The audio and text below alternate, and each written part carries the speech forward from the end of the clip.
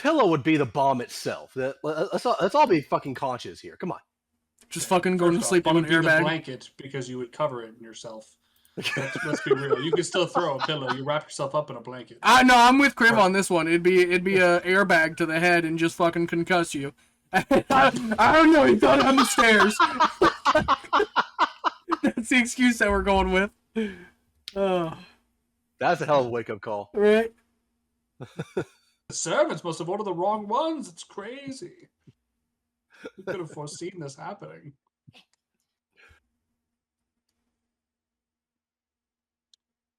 And I'll say, even at the very least, that the most important parts, I think, in my mind, that stick out are the parts that have been bolded, at least, you know.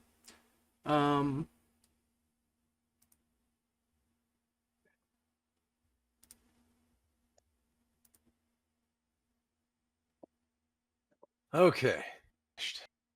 There was also a section in the Oberith Lords, which, you know, you would see that it's been ripped out and torn from the pages, too. Stuff like that.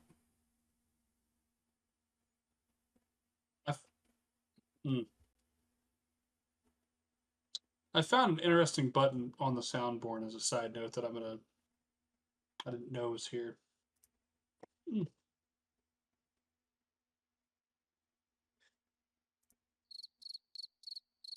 Allah. What the fuck kind of... Oh, terrorist one. What kind of fucking servers are you on? Is what I'd like to know. Okay. Don't worry about it. Got it. Don't have too many questions. Crazy shit. No, to summarize, the fucking Oberix, how the fuck they're called? Oberiths. Yeah, it is basically a doc that goes over the like different types of entities that stem from the Abyss and these elder evils, along with how the Abyss itself came to be. It goes into detail about the original god, where he and a number of his brothers like peered into the veil and drove them mad. And those maddening voices were also creatures that are later seen in the Abyss. And then it goes into further detail onto each like prince, essentially, from that Abyss. What they're capable of, what they can do. I tell you what, we need psychic and force damage because they're fucking immune or resistant to everything else, which is great. Yep. I think I actually highlighted that one. Yeah, they're immune resistant to everything else. It's also important to note that in terms of the Abyss, right? The Oberiths were there before, and like in terms of ruling chaos and stuff like this, the Oberiths were so bad that they literally destroyed their own universe, right? One. And two, the fact that Oberiths have existed for millennia, way longer than the Tanari, and the Tanari have existed for quite a while, but that is but a footnote compared to the Oberiths. Like, when you talk about who has ruled that chaos and that Abyss, it's been the Oberiths since the dawn of time, technically. Yeah. But then they also ruined their own universe, were chained to another, and crippled and weakened as soon as the Shard of Evil, you know, and everything else transpired, but... Yeah. And we know that although traditionally the Abyss is never-ending, for whatever reason, the greatest evil ever known within the Abyss has been found or released because that shard hit the bottom of the Abyss. It stopped creating layers. So, the greatest evil to ever have been known or come out of the Abyss has awoken in some form or fashion.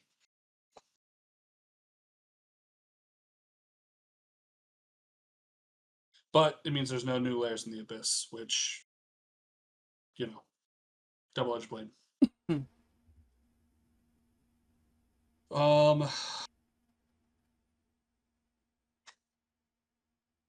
Blood War, I mean, that's something we're all pretty fucking familiar with.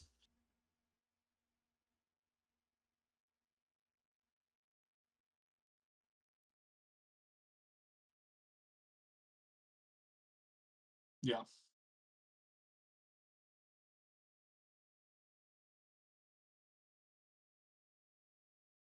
really the biggest thing that caught my eye from the Blood Wars document was that very last paragraph about the Harvester. The rest of it was a lot of shit that we're already roughly familiar with.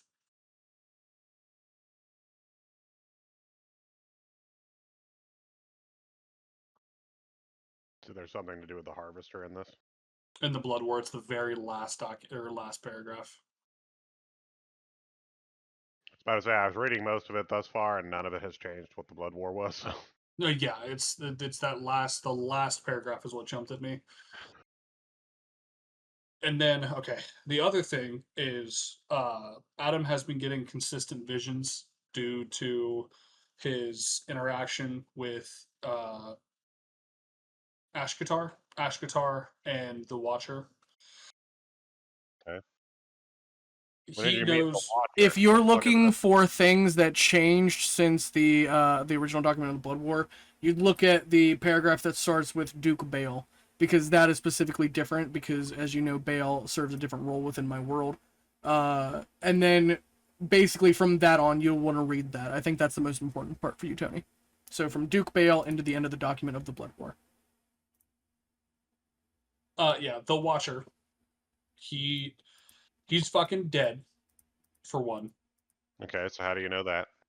I got a vision of his death, and I had a dream From who? of his. I had a dream in his domain in which I watched his body crumble into dust, and awoke with what is like a set of tarot cards, but it's a set of tarot cards that no matter how you pull them, always come in the exact same order.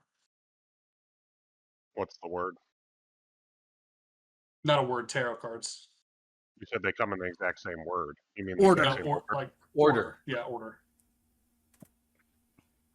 So the What's Watcher's the order? dead. The order is You believe the Watcher's dead based on your premonition. yes. As a note, then why would Nina still worship the Watcher then, right? Isn't she the one who's worshiping him? Okay. Yes, but she also is the one that possesses his shard right now.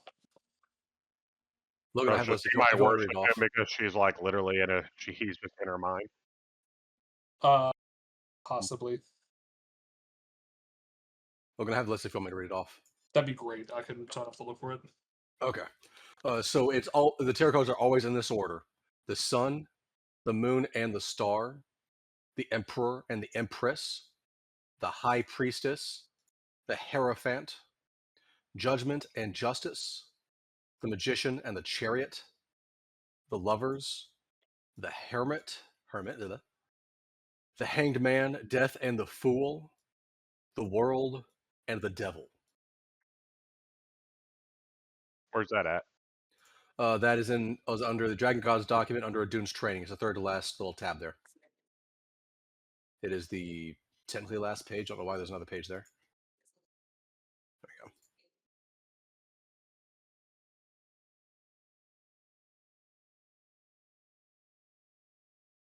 And also, part of the reason that I've been saying that you have to kill Oryx is because when we did the Sphinx trial, and this is something that Adam has kept to himself for a while, but you have been very hard to convince of this fact, so I'm just gonna fucking tell you. I don't know if it will have an effect on the timeline. I'm hoping it will not. When Adune went through the trial, Oryx from that timeline came to Adune. And he came with a number of people that we are familiar with. I believe it was that fucking Raven, the big fuck. Screech and Tyrannus. Yeah, it was Screech and Tyrannus. And he asked for my forgiveness, and he also needed me to assure him that when the time comes, you and you alone would kill him, and that Aegis would die. He said it has to happen. With that, Adune got a vision of all of the timelines that we have Oh, you passed got to through turn thus that far. music down. I can hear it. With that, Adune also got a vision of all of the timelines and how they go on thus far. We are on the center timeline. I got a vision of every choice that we've made that has in some way created a multiverse or an offshoot of the timeline, but right now we are on the main timeline, which is leading up to the Loss of Hope. The Loss of Hope is the next great event to occur within the main timeline. As of right now, there is no foreseeable way to avoid the Loss of Hope.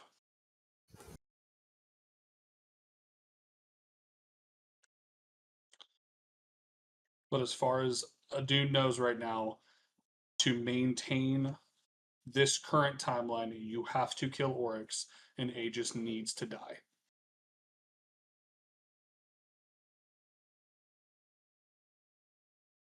Okay.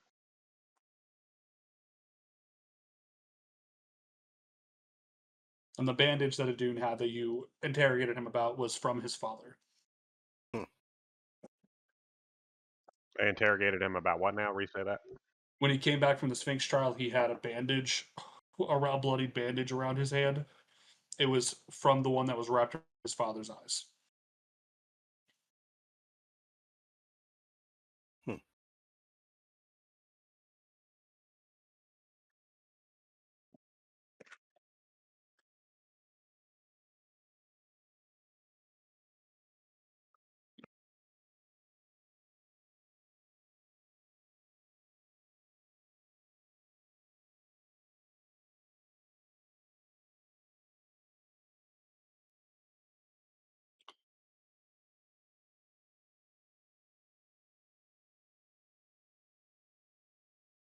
And yeah, from what I read about the Oberyxes and the changes to the Blood War, 100% we need a united front before we crack the ice wall. However, we have to achieve that.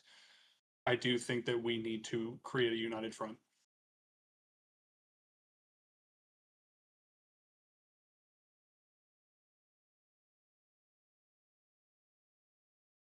So fucking slick your scales back and put on a nice smile, Abazor, because you're the front man for the World Summit. So what now? You're the front man for the World Summit, so fucking slick your scales back and put on a good smile. Why is that? Why am I the front man? You're the only one who's got an invite. A direct letter. When did I get a letter? You got a black letter from one of Red the letter. a member of the a red letter, sorry, from I believe it was one of the members of the Vecnian Empire. When did that happen? Do you not Am I remember this? This was a whole big don't thing. remember it at all. Oh my I don't God. remember at all. But yeah, you got invited to a world summit of all the leaders within the ice wall. This Or was from a all letter except that one. Zephyrak delivered, I think, possibly. Yes. Uh, So it was forever ago. Yeah. You want me to remember that, silly man? Yeah, I expect you to fucking remember it. It's a huge crucial point. But yeah, let me see if I can find you it. and Orphan both got one, and they are letters from the Vecnian Empire. From the Vecnian Empire. That sounds Yes. awesome. We know Who's it's from the signed by? Vecnian Empire. I don't know who yours is signed by. But the only reason we know it's the Vecnian Empire because of the way in which they have been working in the shadows with a number of other leaders across the world, including, but not limited to, Kriv's sister, who has a Vecnian agent in her shadow right now. Mm-hmm. And but as by the way, you guys would not necessarily know this, but that agent is actually Kriv's love interest. Noted. The same woman that was in Dragons, or not Dragon, but the capital during Abazor's time in the army. Mm-hmm.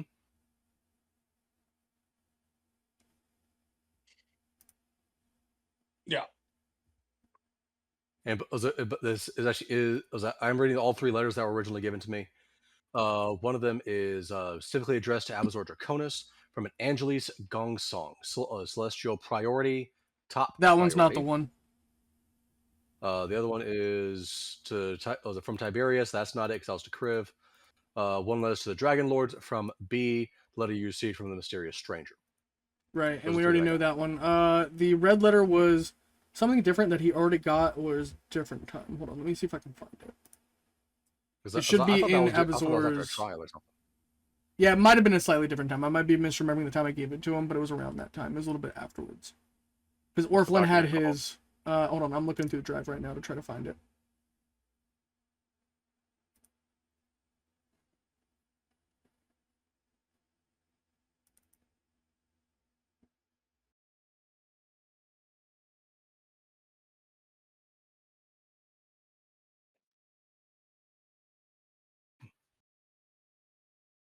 For all I know, I might have just sent it to you in Messenger, Tony, and you never had me make a doc for it.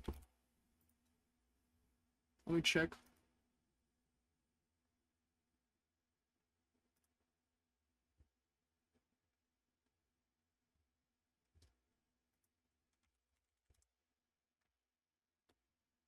Yeah, if you send me it in Messenger, I'm never gonna remember it. Here. This was Orphlin's. It was called the Red Envelope, is what he had it on his, and it says, "The World Summit Type in calls your." Wolf number, I don't see it on Messenger. Yeah, hold on, I have it in Messenger. I'm posting it in the Dragon Gods doc. Okay. Go ahead, sorry, Logan. No, it was they're identical almost. I think the only difference was the number was different. You had a different number on your envelope. Because mine's 5. Orphlin's was 5 of 12. The World Summit calls your name. Our sacrifice will not be in vain. The Eternal Artificer will live no more. Capitol Heights, Embergate. Which I imagine is probably about storming Duskwood, if I had to guess. Which, in general, just seems like a fucking bad idea.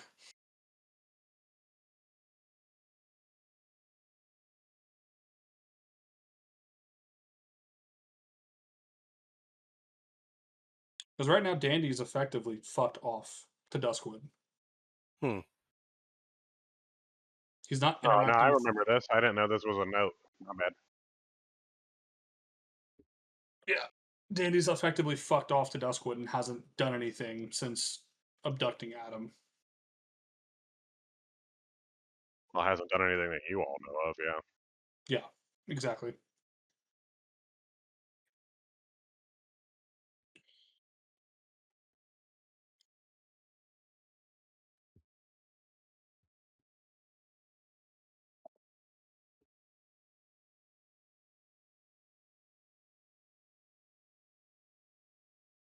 Oh, and along with the visions, the only other vision that Adun had was one of Orphlin and Kriv fighting in an endless graveyard surrounded by the bodies of demons.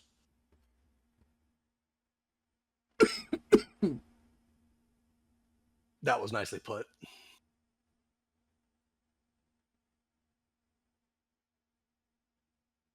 It's the truth. That's what the that's precisely what the vision was. It literally was Orphlin and Kriv fighting an endless swarm of demons on all sides in a never-ending graveyard. Mm-hmm. And I could see the stars in the vision as well. So we know it was outside of the ice wall in some capacity.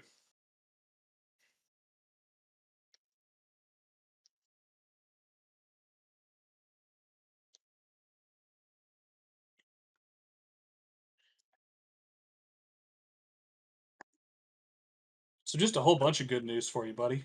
To come back to. I think he's reading the end of the Blood Wars very quickly. Yes. Yeah, I'm trying to pay attention to multiple conversations at the same time. I'm fucking. I wasn't expecting a response. I can see the smoke coming out your ears. I know you're reading the Blood Horse.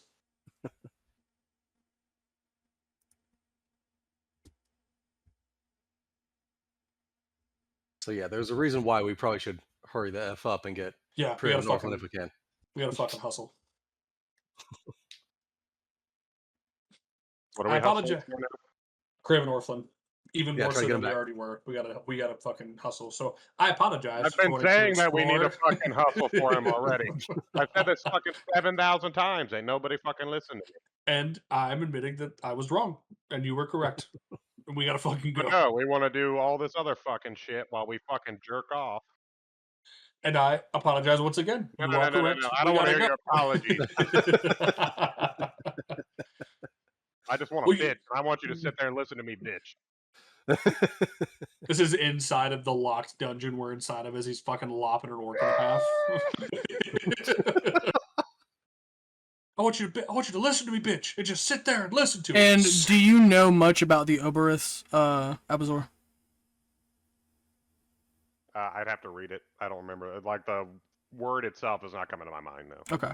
But I'll have to It read basically like the Oblex Ob and like the older incarnations of the Abyss, right? The older ones, like Pazuzu, like those demon lords. That's You're talking about the Elder Evil. yes, sir. Yep. Yes, Awesome. Yep. Okay.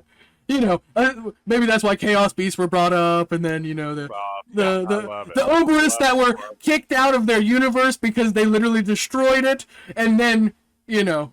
Yeah. A footnote in history as the Tanari claimed the title, but to the Oberisks, that's a mere fragment of time, right? They've been on the top rung of the ladder for so long. Like, you know, Evil. yeah, the Tanari are just a footnote in history, my friends. The Oberisks are the true top dog, I will argue. Oblex Ob, I think, was one of the first princes of demons, and then, you know, only got taken out by others because he was weakened, you know. There's a lot more scary Oberisks lurking in the depths, I argue. You know, counting Yeah. a list of Oberist lords that we might go over here in a second. Who'd you say they killed? Sorry. Oh, sorry, what?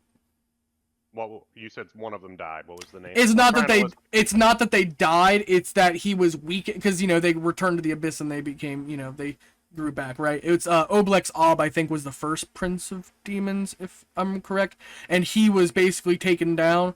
And then you know the Tanaris, the Demogorgon, you know everything like that because people kept on getting weakened because their fights for power, and then Demogorgon stood at the top of the throne. Well, what if somebody waited for Demogorgon to get all weakened and then somebody else kind of joined in? Is the kind of the message of the Oberith's book. So we will read that in whole as soon as he is done with reading the Blood Wars, and then we'll read the Adventurers log, and then we have a Survivors episode, and then we will go into more discussion and you know kind of you know writing on your Dragon Gods deck. Did you guys kill all those orcs? Oh no, they We didn't. haven't even got back to it yet. No. We've been waiting for you. We've been doing background stuff. I'm Yeah, not you- complaining. I don't care. Yeah, because there He was wasn't something Lars happening. Air back on the world, and he'd be like, "Oh, they killed the orcs. Good job, guys." No, there was actually a moment when they left, that we left on a cliffhanger 2 weeks ago, where the paladin mysteriously disappeared into a rift, and then there was two doors that appeared, one that said King of the Humans and one that said King of the Jungle, and Anya saying that you need help because somebody's about to appear, and we'll get into that later tonight. But we have a lot to get through before we get to that. That's an Also, we're exciting gonna little... read the entire 14-page doc, Storm. I'll be reading some highlights, yes. Okay, highlights, please. God, Okay. I've already read it. Please I don't punish me swear, for the I'll- lack of I'll- homework. I'll read it later. I won't read it later. I know you won't. That's why I'm going to read some highlights. Are you done with the Blood Wars, sir? I'm reading the last little bit about the Harvester. Okay.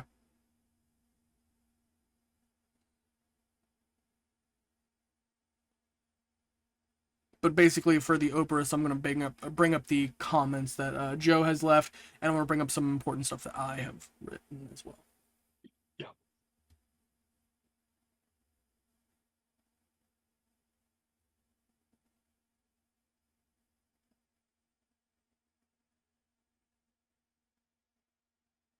Obox Op. That's what it was, not Oblex.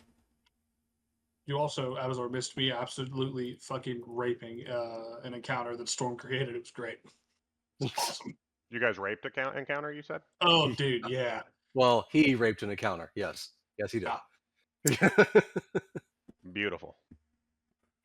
Although there was one encounter where I'm not going to say who, absolutely and completely fucked up someone. Absolutely fucking completely. Yeah. Great. It's great. It's a good time. Good stuff. It was. Nothing bad happened ever while you were gone. It's all sunshine and rainbows.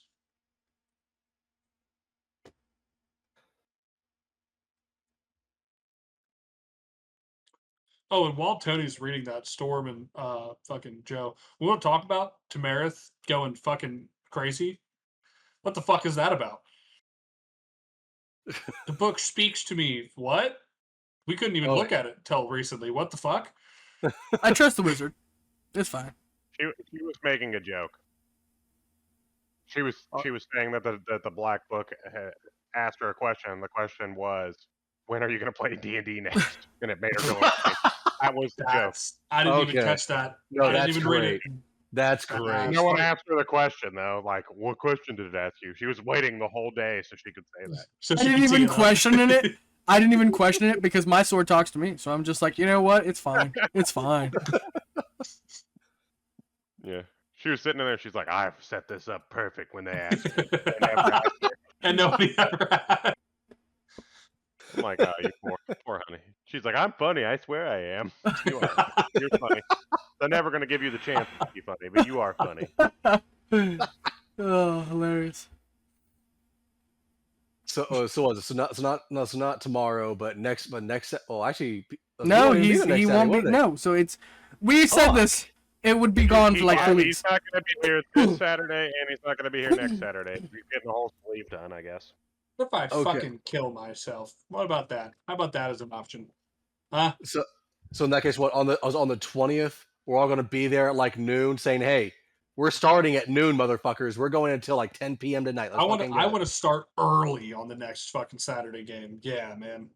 All right. With that being said, Tony, are you okay with me to read the Oberith part? Yeah, you're good. All right. Oberiths were an eldritch race of demons, so ancient that they predated mortal life and even the existence of the gods. Simply looking upon their strange shapes could drive a mortal insane, and even the cosmos itself was horrified by their presence. Though the Oberith race teetered on the brink of extinction, enough varieties had survived the downfall of their kind to paint a dreadful picture of the sort of shapes they once took. Their abominable forms were utterly alien and bore nearly no resemblance to modern mortal life, closer as they were to basal organisms such as insects and cephalopods, which would be what those Golatomas looked like. However, the Oberiths were more than just revolting, for the revulsion their appearances invoked surpassed matters of mere subjective taste. More than ugly, the forms of the Oberiths were simply wrong, their noxious vileness transcending to the ranks of fact. The atrociousness extended beyond visual appearance to every aspect of their existence. Everything from the sounds they made to the foul odors they exuded, to the taste they left in one's mouth was an appalling affront to all sense. They were truly no words capable of describing the unspeakable horrors that were the objectively offensive Oberiths, and even reality itself seemingly desired to forget their vile visages. As demons, the Oberiths were cruel creatures of great malevolence. In the absence of outside threats, they had spent much of their time and power in fighting, making war with each other and conducting political schemes for power. Decadence and depravity were commonplace during their time of dominion. The maddening creatures had truly alien thought processes, although with that came the inability to grasp certain other evils. Subtle seductiveness, for example, was a quality unseen in the abyss until the Tanari came to exist. The uniquely awful presence of different kinds of Oberiths bestowed different kind of insanity to those that perceived them. Each form of madness was typically permanent unless undone with powerful healing magic, although chaotic evil creatures of extraplanar origins were immune. So, in the example of the Golatomas, something that they did with its exposure and its attacks would lead a person to seek out the shadows and have an aversion to the light because of their powers. So you're seeing that cause a kind of insanity as well. Like the Tanari, most Oberiths had telepathy and were resistant to poisons, acids, fire, and cold, although the Tanari were fully immune to electricity, where the Oberiths were simply resistant. In addition to these abilities, all Oberiths had true sight, could not have their minds supernaturally altered, and healed from injury with incredible speed, the exact rate dependent on the kind of Oberith. The range of telepathy for Oberith lords was 100 feet, a third of the range of normal demon lords. Whereas most demon lords had access to blasphemy and unholy aura as spell-like abilities, Oberith lords had their chaotic counterparts in the form of Word of Chaos and Cloak of Chaos. Defeated and dying, relatively few Oberiths remained in the abyss's most remote recesses, and of those that did, few maintained any real influence.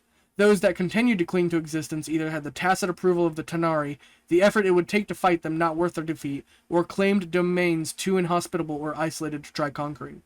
Once legion, the Oberith lords had been drastically reduced in number, only a handful surviving the modern times following the destruction of their reality and the wars that followed the birth of the abyss. However, 12 of the few remaining Oberth lords were members of a secret alliance formed to restore Oberth dominion. Since the defeat of Obox Ob, these remaining lords, called the Queen's Conclave or Quorum of the 12, came to the understanding that if one of them could conquer the Abyss, the Oberths would rise as a group and regain their lost power. Really quick. So in yours, the Queen of Chaos is still around. Dagon is still around. Yeah. Like all of the. Yes. all of them. That's why this is an important document, right? Yeah. The members of the Conclave fought as much as any other demon lords, if only to hide their allegiance, and perhaps only members knew who the others were. Instability was advantageous, for as the new demon lords conducted their wars, new opportunities for them to seize power would emerge. The alliance was considered a myth by most, even in the Abyss, with legends stating it had fallen long ago. Many demons weren't even aware that the title of Oberonth really meant, for the Tanari of the past had gone out of their way to kill as many as possible in an attempt to erase them from history. Dagon was among the few, and possibly only, demon lords openly acknowledged to be an Oberth, and Pazuzu's dominion over Pazunia, where the Queen of Chaos held a once-a-millennia conference with the others, gave rise to insightful speculation he was also a participant. The meeting of the Queen's Conclave occurred when an immense mote of earth called Aorthorth, I don't know how to pronounce that, eclipsed the dying star hovering above Pazunia, blanketing the realm in darkness and heralding the end of a great cycle as well as another's beginning. The conference was conducted at the opulent temple on top of the great ziggurat of Oth Magerloth, the largest structure on the plane of infinite portals, and placed right alongside the Styx's central floodplains. Other demons, including lords, avoided the multicolored ziggurat for fear it was cursed. Miles beneath the complex was an underground labyrinth at the end of which was a portal called the Well of Entropy, said to be the only connection to the original Oberonth realm. And what follows is a list, basically, of all the Oberth lords that Anya knows of. There is Arix, there is Bakard, there is Kabiri, there is Dagon. Mysteriously, the next section has been ripped out and torn from the pages. Then there is the Malgoth, Obox Ob, Pale Knight, Pazuzu, the Queen of Chaos, Sertris, Ubatar, and Ugadenk, and Vesharavagak, and Vrothkun. So there's a lot. Other Oberonth lords were known to have existed, including Asama and Kazardavexis, but he doesn't believe that they might be around. He doesn't know for sure, right? He's just saying these may have also existed, but we don't know for sure. In its original incarnation, the Abyss was, if anything, more horrifying than it would later become. In this harsh primeval state of utter chaos, rampant evil, and seemingly infinity, only the Oberths possessed the cunning and natural defenses needed to survive. Life fecund and foul infested its oceans, and unimaginable horror rose from the primal chaos in times long forgotten. If the Tanari were embodiments of abyssal evil, then Oberths were manifestations of its chaos. And indeed, the chaos of the Abyss suffused the ancient Oberths more so than the demons spawned from mortal souls. The demon Namacon of Igwiv went as far as to suggest that good and evil were artificial constructions that came to be when the gods gave free will to mortal beings. Though a few tenacious breeds of Oberth managed to persist in certain layers, it was possible that the conditions for their creation had been lost with their dominion, and this part is it bolded. Were an Oberth to retake the mantle of Prince of Demons, however, perhaps the Tanari would be forced into hiding, and the Oberths would resurge. Some Oberths, such as Pazuzu, had managed to progress past their roots to become their own kinds of demons, sometimes even taking humanoid form, although this was likely either due to coincidence or a cruel form of mockery. Then there's several varieties of demons that are Oberths that are creations of them. You also have, I'd say the next important part would be, there's a little bit about when the first demons took form during explorations of the Abyss, all these Oberths and their interactions. But according to legend, the Oberths had been despicable lords of evil incarnate long before mortal life forms and even the deities they worshipped had come to exist, but not in the reality they eventually found themselves in. Long ago, Oberths were the masters of a forgotten realm past the cosmos, the name of their ancient domain having been lost to time, but while technically the rulers of this reality, the Oberths were prisoners of their own actions. The vile fiends had destroyed their universe, draining the dimension of life and power to feed their dark hunger, and turning whatever it once was into a decaying world of crumbling ruins. This is another comment that I think Joe outlined. The Oberths were not unaware of their limited amount of time, and one of them, purportedly Pazuzu, had hatched an idea on how they could preserve themselves. The Oberus would create a shard of ultimate evil, an object powerful enough to breach the barriers between reality. After pushing past the confines of the cosmos, the shard would serve as an entryway, a seed of evil that they could use to corrupt the most powerful entities in this realm before coming through themselves, while leaving their dying world behind. Once they bent their pawns to their will, they could finally reshape this new reality in their own imaginable image. And then you would also know this is where we talked about Tharizdun and his interaction with the Shard of Evil and how it drove him to madness. Some claimed that the shard was actually formed from many of the original Oberiths, their wasted souls conglomerated in order to enact the plan. Eons passed as the waiting Oberiths slowly died out until a power-hungry entity known as Tharizdun discovered their trap and seized the shard. The Oberith conduit quickly ruined the mentally and spiritually open being, the link between them driving him insane in an instant. The Oberith demanded he place the shard in an astral plane, promising him total reign over it. We know this story. He saw a plan with it, or he saw a problem with the plan. The Shard of Evil piercing the primal chaos was said to have been the catalyst for demonic life. He called forth a wave after a wave of howling, suicidal demons to battle the Oberiths. The Shard of Evil had been made as a trap, whispered promises of power. We know that, let me see here. Floating in its shallows was the shard, beckoning one strong enough to claim it to step forth and do so. It was uncertain which beings fought for the shard, some sources purporting that Dagon was a contender, and some claiming Demogorgon, perhaps once a petulant primordial, had attempted to obtain it. Regardless, as the two fought, Obox Ob, still a demon lord of decay, crawled up from an unseen pit, slyly and effortlessly becoming the first Prince of Demons. As Prince of Demons, the threat that was Obox Ob gained unparalleled power. However, even a being as mighty as he was enthralled to the Abyss's will. The new Prince of Demons was not the full master of the power, and he suffered under the shard's weight, as he struggled to fulfill its compelling direction to plant it in the astral sea, the purpose his kind created it for. However, some beings opposed this, fearing correctly that were Obox Ob to do so, he could very well control all reality. Mighty primordials, Baphomet, Orcus, and Demogorgon, according to some, attacked Obox Ob before he could reach the astral plane, flinging him and the shard into the vortex from which the abyss had been spawned. This created a deep fissure into which the Abyssian Ocean drained out in a boiling storm, that fissure eventually becoming known as the Grand Abyss. We know this as well. This time, we can skip that part this time. At this time, the Oberiths made massive iron citadels, mighty fortresses of bizarre architectural design that crowded Bazunia's barren landscape. As time went on, portals to deeper layers had formed on its surface, and the Oberiths situated their citadels on the rims of these chasms.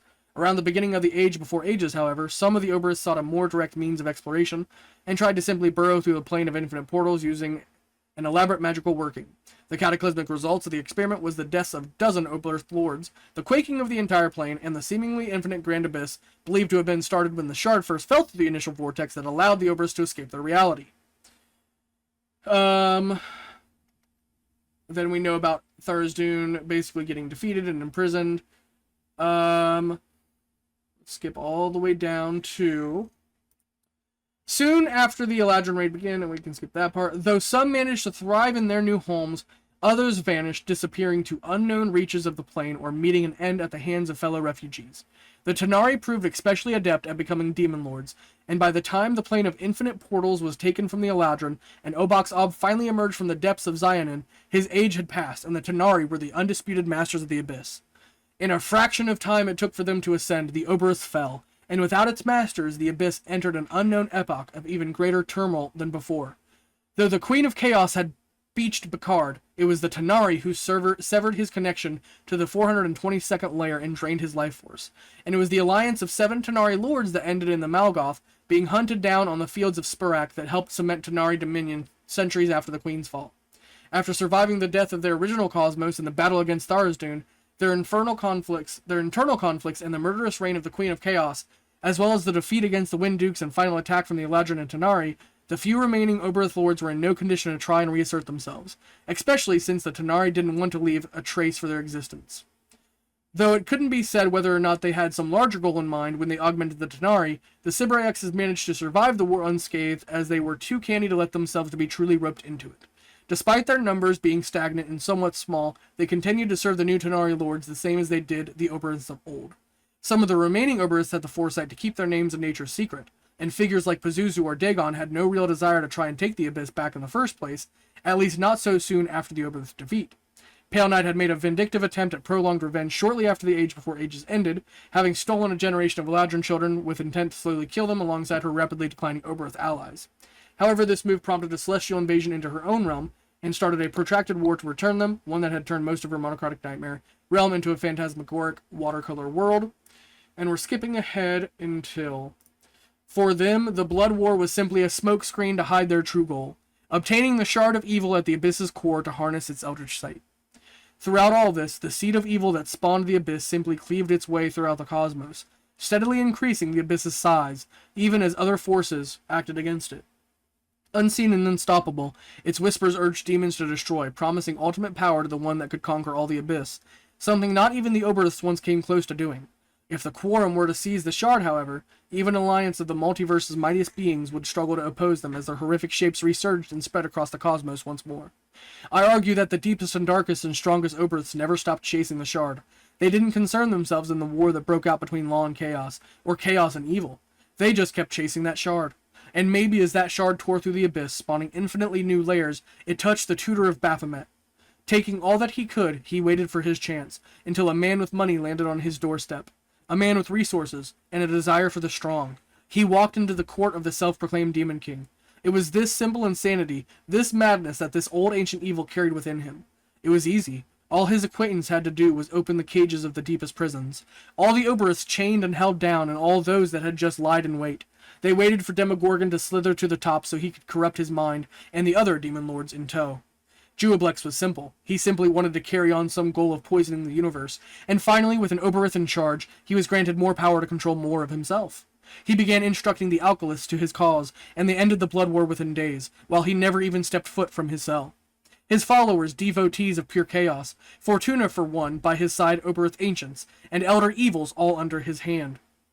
And there is a map nestled on the last page pointing to an underwater empire of Aboleth, one that you would have come across earlier in the campaign, that you, if you guys remember, off the coast of the Dragonlord's dominion. Rumors of a black antediluvian status dragon wandering in the area, and question marks. The same dragon's name from your previous book, Orphans, a picture of a book, the title, The Elder Evils. So you know that there is a book hidden in that underground temple, or underwater temple.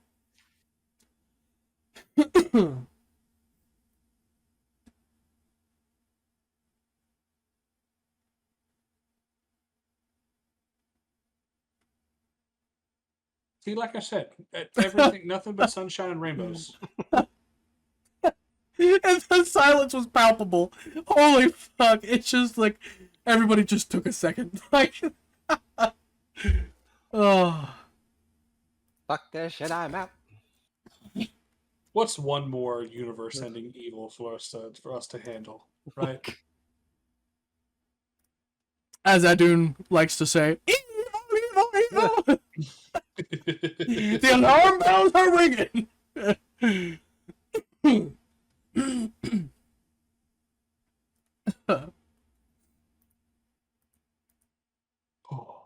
Anything to say, my dear I'm Paladin? pretty sure a demon. No, because I don't think Abysor would actually know, but I'm pretty sure I know who the other Oberth who was ripped out of that book is. You want to send me a message like on my the side? You like my comment? What's No, that? I put a comment in there that. Oh, yeah. Interesting. Very interesting. Starts Oh, with a what D. You might be right.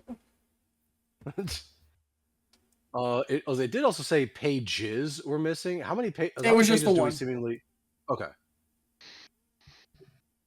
The name of a certain Oberth has been the tutor of Baphomet. Somebody caught on to that one pretty quickly, I see.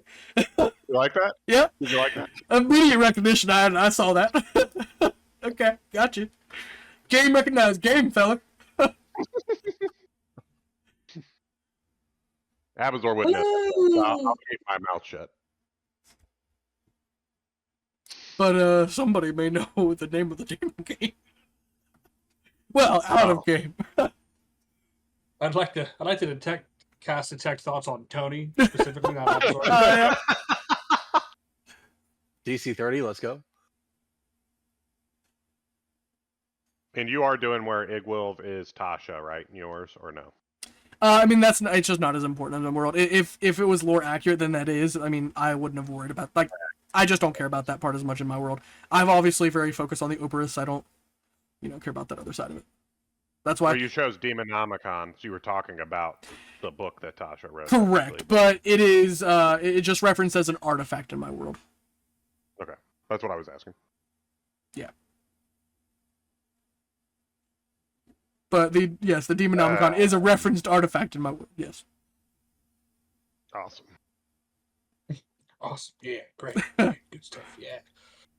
Do you and all the other demon lords that are also there are I'm assuming are still in your world as well? Like there's still like Fraz, there's Yes. what's the guy with the D, the prince? He's supposed to be the good looking demon. I think you're talking about Pazuzu. No, it starts with a D. No?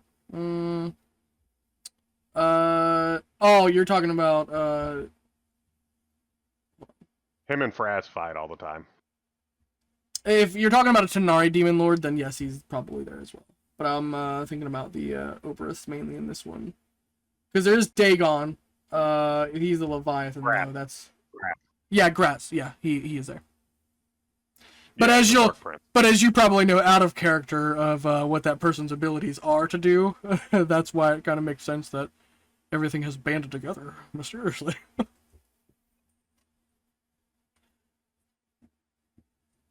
How fucked are we, Tony? I will neither confirm or deny. Very. The answer is very. I'll let you know that he is both a demon lord and a chaos beast. That's all I'll let you know.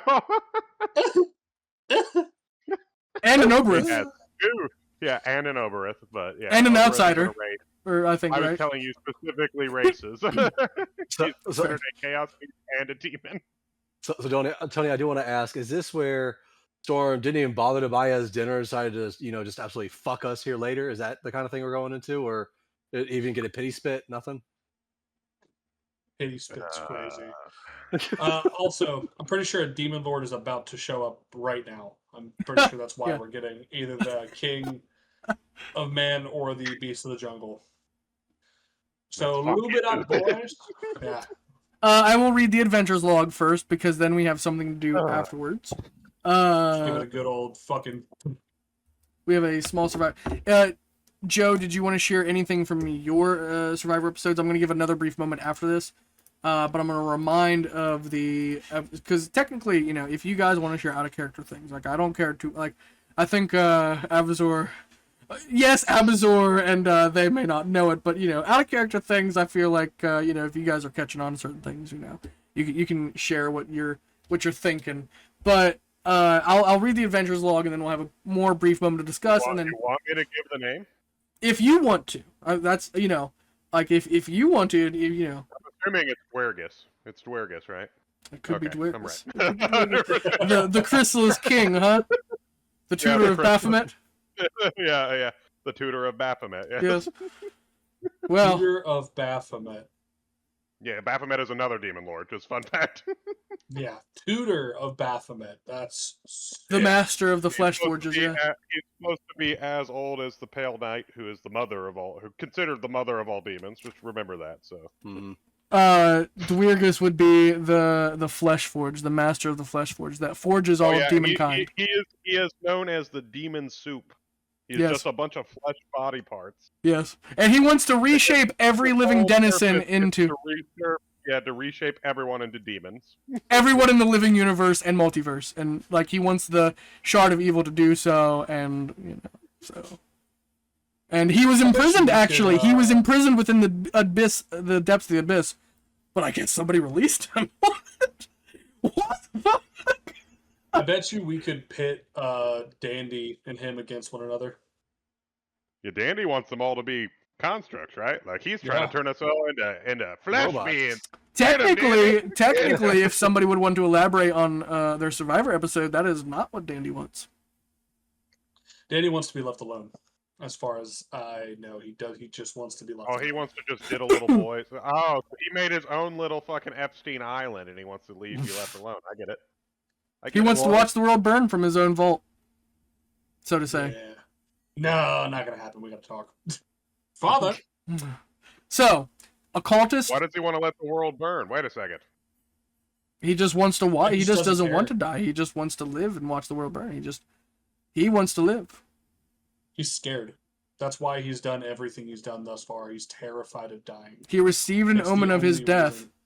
and that's what's carried him to try to cement his status as an immortal, to try not to be laid waste to the passages of time. So he's concocted this cockamamie scheme to reserve his seat for the end of the world. What a Yeah. raging pussy. 100%. Occultist Dungeon, 2 miserable books, and a Survivors episode. As the paladin mysteriously disappeared, the Rift's influence at it once again. We take a moment to look back at how they got here. Running through the desert landed them on the doorsteps of a dungeon of cultists. Before they participated in the bloody mayhem, we had to take a moment to look at some other paths happening around Avenc. Orphlin's goodbye, Faraday's announcement, Zephyrac's calling, and Adun's training, and Anya's altercation. What would these subtle moments suggest? Well, you had to ask Adun, Orphlin, Zephyrac, and Kriv, of course. But as we take a brief moment to reflect, why not look at another path? A story of 3 Leonins running from their pride, nay, their gluttony.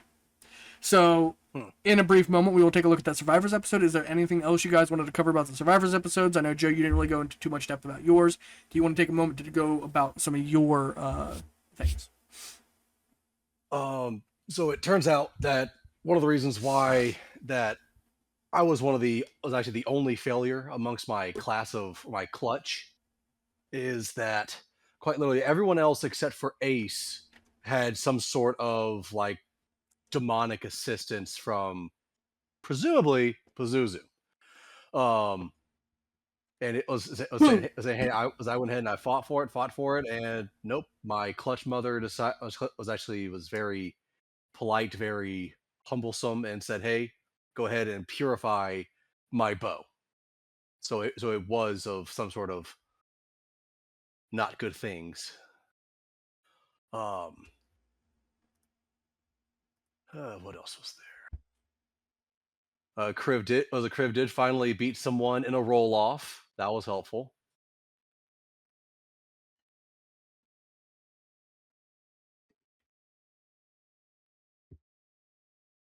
That's all you have to share from your moments? Yeah, I think I'll leave it at that for now. Yeah. Well, that was a waste of my time. Next. Unless you have any questions. What am I gonna fucking question? What the fuck happened, Joe? That's the only question I can ask based on what you just fucking told me. Of course, it was basically Zephyrac's training and everything else. Ace was the only one who was a true leader, and only true friend, even as a young hatchling. Right. He was the only one. Everyone else, all of his brothers and sisters, just were basically at some point, not say I don't know about possessed, but definitely influenced and enhanced, whereas Zephyr was not. I get it. You're fucking. We get it. Your home is full of a bunch of demonic fucks. I got it. There's 2 silver dragons there that are also demonic. It's fine. All right, we get it. Yep. What's Faraday announcing? Faraday she was wanting to announce that. Yes. Yeah. She was very disheartened that she heard that Kriv died. To the point where to saying that she was about to open a can of whoop ass on Anyo himself. Yep. What did Anyo do? He chose to not. He's choosing to not save Kriv. Yeah, he's only willing to protect Abazor and Adun. Kriv's life is forfeit in his mind. Okay. But Abazor and Adun are gonna go save Kriv, so it's fine. That's exactly what he said. Oh, exact point. Let's fucking go. So after this is all done, I gotta go back and show your sister who wears the actual pants again. All right. I'm terrified. Adun does not want to be anywhere fucking near her until she's done with this pregnancy. She's scary as fuck.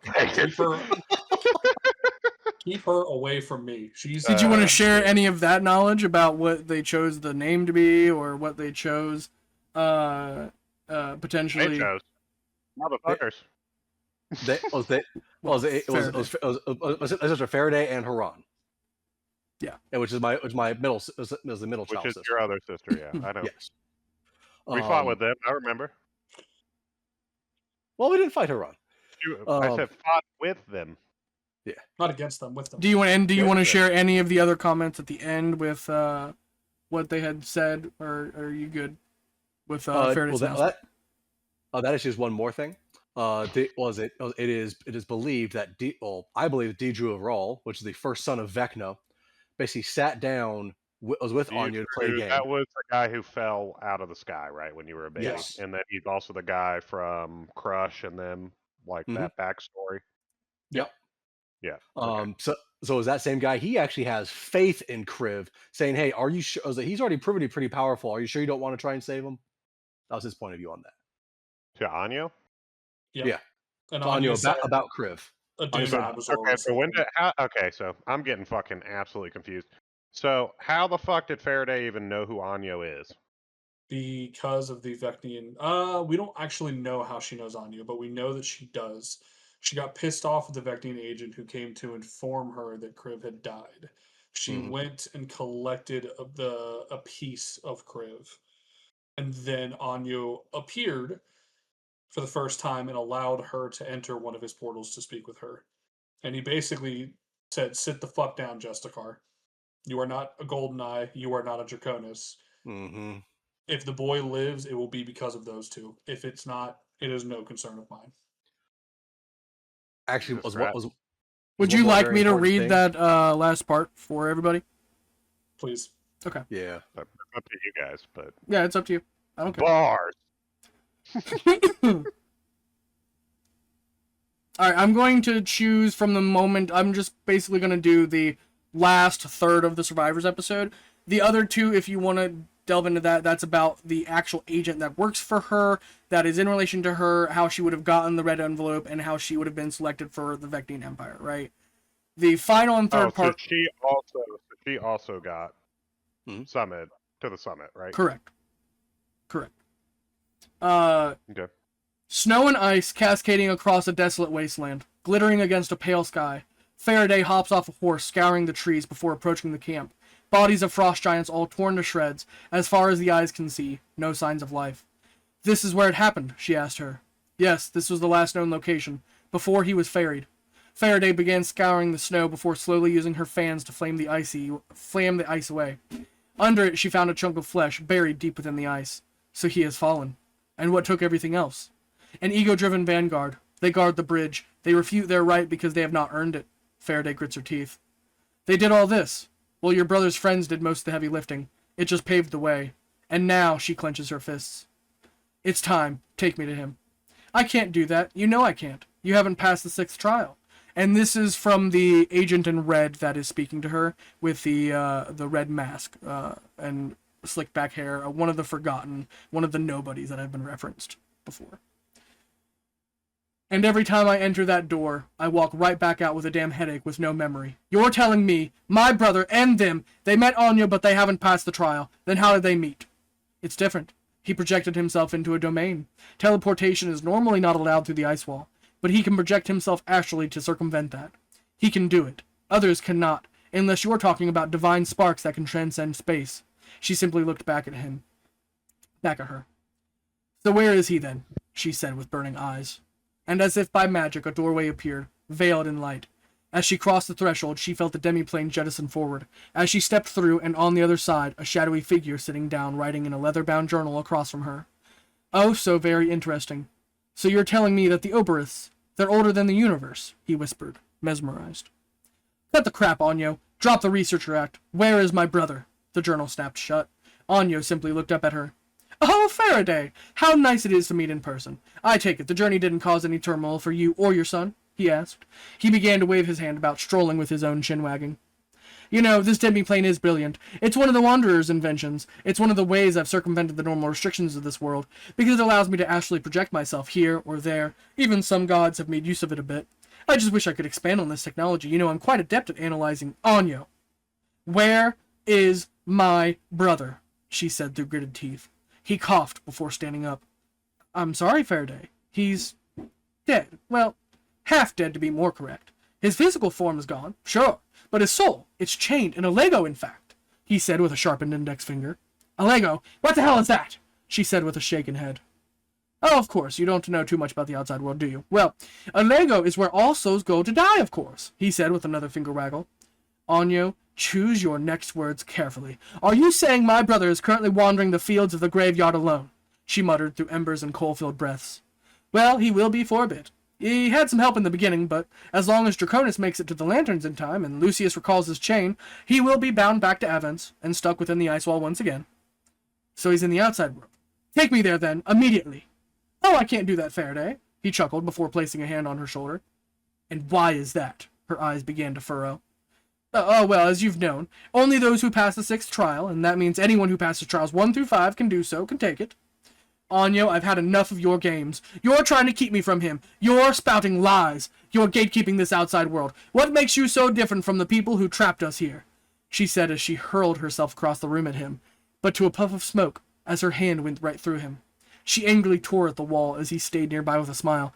Faraday, I understand your concerns, but hear me now. I protect those within the wall. I will eventually bring it down, but those who walk outside it are subject to horrors beyond their comprehension. If I was to let anyone walk out here, then what would I be? Leading them, allowing them to walk to their death, with nothing to show for it. Yet you stick my brother to your ideal! You gamble in his life in this way! She shouted at him in rage. Faraday, please, see the side of sense here. Your brother's friends, they're on their way to save him, are they not? Do you not trust them? But if they are helping inside, then can't you help him on the outside? Can't we help him? Anyo cleared his throat. I will not. And why? Why not, Anyo, you damn dog? Showing your true colors now, are you? Just like you turned your back on the Justicars all those years ago. Radaman asked for your help, did he not? He asked your father, and your people told him no. You Justicars ran, Faraday. Anyo's gaze begins to turn cold. The Draconises stayed. We protected them. You faltered. The Justicars were fated to be embarrassed from the start when they abandoned the World Seal. Take that back, you dog! Coward! We even saved your ancestors from Aragonius, did we not? Faraday, you misunderstand the relationship here. We have said it time and time again. We will take care of threats from the outside world. You deal with the threats inside the wall. I trust my people to take care of threats, domestic or otherwise. It's not our fault Radaman lost to the influence of that Nagpa. And what's the big deal? Your brother took care of him, didn't he? You wag your tongue like a politician, Anyo. Friendship, alliances, they're all the guise of a conqueror's plot. You say you took care of Aragonius, but you just sicked your dog Zareth on him. How long until you bury him too, I wonder? You can only measure everyone's worth for so long, Anyo. What if we were to do the same? She barked. So be it. If you think yourself a more just ruler of the stars, then I beg you, take them from me. But I will not expend necessary resources to save one lone soul lost adrift in the middle of a graveyard. And not for a Justicar, ones who have abandoned the capital time and time again. I've done my part, Faraday. It's up to your brother's friends now. Their strength will carry him back. As long as they make it in time, that is. And what if it was Abazor or Adun there? Well, I would save them, without a doubt. They're necessary. So you're saying my brother is not? She howled. Strictly speaking, no. Again, the Draconis family stayed. All those years when the towers were on the verge of collapse, because of Aragonius' reign, the Justicars were cast out, or so history says, but we know Radaman ran, and abandoned his post. If the Justicars had never left, then maybe they would have stood a chance against the demons that night. But because your family abandoned the capital, it fragmented the force of Dragonkin everywhere. You split our people, Justicar Chancellor. We took care of Aragonius all those years ago, because we knew the problem he posed to Dragon's Gate. After all, we know if Dragon's Gate falls, so too does the world, she muttered through clenched fist and gritted teeth, swallowing her pride for once, looking down to the ground, mustering for words. But Dragon's End was supposed to be a backup. Anyo, you know this was Radaman's true wish. We wanted to create another country, to rival the power of Dragon's Gate, to later join the fight. That was the plan passed down to the Council in secret, to live on to fight in the future. Well, that was your ancestors' plan, yes, but in the end, he was just a coward. He fell to the Nagba, he was never a valiant warrior, and because the Justicar split off from Dragon's Gate, it gave the Chromatics the opportunities they needed to rise in power, something that Oryx had to learn to wield. You see, the Golden Eyes, the Draconis, they never left Faraday. They stood on the battlefield ready to die that day, but the Justicars severed that thread of fate. and because of that, Dragon's Gate had to concoct that ridiculous plan. I've never blamed one for the sins of the father, Faraday, but it's not about blame or sin today. It's about resources. And I'm sorry, but let me ask a question, dear Sister Drakeene. Why do you not trust your brother? He said, leaning in close to her. Her skin began to tingle as she looked into his eyes, his starry energy piercing her gaze. I mean, he will be all right. Tyr has faith in him, that he will last. Why don't you? All he has to do is last long enough for the boys to retrieve his lantern. She didn't respond to his question, but whispered of the past instead. You weren't doing us a favor. He said, stretching out his hand to his ear. He was attacking the world on you. Aragonius was.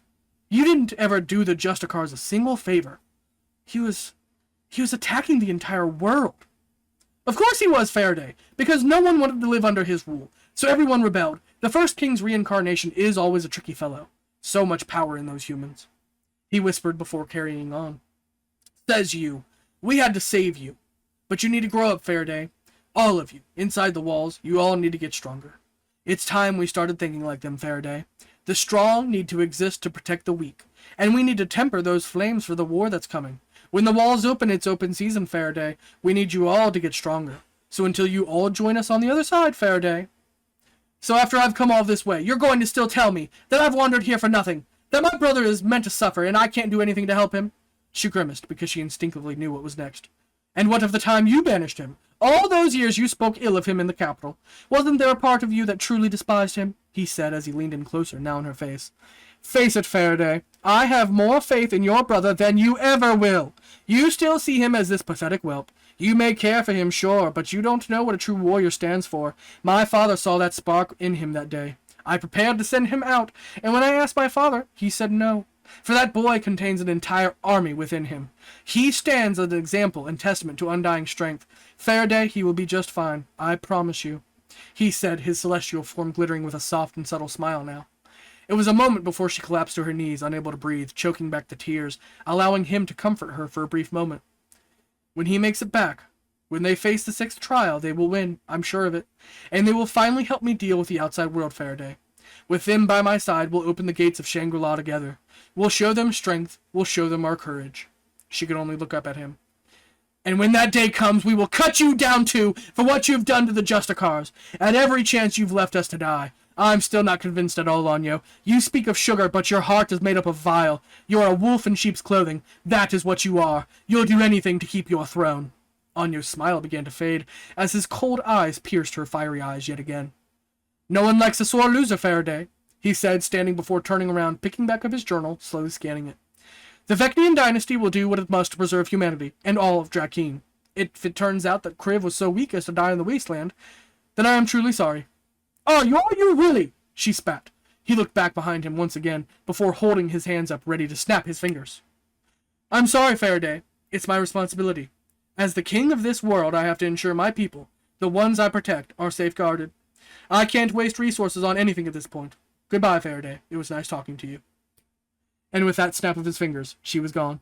He simply sighed before sitting back down. He opened up his journal. He held his hand in front of him, unveiling a chessboard with several pieces. A paladin approaches from the other side of the room, in silver and blue armor, wearing the crest of Dragon's Gate. It's slightly tarnished and rusted with time. Ah, sit, he says, waving him down. He thumbs through the pages, wanting to write, but his eyes drift up to the chessboard. The Justicar fellow, he is quite a useful piece. Maybe we should send him. Your father. He says he saw something in the boy that day. He should be fine. Anyo slowly twirls the pawn around in his hand, staring at the paladin across from him. As he drops his equipment next to him before plopping down, his heavy armor crashing and thudding, causing the sound to bounce off the walls of the small room. 2 greatswords fall to either side of him. Well, Abzor will make it in time. He keeps correcting the course. Although the other one, he is an adventurous one, that one. No wonder they've become best friends, just like their fathers. Wouldn't you agree? The paladin simply stared back at him with red eyes and exalted breath. He will retrieve him. There is no doubt. He didn't take the oath. Do you think he will in due time? It doesn't matter. His heart upholds an oath stronger than that of the icebreakers. He cares to rot and bring forth peace for our people. And what happens when he realizes there is no throne to seize? Our council has always stood the testament of time. No matter how many pillars have stood, he will assemble them in your order. And what if he's not happy with the poster child role, a figurehead? He was never meant for court. He was meant for war. The throne never suited him anyway. He always did like staring one down on the battlefield instead. So my spot is safe. Oh, I wouldn't say that. They both begin to laugh. Well, your move. And if he lops off my head too in the end, then so be it. As long as he can make it here, that is. They both continue to laugh. And now smile. Oh, he'll make it here. And that is the end of Faraday's announcement. With that being said, Faraday would also write a letter to you at some point, letting you know that she's chosen the name for the child, and it is Ice and Dragonborn. And do you remember what that word is? Zarzith. So she named our son the same name as the other guy? Yeah, As a Mercury Dragonborn? Yeah, mysteriously. A Mercury Dragonborn that couldn't control his powers at birth because of his strong lineage. She keeps on complaining about the strength of this one and has called him Ice and Dragonborn.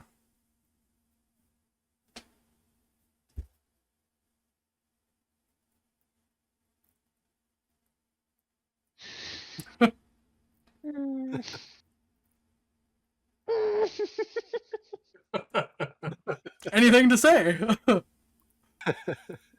Yeah, we know the time stream's all fucked. Maybe. Yeah, that's what it sounds like. Sure sounds fucked up.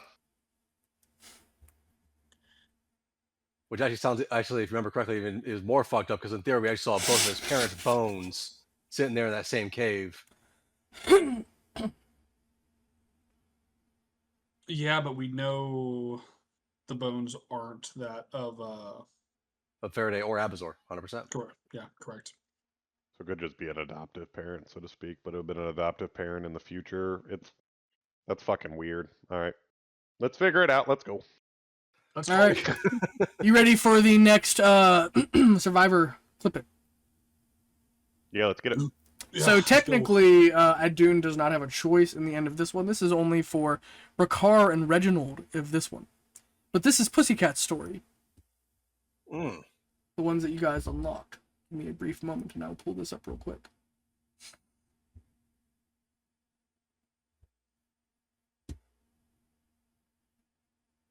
How about a piss while he's pulling this up? Alright.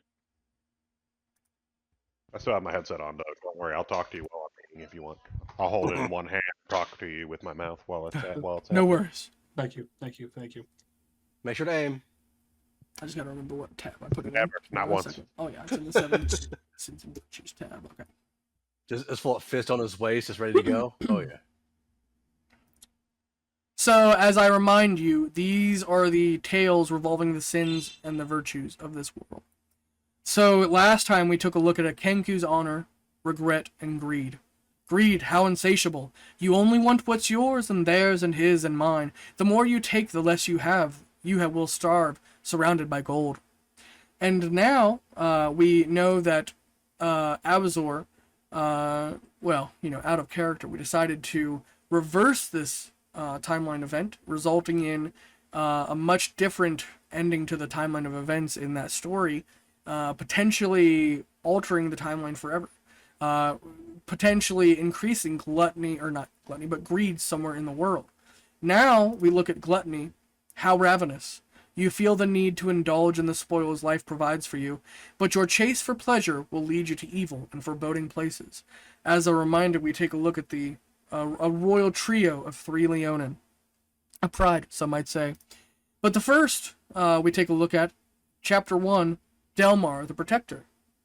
Does that name ring any bells? Yeah, it's the guy that's our council leader. He was protecting the town forever ago. Very astute. The strong usurp the weak. This was the rule that dominated the desert. One you all know very well. It was simply the law of the land. Gutter rats and street rats all the same. Dogs inside walls, intricate fighting pits spread far and wide. The only way to get out was to punch up. But by then the system had you in a chokehold. You had a taste for it. Malric was a prime example. After the escaping into the desert as a child, along with his friends, he later saw himself change before leading the fighting grounds in Starfalls, ending Abraham's rule Just like his predecessor, he was a footnote, but he was a strong footnote at that. Someone who had malice against the world that created him, but he had acknowledged the kobolds and unified a desert that was to be absorbed by the Dragon Lord's dominion. But tradition does not fade easily. And as a new government regime is created, and slavery is slowly eradicated, we see entire nations adhere to their heritage. Guards reading notices spit in disgust, seeing it as weakness. Politics is the game of a weak man, they say. The only thing that dictates power should be strength. Whispers turn to shouts as warriors and leaders alike slowly escalate against their neighbors, leading to skirmishes and border conflicts. The lawless desert's only law, the strong usurp the weak, prevails. And as Delmar the Protector walks the empty streets alone, he sets each star back on its path like a bright and righteous constellation. They honored me with the duty and responsibility to protect my people, the only thing I've ever wanted to do, and the only thing I will ever do. If their law requires them to respect the strong, and that the weak will fall in order, then I will simply rise to the occasion. He dons his silver armor, ushering his red cloak behind him with his trio of enforcers alongside him. Veteran Wimjack, a gnome wielding a sentinel shield, previous ruler of Meadowshire, now serves under Ophiuchus the Overseer, which is his official title. The first seat in the 13 stars. It's a day like any other day as the cold washes from the dunes, replaced by a staggering heat. Delmar marches with the sun on his brow as he slowly treks west back to his home. Wimjack is barely keeping up, his short stubby legs keeping him from matching his pace. Behind them a half-orc, Skarnak Bonebreaker, a captain of Storm Harbor. He slowly marches on just behind them, wielding a big bloody mace. As they crest over the nearby ridge, they see a figure in the distance. Delmar approaches him. Sergeant Eric Varn, he addresses him. One of the humans that stood, one of the last standing in the Blackwater Bay Rebellion, alongside the Dragon Gods. What's the situation? Delmar asks. It seems the nearby town has holed up. A bandit refuge. They refuse to toe the line, he says, as he kneels, scraping his hand against the sands of the desert. Where are we again? What called us to this place? He asks before kneeling alongside him, eyeing the horizon. They had walked all night to arrive on the doorsteps of Sunset Ridge, Oakenshield, where the new Colosseum had recently opened up. Apparently, Pussycat and the gladiator champions that lived here, Reginald and Bracar, once they left, the whole den went back to their old ways. Rebecca Winters used to live here, controlling the capital, but ever since she left, it's been populated by remnants of slavers, and warriors, and bandits. Delmar sits silently for a brief moment, observing the horizon once again, scraping his tongue against his canines, noticing the abandoned temple in the distance. The same Tabaxian that killed her adventuring party, so that's the type of brutes we're dealing with. Eric shook his head before standing with Delmar joining him now, both their hands on their swords, gripping them tightly, knowing what was to come next. Apparently, she wasn't always that way. She was exposed to something, we're not sure what, but she's out of our jurisdiction now. Apparently, her word held some sort of law here, and after she left with her adventuring friends, they split up, before joining different adventuring parties. When they met back up, she killed them, but ever since she left, the town has been slowly eroding in faith and law, without their warden to oversee them. Pussycat may have been an outsider, but apparently she has ties to Leo. Strong blood in that one. Without her word, the town has devolved into chaos. Delmar sighed before taking a step forward, holding his hand to his forehead and squinting. Skarnak! He shouted. The half-orc perked up at this and began to smile. You ready for a bloodbath? Delmar asked. Skarnak began to laugh. That's why you're the boss! He snickered. With a running start, he leaped in front of Delmar and began to run at the town. The fool is going to get himself killed, Eric sighed. He's strong, Eric. Sending him in flashily sends a message. Assert our strength and they will bow. They just need to be put in their place, like the dogs they are. Eric snickered. Huh. Well, now you're speaking my language. What's the murder of a few scum, anyway? He chuckled before slowly following after Skarnak. Every orc I slay will be in Lord Abazor's name, after all, he whispered, full of quiet, brimming glee, like a fox let loose in the henhouse. Dangerous way to think, Eric, he trailed off, before he turned to Wimjack.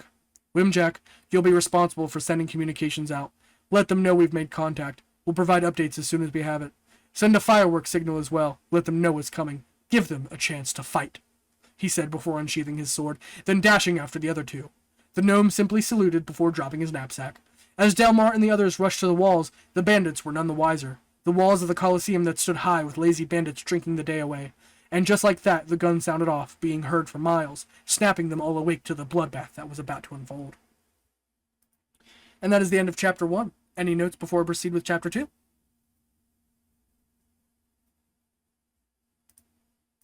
No, Would this have happened after we chose not to hire Pussycat, or is this before all that happened?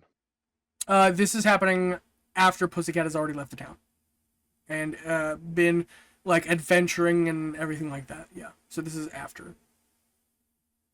Okay, so after we denied her application, but after she's left this town. Correct. Anything else? I'm mildly concerned about a certain level of like zealotry to Avazor and then committing acts of violence in his name. Like, it's one thing to do the right thing in his name, it's another to be like, I'm going to massacre this entire fucking land. That's a whole other fucking ordeal. So like, yeah, I was about to say, what is he saying that they've done bad? They're just not bending the knee? Is that Correct. They're not bending the knee. It's basically become a refuge for slavers and bandits and those who are unwilling. Kill them. Fuck it. Perfect. Yeah, they just don't agree with the new rule, and they're like, fuck this, we're not going to respect a council of voted in individuals. And Delmar's saying, oh, if you need an example of strength, then let's give it to him. I had Wimjack fire the gun so that they know I'm coming for them. I've let loose Skarnak the Bonebreaker. He'll fucking wreck them, and it sends a message. He's flashy. If I kill a few, it'll preserve the rest of them, and they'll bend their knee to us. Yeah, if anything, I'm completely... I'm with what he did there, because in reality, he might save more lives, because if he can break their morale early, and they go, oh, fuck, you know, maybe we should listen to what the fuck these guys have told us to do. It'll actually save more lives than Rebellion is quelled easily and fast if you do it that way, you know. Might sometimes might is right, and in this case, if they believe the law of the desert is the strong usurp the weak, then Delmar's taking it upon himself.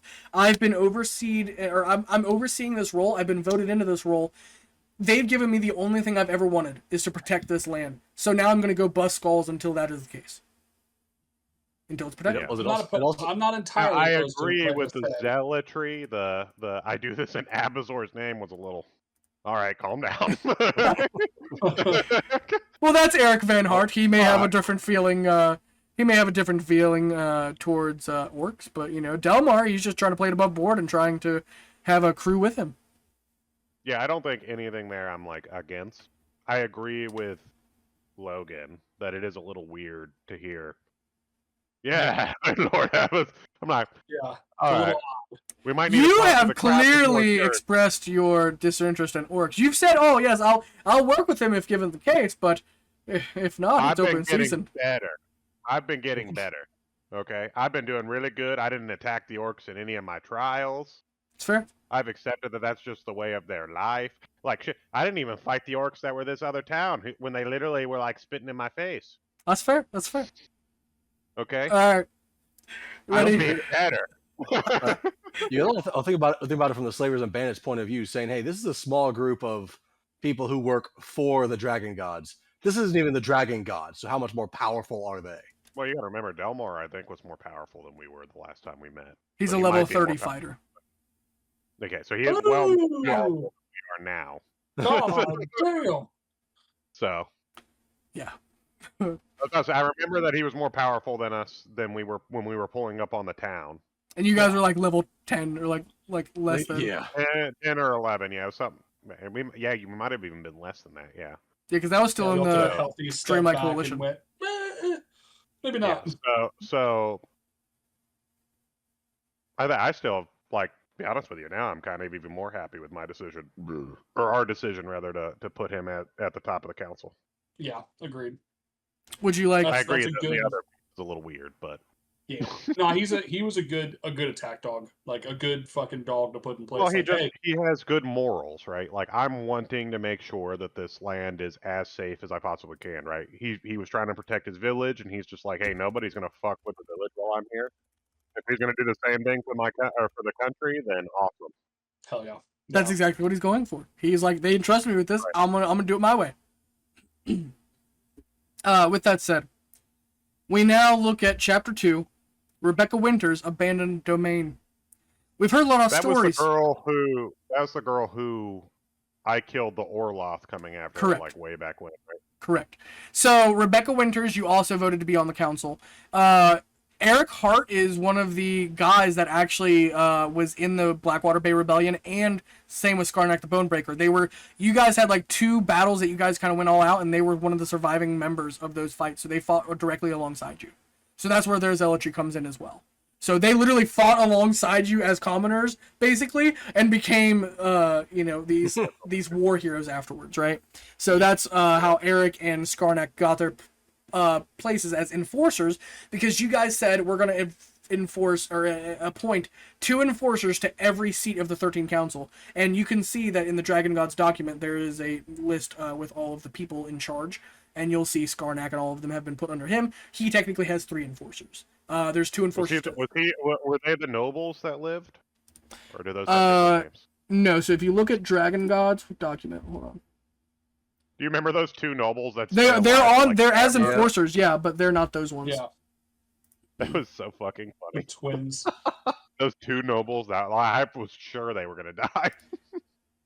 They survived multiple battles too. It wasn't even just the one. I There know, was, yeah. They 3 survived that they- their So first the 2 battle, and nobles then that you the had second survive was Lord Sylvain the Swift, a human noble, was one of the last ones standing in the Blackwater Bay Rebellion, and Lord Peter the Phantom, who turned tail during your adventures thing. So one of those nobles actually turned tail to the demons, and turned into Prince Terrace's guard.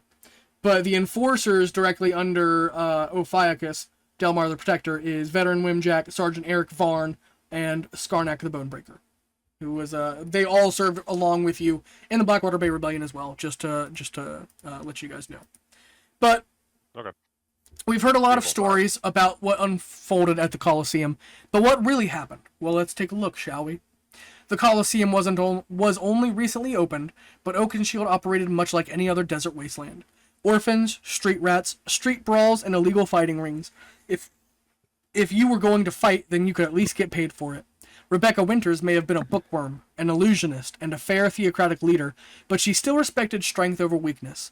When she saw the success that Starfalls had achieved with their fighting pit, she saw an opportunity. Much of the desert was built on slavery and criminal rehabilitation. Throw them into a pit, let them fight out their anger, or give them a pickaxe and work them to death. Whatever the case, it never sat quite right with her. She thought she could do something more. So when Malric banded together to the desert and started the first arena, she started her own project in her capital, Sunset Ridge. Oakenshield may have had more mages and priests, but its main staple in the economy was transportation. That, however, had begun to dry up as kobolds began laying their claim across the desert, making their trade routes inhospitable. With world events lighting a powder keg, their famous routes were no longer lucrative.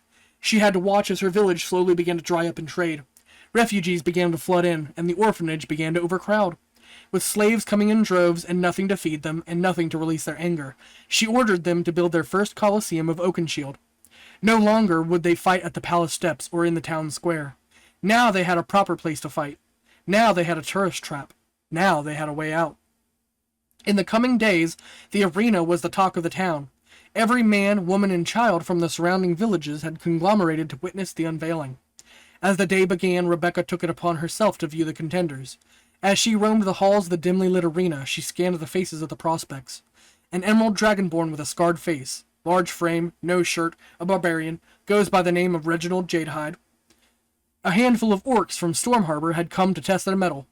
A few champions from Starfalls looking to make their names. And a Leonin barbarian by the name of Brakar Bloodfang, wore pelts scattered over his battle-torn body, had a nasty white foggy eye, and a snow-white tabaxian by the name of Pussycat. She was slender, but large, looming over the other men. A pink pair of shorts and a tank top tried to contain a muscly frame. And this is a pure visual for anybody who's watched Hunter x Hunter. You can imagine Bisky. That's Pussycat. That's her frame. Word. As she surveyed the competitors, she approached the ones that stood out. "You, Tabaxian, you come from these parts?" she asked hesitantly. "No, ma'am," she responded calmly, her eyes closed. "I come from Moonspire. I've escaped the hell that is the Battle-Torn. I plan to temper my flames before I go back to that cursed domain." "Moonspire is a bastion. It's protected by that Leo fellow, isn't it?" she asks, clipboard in hand. Yes, ma'am. My cousin is quite a stoic defender, a folk hero to some, but as the times of war have tipped the scale, so too have the trade routes been clogged with vermin. Leo has his own fight overseas. It's my job to get stronger, to tame the wilds that are the people's enemies. The voices in the back rooms of the arena fell silent when hearing the truth. Leo's cousin, in a spot like this? A number on the leaderboard and his family in the flesh. And you, Leonin, your kind is quite rare. Last I heard, Leo was the only Leonin around. Got any truth to this? She asked with an eye raised. Bricard only responded earnestly. Rebecca already knew the answer. She always kept a tight eye on the village. She remembered the looks on these two. They spent most of their time brawling in the streets and groveling in the jailhouse. Not sure, ma'am. Not sure, ma'am. I was bending here at birth, where I met my brother. Couldn't care less about Moonspire, to be honest, ma'am. Rebecca simply shrugged, eyeing the last dragonborn, his emerald scales slightly discolored from the scale ruffles, or from the safe scuffles. And what about you? The dragonborn thought for a second. I don't really care. I'm just here to get money to eat, along with my brother. I don't care much for the politics of this world, ma'am. She sighed before approving them in droves. The day was a combat-filled trial where they shipped in hydras and kobolds by the dozen to be vanquished, and at the end of it there were only 3 competitors remaining. Any notes before I go on to Chapter 3 of Brothers Union? I'm wondering if she holds any bad blood for being denied and turned away from the Dragon God. Like, I know Leo wasn't angry with us about it, but I wonder if she personally. And also the Battle Torn. I think it's interesting too, like, because the Battle Torn's been pulled, a good chunk of it's been pulled into the Dragonborn Dominion. Right, but this is officially, this is before. This is right before, this is at the end of the conflict, right? So this is right before you guys basically went through the Battle Torn, before you finally unified Helvetia, so that part wasn't successfully split off into Helvetia yet. It was still turmoilous, it was still tumultuous. The bottom part was mainly acted mostly like the desert. You had Screech's country that may have been a little shady, helped people get by and get through it, but then you had the Goblinoids, which, remember, the Goblinoids basically existed for 10 years. They were a civilized society, but they raided day and night along the trade routes. It was why the Battle Torn was so ruthless, and then you guys took care of them. So this was right before everything had kind of been taken care of. This was at the peak of conflict, at the peak of all of this this land being in this tumultuous state, and this is right before the Dragonlord's Dominion being formed, and then the rejoining of Helvetia. So this is very weird political times for those areas. Word. Okay. But I wonder how she feels about it now. She was fucking batshit. It's part of the reason we turned her down. Well, she was like, wasn't she a follower of the light too? Like, she's a follower of Ilmater. Oh, is she a Ilmater? I thought she was like Kilba. She is. She is touched by a Pact of the Undying Light. That's what we're going to investigate today on how that took place. Okay. I thought Pussycat in general was be like this slobbering, just absolute monster on the battlefield. Definitely not what you're seeing right here. This slender, well-spoken woman that is very well-mannered and devout of Ilmater. You're definitely seeing a different picture, yes. Okay, that's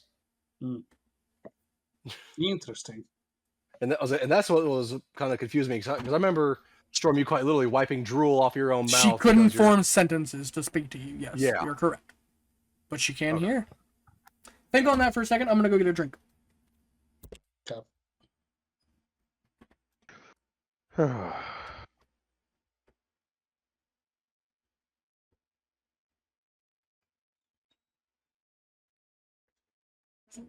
It just makes you wonder what has happened behind the scenes. What fucking went on that got her back to center, to where she's good to just be like, oh yeah, no, I fight for my people. Yes, like what the fuck. Well, this was before, is what he said. Yeah, so he backtracked when I asked him after. So we did it. It's actually before we denied her. Oh, so when we were going through the Battle Torn, while they were still reassembling the 13 stars. Word. So basically, while they're trying to make that become, I don't remember what we named it, but while they were turning Oaken Shield into whatever it's named now, Yeah. this was happening.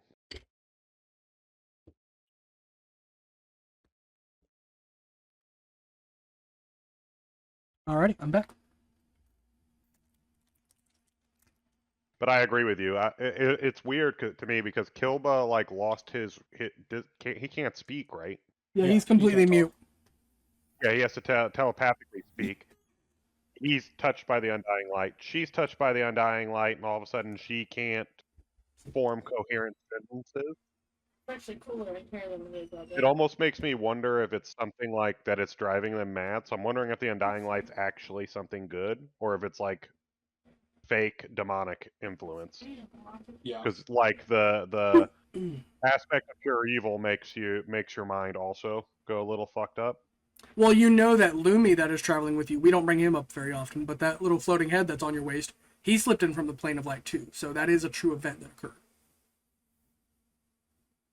Well, I get that it's a true event, but I'm wondering if the Undying Light that they're like he's pacted with and that she's seen, if it's the true Undying Light or if it's something pretending to be the Undying Light. Sure. We've already seen things pretend to be gods, like Gate pretending to be the god Vecna. of... Not Vecna. Well, Gate pretending to be the god of order. Oh, you're talking about when you were the god of order. Primus. Yeah. Oh, he was pretending to be Primus. Yeah, that's true.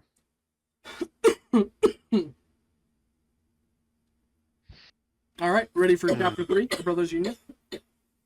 Yes. Yeah, that's sir. weird. Later that night, as the victors sat by the fire, Reginald began to smile. Look at Bracar. We earned 100 gold for our victories. We can eat all the meat buns and sweets we want now, he said with drool on his face. Bracar laughed. Oh, Reginald, you're absolutely right. But don't you want something more? He inquired. The Dragonborn raised an eye. Well, of course. Barbecue, too. They both laughed once more before they fell silent. No, My man. no, Reginald, I mean, would you want to see the world together? He asked, looking out at the desert night sky, lights in the distance. I hear there's a lot more out there, he said, smiling. Oh, is this about that Leonin comment she made earlier? Getting a little inquisitive about where you come from, are we? Reginald prodded. Bracar shifted and raised his shoulders. No, nothing like that. But we've spent our whole lives fighting here, and for what? Now we've finally got the coin to do something about it. You're wrong, mate. Seems like you've forgotten. Trade routes have been put on high alert. Licenses and all that, he said with a scoff. Ridiculous. Even if we had the coin to leave the desert, we simply don't got the papers to do so. We're trapped here. What if we become adventurers? Reginald burst out in laughter. You're kidding! Us! Adventurers! You must be crazy, he remarked. Think about it. We could finally get out of here. We could maybe help make the world a better place too, eh? He said, kicking back, throwing his empty wooden dinner plate beside him, before licking at his claws. He enjoyed the moment of a full belly, something he hadn't often gotten unless he had served some time in the doghouse. Reginald kicked his plate to his, and began eyeing the coin. Huh. Adventurers, huh? He said, mulling it over. They both talked the night away before picking themselves up, heading off to bed. As they roamed the halls, drunkenly singing their songs of future dreams, as they rounded the hall, arm in arm, they spotted her. Pussycat's slender frame reflected the moonlight as she kneeled to those in need, dropping coins into their donation tins, before moving on to the next, bowing her head once again and repeating the process over. It was a slow and painstaking one, so much so that it had been minutes that had gone by. Bracar and Reginald stood shamefully in her light, witnessing an act of charity as they drunkenly and selfishly pursued their interests. And when she had made her way to the end of the line, a trio on the corner eagerly holding out their purse strings, she frowned, having just run out. A gold piece to every person she had seen, and this was the 101st. She dug into her pouch before plucking a mere 4 copper. I know it's not much. Please, it'll suit you more than it would me, she whispered, having come up short. And without an extra moment to waste, both Bracar and Reginald stepped forth, dropping a hefty coin purse into her hands, which was already open. Thank you, boys, she said briefly, capturing on their weakness as her sly smile stuck out against the night backdrop. They could be heard in the distance. That sly vixen! She's a conman and a swindler and a thief! They protested before stumbling down their empty hallways to their new homes under their bleachers. Communal living had its benefits, and now they had no gold to be snatched away from them in the night. The gold would flow the next night, wouldn't it? Wouldn't it, though? And that is the end of chapter 3. Any notes before we move on to the next? Yeah, even more so, I want to see what fucked up Pussycat.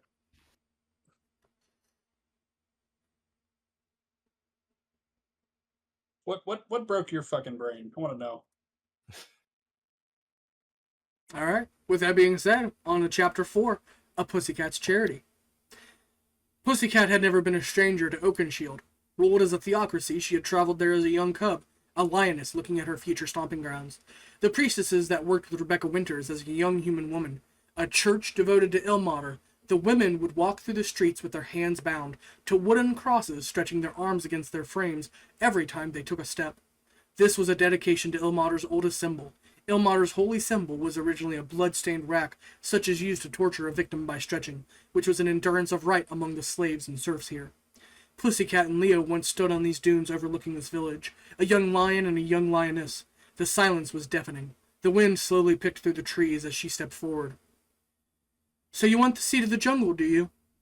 Leo's body didn't tense. It simply embraced the cold of the sands. He began a hearty chuckle. "Well, I've already dropped my little brother here to toughen him up. After all, the twins of the jungle can't both have the same stomping grounds, can they?" Pussycat scoffed before turning away from him. "Oh, how selfless of you, cousin." "Oh, that's wise. Coming from someone who chooses not to admit she's part of the royal queen's line. The lioness was always the matron in their times. You tell me you're not vying for the jungle's throne either." "Don't get me wrong. I want that spark of the wild beast. You think you stand a better seat to it?" She laughed. "The dragon gods will pave the way. I'll smack that wildebeest to death. It's that simple, sister." "You're slipping, cousin," she reinforced. "Father wouldn't be happy with that one."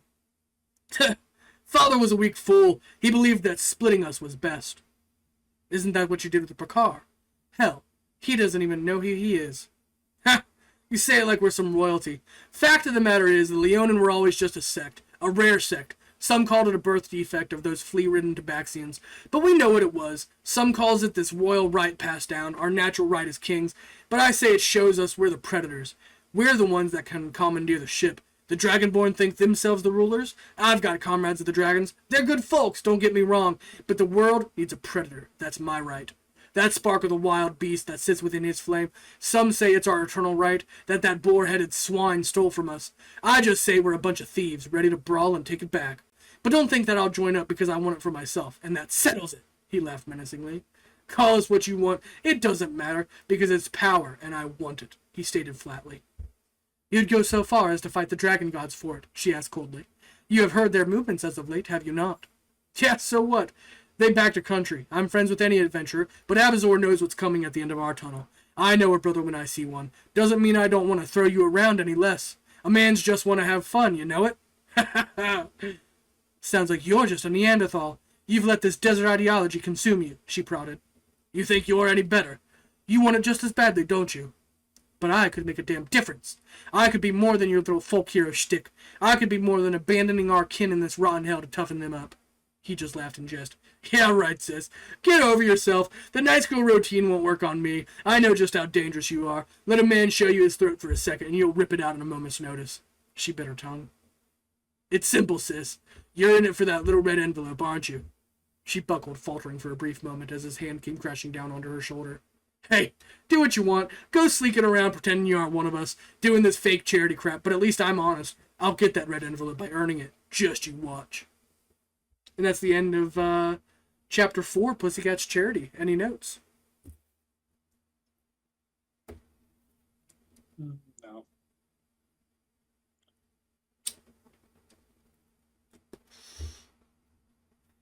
All right. Well, sorry, something. Zephyr's not really interested in all that, but I can definitely say that Crib might be interested in the the power of the beast, whatever. Then basically trying to be a beast master sort of thing. I don't know if that would be the same type of thing. Well, just so you know, there's like 32 sparks in all. You can't have more than one. 100%. Just say.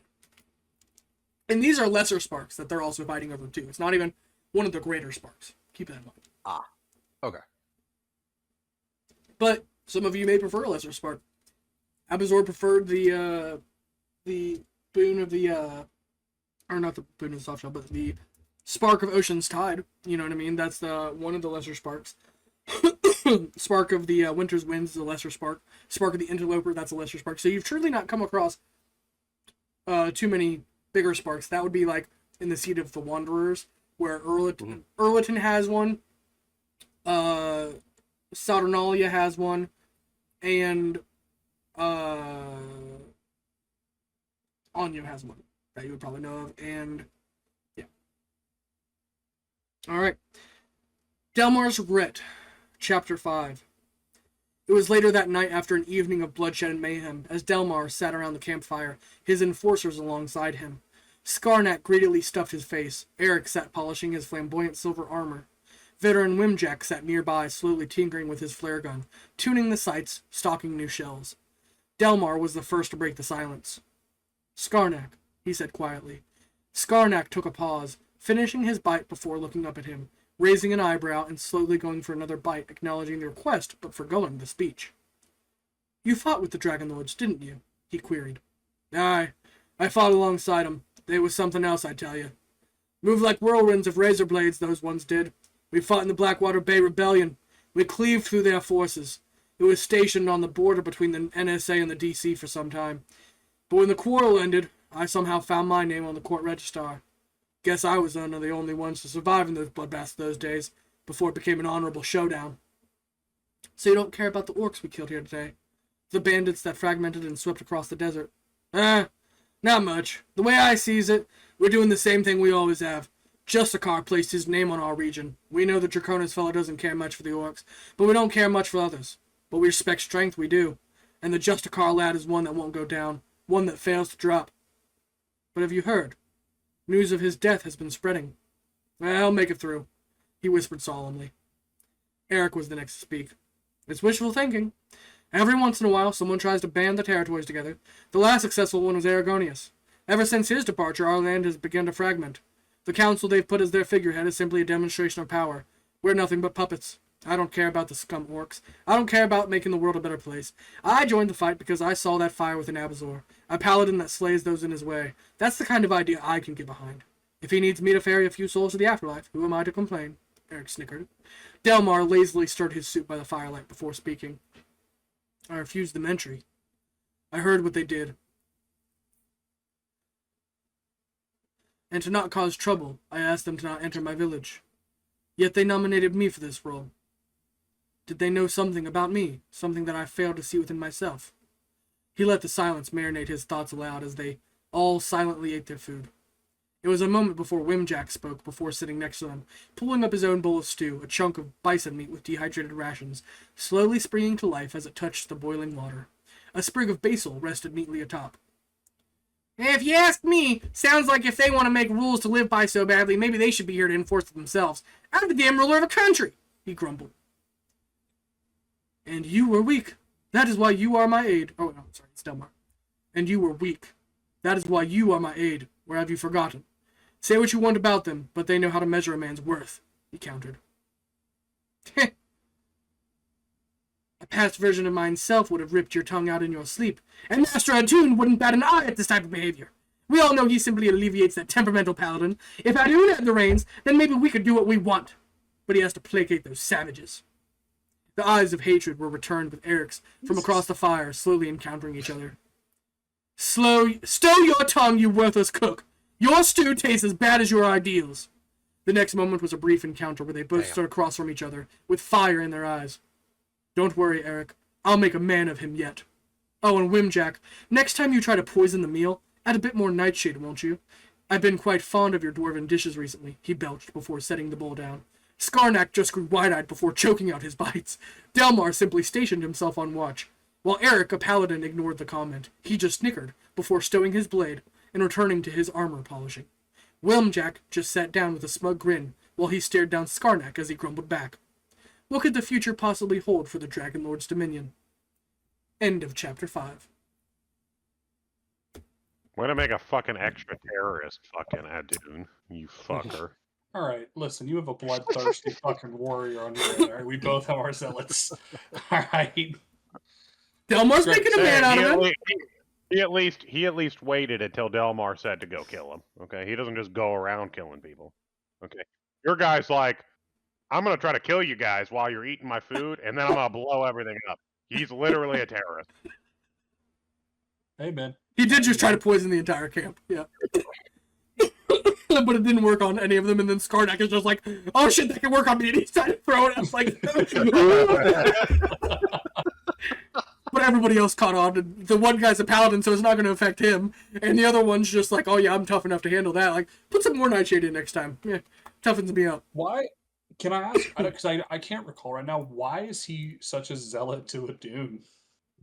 For That's one, the you've gnome staked. guy. Yeah, he's a gnome. You've staked your hold within, because your home land comes from the gnomes as well. So there's a certain kinship that he feels there. I mean, he's a tinkerer. You were a tinkerer. Like, he just has heard of your stories. He's like, fuck yeah. Like, and Dune staking is the one I can get behind. But then I read about this goody two shoes paladin. I don't like that. I didn't sign up for that. Like, give me back my fucking country, and I'll do whatever you want. All right. I think Abazor needs to go back and talk to a Whimjack really quick. And by talk to, I mean delve punishment out. Death. I could use a new apprentice. It's fine. We'll adjust his morals. That's General. I can. That's fine. I think I have animate dead, so I'll bring him back for you. Perfect. But yeah, we're just talking about, some of the ideologies that have formed, the attachments that you've left behind as you've left this country. The people in your wake obviously feel strong ties to you. And Delmar's sitting there like, oh, I'll make a man out of him. Yet they're a little bit zealotry, but I'll take care of him. Well, at this point, like, there's so many different groups here too. I don't know if the 13 stars are gonna forever be able to go there. Like, we need to talk as a group to come back and say, hey, should we make this more democratic and just say every race gets a representative or something like that? I have been saying for the last couple of days that whatever the cost may be, a unified front within the ice wall behind us, it would be a good call. Whatever it may cost, if it leads to a war, so be it. Well, I'm just saying, like, 13 stars, it seems like that's going to get that. At this point, we're pulling in more people than that aren't really getting any representation other than come to our country. Yeah. Well, also, quite frankly, the 13 stars, I think, need to. I agree with you. They need to check anyways because they fell to the. They fell to the Nagpa easily too, and even the ones that were somewhat aware that it could be and that it was out of turn still went along with it just because there were opportunities at hand to fight and get bloodshed. And I think maybe some changes to the 13 stars is probably a good call. How many Nagpas have we killed now? 3. Yeah, 3. Okay, so there's 9 more. Yeah. Right, there's 12, or is there 13? Let me look. Hold on. I think it's 12. I think you're right. I think it's 9. It's 9 to 10. I Something thought like 9 it or was 10. 12.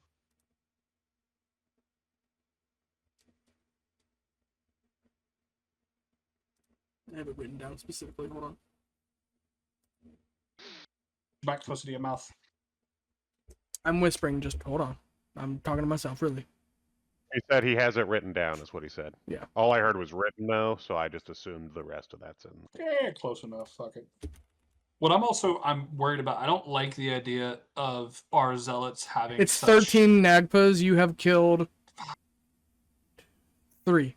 So there's 10 left. Yeah, so there's 10. I don't love that some of... Because although we have difference in opinions on certain things, we still come to a unified decision on all things. I don't love that the people that are zealots behind our names have such like Hard, fast rules. Yeah, and are completely different from one another. I don't like that because in my mind that leads to like conflicts between groups that are like in the name of Abazor, in the name of Adun, and they're fighting one another when in reality we're like, what the fuck are you guys doing? What are we talking about?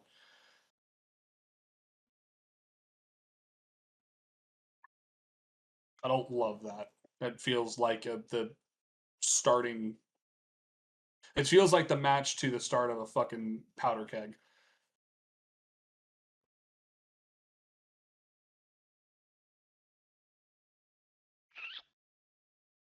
Yeah, I agree.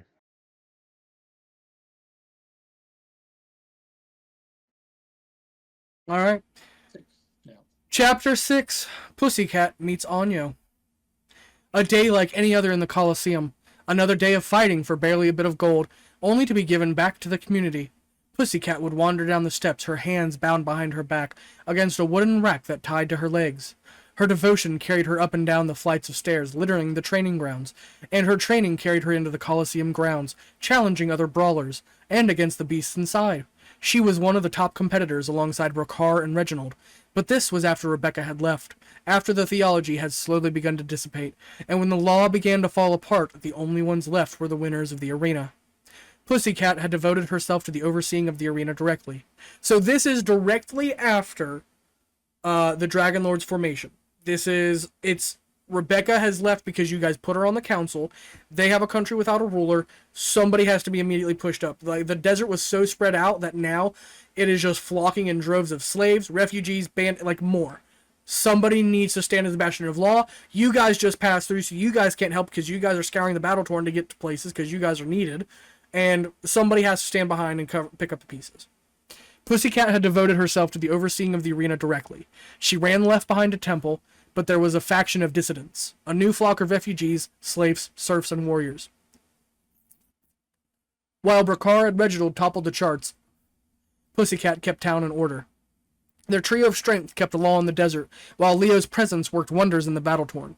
As the dragon gods moved through, Leo took his time, making an appearance back in Embergate to fill out some urgent requests, but swiftly returned to pick up the pieces of the abolished goblinoid nation, before delegating the alliances between the leftover nations as they slowly began to grow again. The battle-torn was always an ever-shifting hellscape of skirmishes and powers.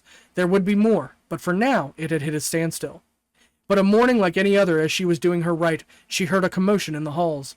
Guards lashing out at slaves, spitting on the weak, something she couldn't stand for. Something she pinned the guard down for, her white robes blanketing over his struggling body as his life began to drain from his eyes. It was a soft mutter and an exaggerated breath until the body no longer gave any signs of life. She kicked his useless body to the side, a reminder to the others. They fell silent before parting, giving her a path to her backroom office. A shady, dimly lit room under the bleachers with a lamp and a candle. A stack of purchase forms and 2 chairs, one for Brakar and one for Reginald. The brutes would often give her guff about the size of the room, to which she would blankly stare at them with fire in her eyes, silencing them in a heartbeat. If you heathens would set foot in the church, lest you feared the fire that befell you, then maybe you degenerates would enjoy the spacious halls of our Lord Ilmater, she grumbled. They only ignored the remark before sheepishly returning the topic to their visit's purpose. So, Puss, they droned. She was already fed up with it. Get on with it, she angrily muttered. We're leaving, they said quietly.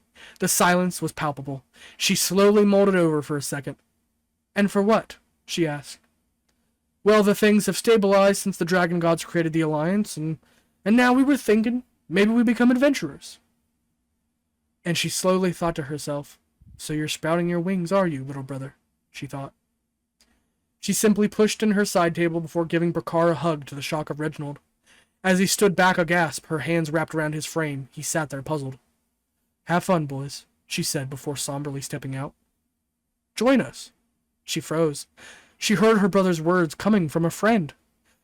Yeah, you need 3 anyway to make an adventuring group. We could use you, he stated inquisitively, tipping his toe in the water. Really? She mustered, holding back word and emotion in kind. Yeah, it'd be better than being stuck here with a bunch of randoms. Plus, you get placed as licenses immediately. Everyone knows half the riffraff is setting that stuff as waiting to get placed in a group. The test is on the 10th. Come and take it with us. Reginald cheered, improvising in the moment. They were set to set off in the morning, make their ways across the desert dunes to take the next adventurer's test, located in the Cradle of Unity. As fate would have it, a certain stranger arrived on her doorstep that night. As the familiar cold swept across the dunes, Pussycat found herself drifting off to sleep, but was interrupted by a shining light that flickered under her temple door. As she slowly opened the door, she looked upon the culprit, an illuminated doorway of starlight. She felt a warmth from the opening, so slowly turned the knob before crossing over the threshold, finding a shadowy figure whispering, muttering in Draconic before writing into a haggard journal, something she wouldn't have understood because she didn't speak Dragonborn. turning his attention and eyes towards her. She approached him cautiously. "Oh, hello there," he greeted her to no response. "Well, you're a cautious one, aren't you?" he inquired, placing his hands over one another. "What is this?" she questioned, finally breaking her silence. "An invitation, I suppose," he stated calmly. "And you would appear to me yourself." "I thought it pertinent to do so, yes." "And why is that?" "It's simple. Your family has vied for that spark for some time. I simply trust you over Leo to hold it." "You're saying you choose Leo over me?" "Well, he is fated to fall by my friend's hands after all. I'd hate to retain a place for him in the roster, but I suppose the current recipient of this red envelope is soon to fall. He won't last long. We might have to rely on the king of the jungle, or in your case, the queen." She hesitated for a brief moment after he said this. "Although, I suppose if you're not interested," he trailed off. "I'll take it," she interrupted. She didn't realize how much it meant until she was asked. "Very well. I'll send it in due time. In the meantime, have fun with your adventuring friends, won't you?" She nodded before leaving. But the red envelope would never come. And that's the end of chapter 6. Any notes? So does that mean that the spark itself is what made her retarded? No.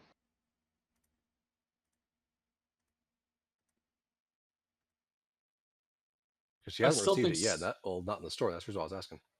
I still think something probably happens to her during her fight. I also am now wondering if Anya's fucking with time. In addition to other shit he's doing, I wonder if he gets visions through time. All right, ready He's for... space, right? What's that? What'd you say? I thought he was space. He's stars. Space and time, they go hand in hand. Stars. Well, I wonder if, like, through reading the stars, I've divined a future type of ordeal. But you know from what he told you when he met you guys that he talks to Saturnalia, which is the time's tutelage. Remember, she can see the timelines. She knows what, like, it happens, right? So that's how he knows, because he's talked to her and they were in their same domain. Like, they have a very good connection. And that's why he blames the Justicars for, what they've done, right? Because their crime led to the original... Chromatics. Well, it led to... The Justicars persecuted Erliton. Erliton was one of the biggest alliances when it came to fighting the machines and the demons, right? So to put a stable into that alliance and that union, that creates a rift in things, right? So there's a certain level of bad taste in the mouth, right? It's a crime that was committed. That's why Argonius chased him to the ends of the earth. He chased Radamund across the seas to carry out his fulfillment, but he was unable to do so. He was unable to carry out his justice. Something that would have warranted, execution, ended in exile instead.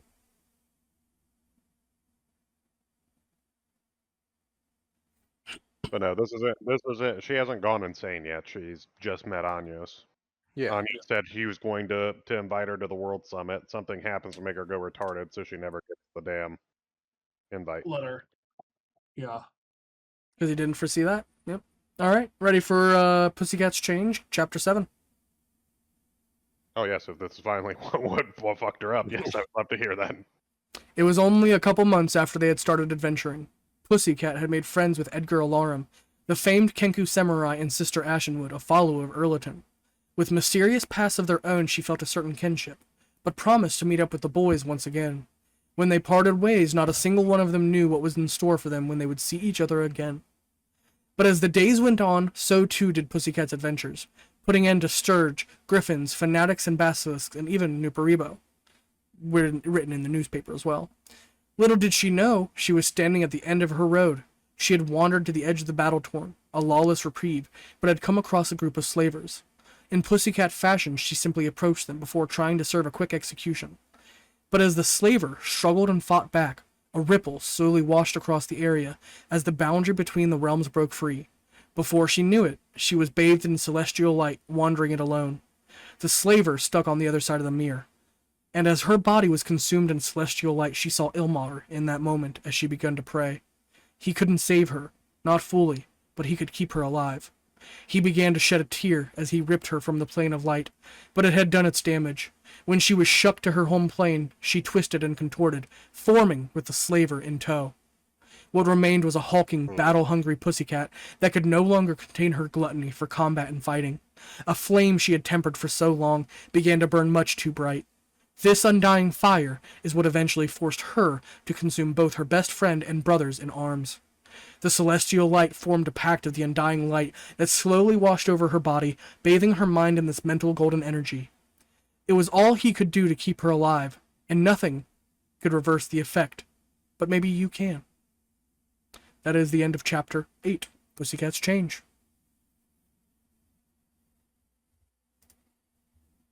So that light basically drew her mad, and it also formed her together with the bandit. So like her and that bandit are one. Correct. Like minds and all, or just body?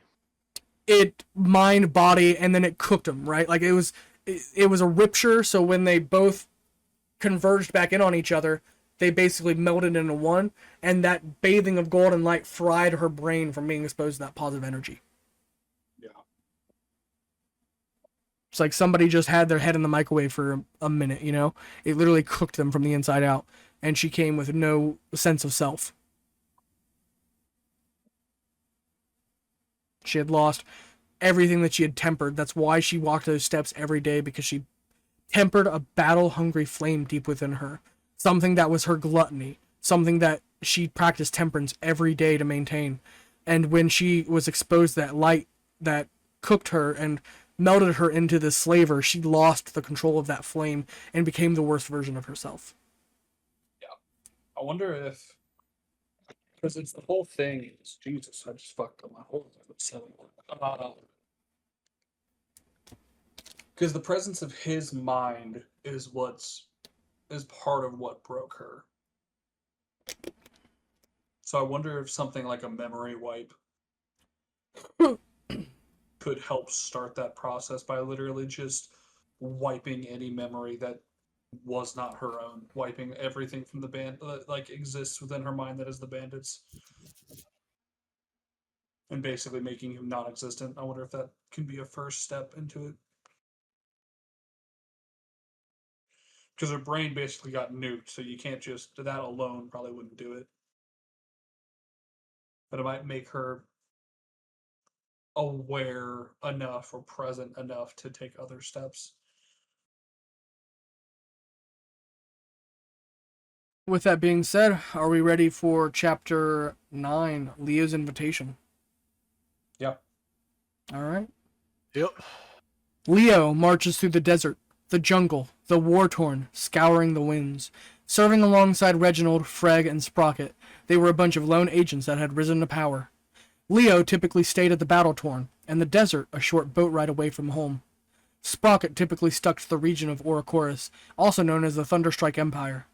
The jungles of Xeralex that had become Embergate in Operandus Omni's name, a once fierce competitor against Dragon's Gate, turned ally overnight, had Reginald as their poster boy paladin defender. Freg had taken on his own crusade, an extinction of his people, a mystery for another day. And Leo typically marched the battle-torn strip of land. Even though he had to make an appearance over in Embergate, he arrived back home, eagerly looking forward to his stomping grounds, standing for him to regale his tales within. As he crested that familiar hill, though, a village in ash stood in his gaze. He crushed his hands into the soil before slowly marching forward with a smile on his face, plucking a board up from the ground, and then spotting it. He slowly pried it from the ashes. A bloody envelope in red marked 5 out of 12, with a smear of blood and just slightly charred. He began to laugh. His time had come. But if Pussycat had not been exposed to that rift, maybe she would have had that envelope instead.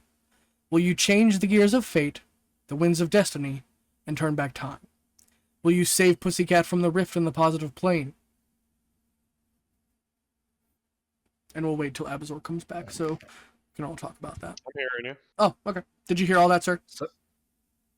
Yeah, you're asking if we want to save her. Well, the question is like, what is it that Ilmater saved her from? He preserved her life. That's all he could do. But he preserved her life by combining it with the bandit?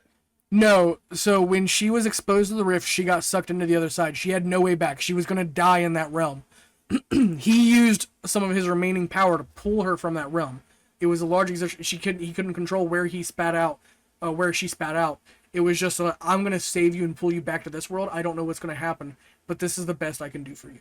My power only does so much in this world, right?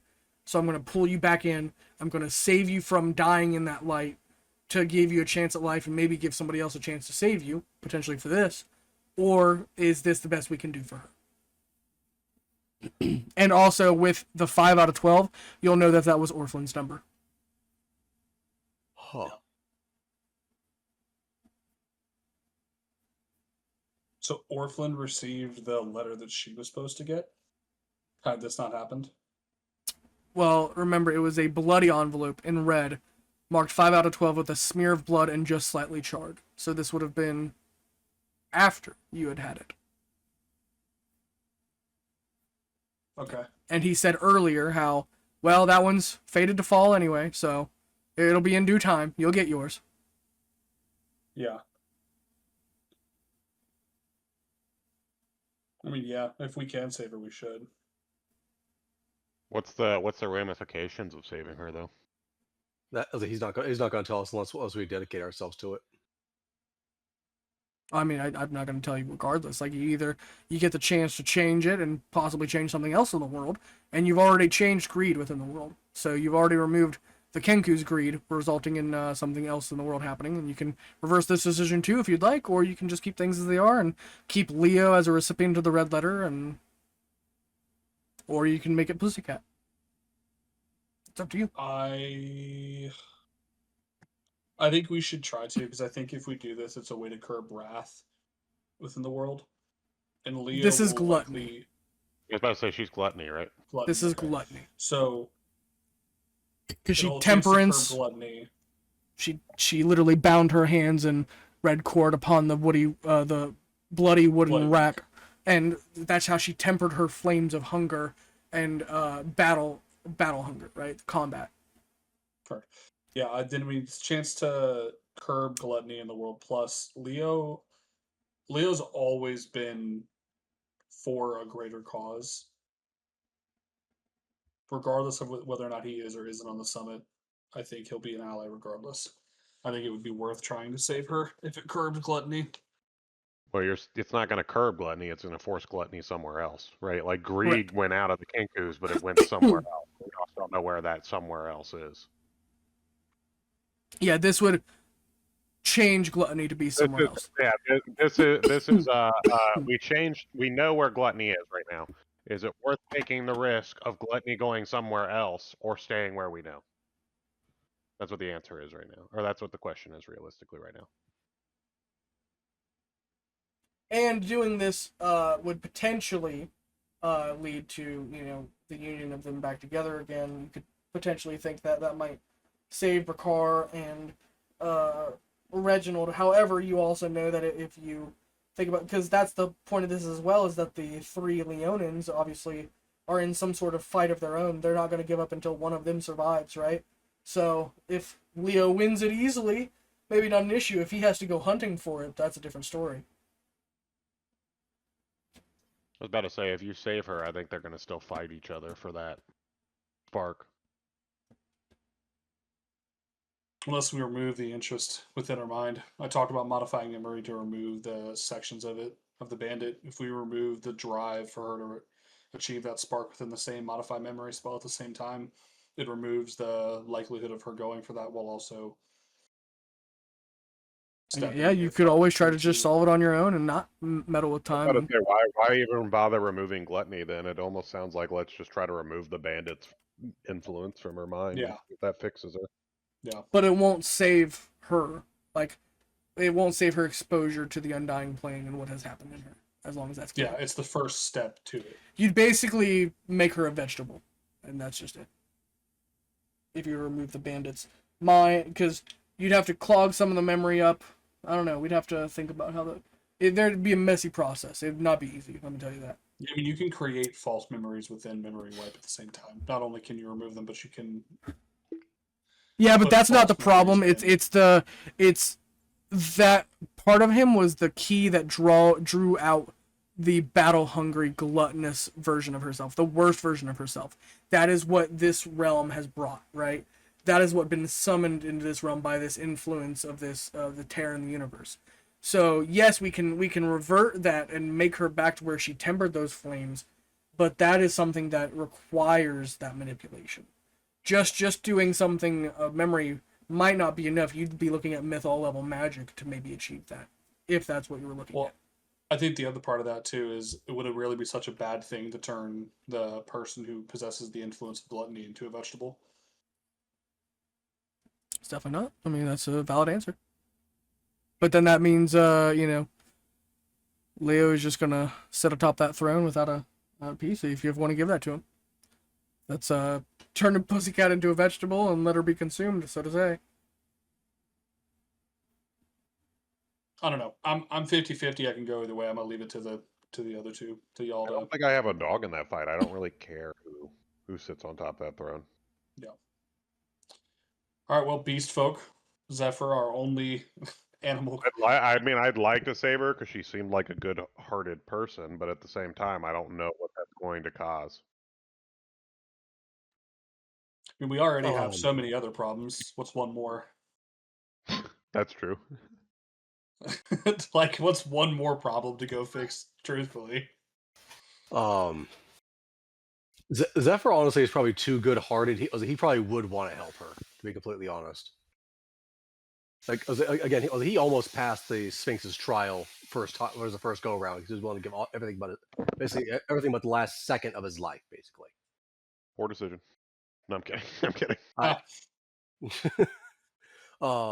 better options out there. Had things to do. Abelzor didn't even want to be there. But he said it like 16 times. No, I mean either. I don't mean, have time for this. Get me out of here. all right. I mean, like I said, let's do it then. Because worst comes to worst. So are we saving her and then we just accept whatever happens? Yeah. Yeah. Because we don't know Alright. where Greed's gone, right? No. Storm? Yeah, we don't know where it is yet. I assume we're gonna find out. You don't know what happens. Just that's all I'll say. You can just assume gluttony has increased somewhere else in the world. Yes. I will say the greed title is interesting too, because the quote he uses for greed is the quote that Argonius said to me when we passed his trial, Abazor. What's mine is yours, what's theirs is yours. It's all for you. That quote is from the trial with Argonius, because I claimed the sin of greed as mine. You claimed, I think it was either the sin of pride or the sin of wrath. He claimed breath. Yeah, I know there was two. I said I didn't know which one would be. Yeah. Abelzor. I claimed. I ended up choosing Wrath, but yeah. Yeah. I claimed greed, and that was what Argonius said to me. Was that exact quote.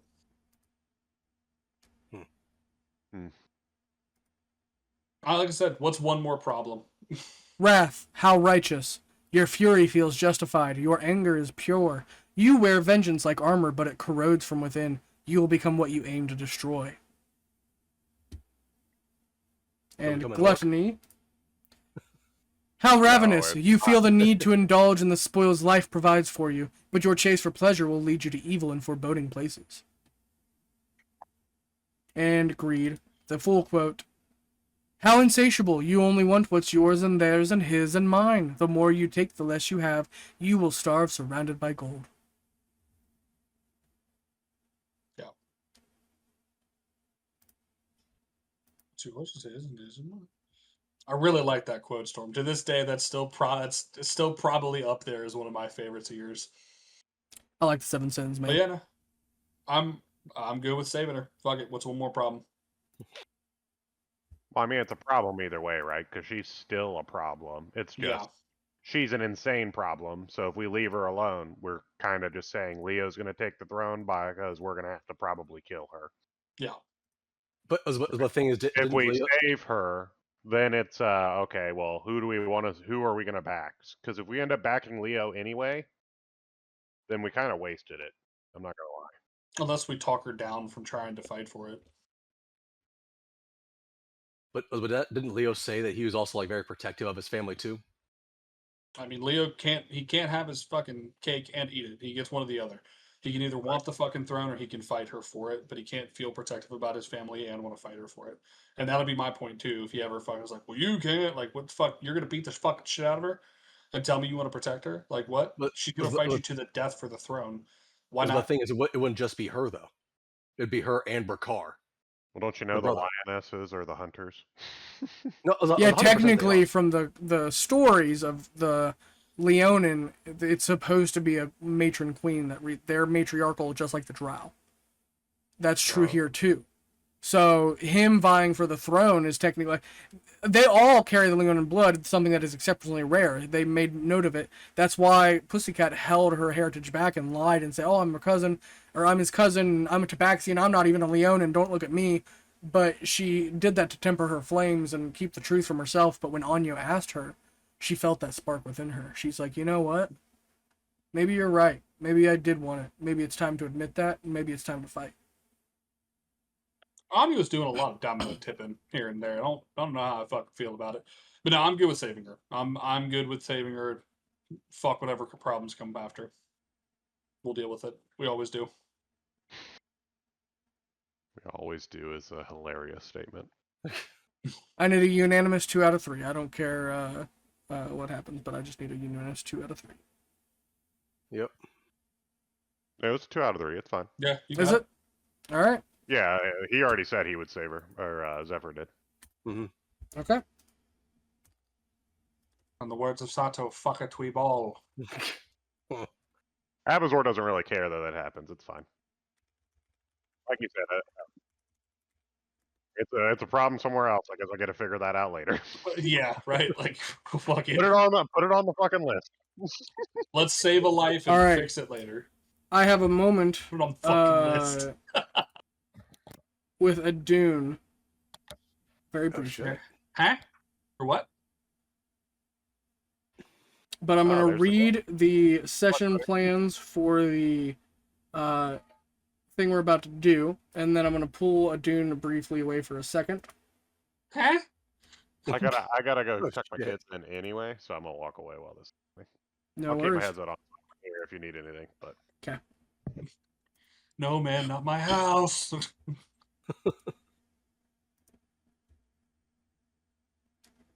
Damn it. enjoy your gluttony. Pull the fucking bird in, god damn it. Make him the problem for once. I don't want to be the problem child again. Key term again. Again.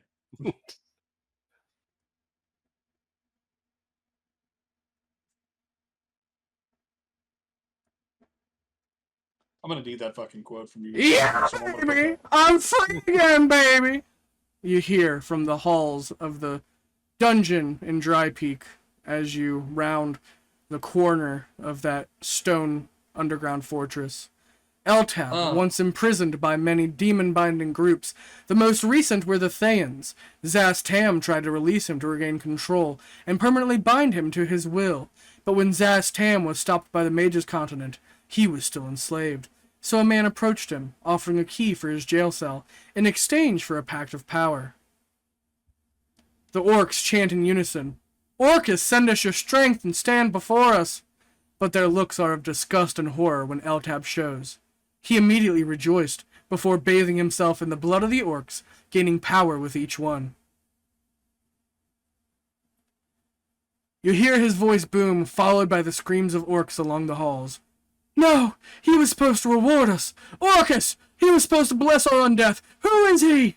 "It's Eltab, baby! Time to get bloody!" "Sorry if I'm not the one you wanted! I'm the one you got!" "He freed me! Freed me once again! Even those dirty things got nothing on me! Don't sweat it, baby! If you kill me here, I'll be waiting for you back in my hidden lair! Come find me when you want to die!"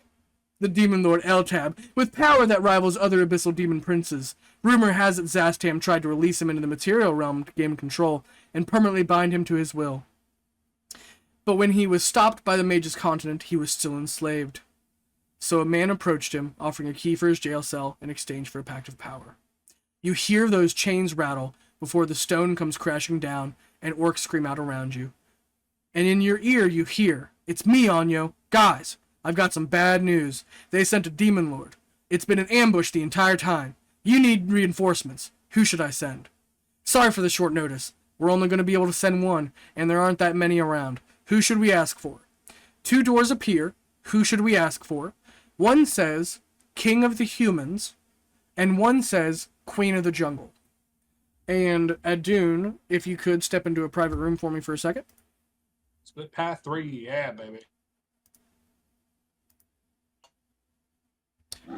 God damn it. Adun, you would notice that the door that says Queen of the Jungle flickered in form, and it used to say King of the Jungle. So now it has switched, and it has now shown Queen instead of King.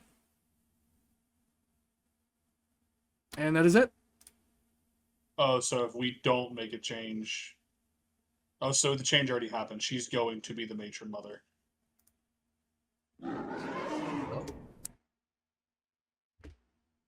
That was quick. Damn it! Did this happen because of our just now choice? Technically, somebody who can see into the timeline would have to answer that.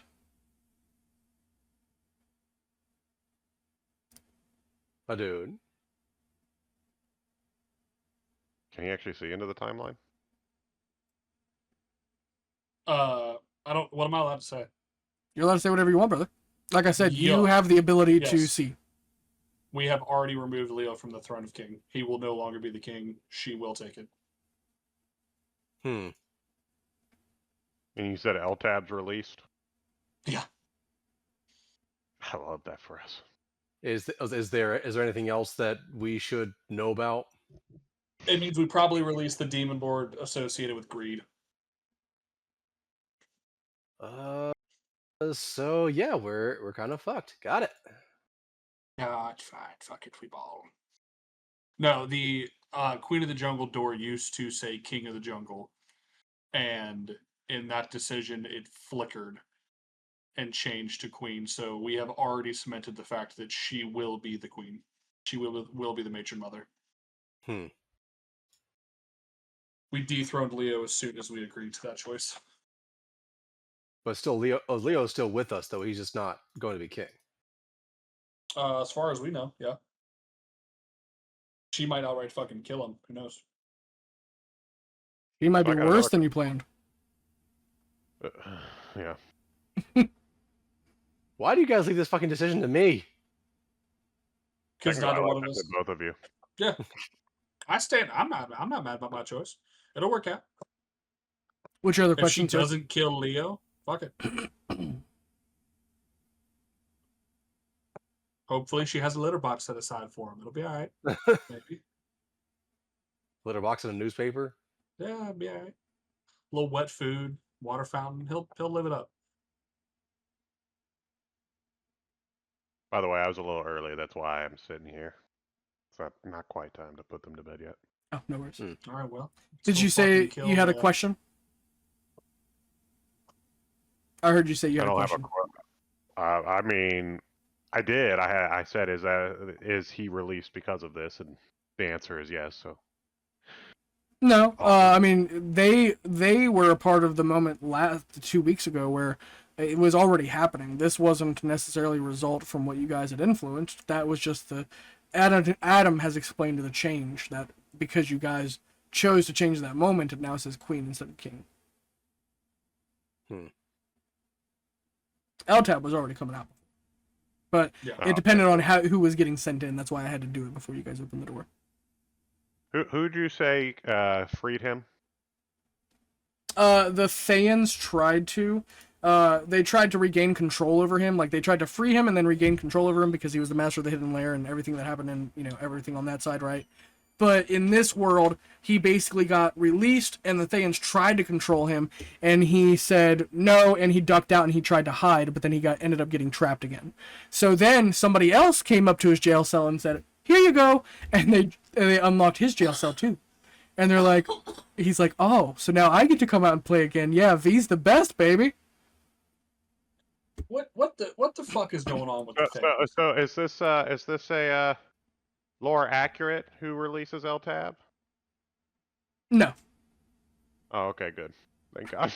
Why? Who'd you think that was? I don't have to think. I know who released LTAB in lore. It's I can't remember. Spam, a fucking lich. No. So he did, but the Mage's Continent took it over. Remember, Zastam was here and he fell to the Mage's Continent. So that part did happen, yes. But then he got imprisoned again, and then somebody else released him. And he said V's the best, baby, which makes me think it's Vecna. That would not be good. So Aegis maybe released him? Maybe that's why Aegis had That would make a lot of sense. And remember, they talked about somebody releasing the Demon King too. They released all the Oberisks that were sealed away in inhospitable layers. That was the one of the Oberith book too. So Yeah. yeah, they just unlocked a bunch of cages. Right. Once again though, what the fuck is going on with the Thanes? Because they were kind of being cool because they were stopping souls from being absorbed by the fucking demon when they died, and now they're like, well, what happens if we, take control of the demon Lord of Gluttony? What can go wrong? What are we fucking doing, guys? Pick a side. He's not the fucking demon Lord of corner, Gluttony. fucking sit in. Just so you know, he's not the demon. He's the Lord of the Hidden Lair. He's like, you know what I mean? yeah, but it's like saying, like the Thaens in this universe weren't good, but they weren't trying to do anything good. They were trying to conquer their own sort of war, but they got put down by Crash and the Mage's Continent, right? So the Thaens fell. They tried to enact that plan where they used the Horn of Beckoning, and they tried to kill half their country, and then Zareth put an end to it, first of all, and the Mage's Council put an end to it. So Zastam just got utterly fucked by them. And Now, is Zastam dead, or is he just not? He's dead. He was killed by them. They killed all of his phylacteries? Yes. The Circle of the 12 was what specifically launched a coordinated attack. They let Zastam believe he was winning, when in reality they had him on the ropes the entire time, and they put the final nail in the coffin to cement themselves as a world power, to maybe impress somebody at the top of the dynasty. It's still, like I said, though, it's still, why the fuck do the Thanes care about protecting people's souls then? Is the other part. Because they didn't want to give fodder to the fiends. They don't want to give fodder to the fiends. I was about to say, I don't think it's really, it's more like you're stealing what I actually want, so I'm just going to start you with. Word. And you gotta remember, the Red Wizards of Bay are evil in their own right? It's just like you got two vying evil groups that are like, well, it's kind of like it's the same thing as the Blood War, realistically. Right. It's different ideologies between what they're wanting to do. And they just won out. Right. So it's that sucks. All right. Let's just fucking. Why don't we just kill these fucking people? Well, I think I think it's already the plan now too. You got Orinth, and you got all of these other demon lords that may or may not be in league with. Yeah. But because of if you know Dwergus, he has the ability to Oberith, yeah. Well, they have the ability to drive other demon lords crazy and bend them to their will just to do it for the sake of chaos. That is what Who did? I'm sorry. Dwergus, the one you referenced earlier. Well, yeah, he's just Well, he's literally the demon of soup. They call him the soup demon. But he has the specific ability to drive demon lords to madness. That he can drive them to and he has a want and need to drive everything to utter chaos. So what's the best way to do that? Well, let chaos reign all over the multiverse. And thank God somebody unlocked the cage for me to do so. Yes. And the tutor of Baphomet shall reign again. All right. Damn it, Logan, it's all your fault. No, this was happening anyway. This was happening anyway. This isn't based on our choice. The only choice that we changed is that Leo doesn't even have a shot at the throne anymore. Yeah. His only shot was that she went insane. But that also makes me wonder if that Undying Light is evil, because like it tried to, in reality, it almost tried to stop her from becoming the matron. Yeah. Right. So either it's evil or her becoming matron is bad. Or it was a random event. There's technically Yes. 3 options there. Oh, alrighty. Let's fucking kill this goddamn thing. Which door are you guys opening? What door? What where are we at? Then we're looking at the King of Humans or the Queen of the Jungle. Do we want to see our new queen? King of the Human or Queen of the Jungle? Yeah. Which Yeah, Queen who of are the you sending as Jungle reinforcement? Queen of the Jungle is Pussycat. We know that for a fact. Who are we we're going to reinforce them? We're gonna bring one to help us. Anya literally called and said, guys, you're about to face L-Tab. You need help. I'm sending in reinforcements, just like he did last time to you, Abazor. And he says, I only have time to send one person, and you can only pick one of these two. Adun told you, one of the doors used to say King of the Jungle, now it says Queen of the Jungle. The other door says King of the Humans. Which one do you send to come help? King of the Humans is definitely your boy, Kriv. It's going to be the knight, the paladin. And It's then the not. other one, I guess, is Pussycat. Is it not him? Oh, man, I was trying to make a guess. What if it's like Argonius, either Calabrash or Argonius? Calabrash hasn't been reformed, so unless he's able to, like, send past Calabrash, I don't see it happening. Or future Calabrash. That's true. This would technically be a future variation of Pussycat.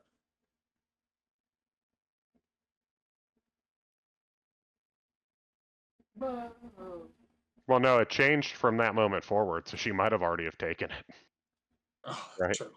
So there's Yeah. a bunch of time that technically it Yeah, gets you just changed. altered, you fucked the timeline by doing that. Like, just... you don't know what's coming out of the other side of that thing. King of the Humans. King of the Humans. Brent? Is it Brent? Is it Mr. Oakroot?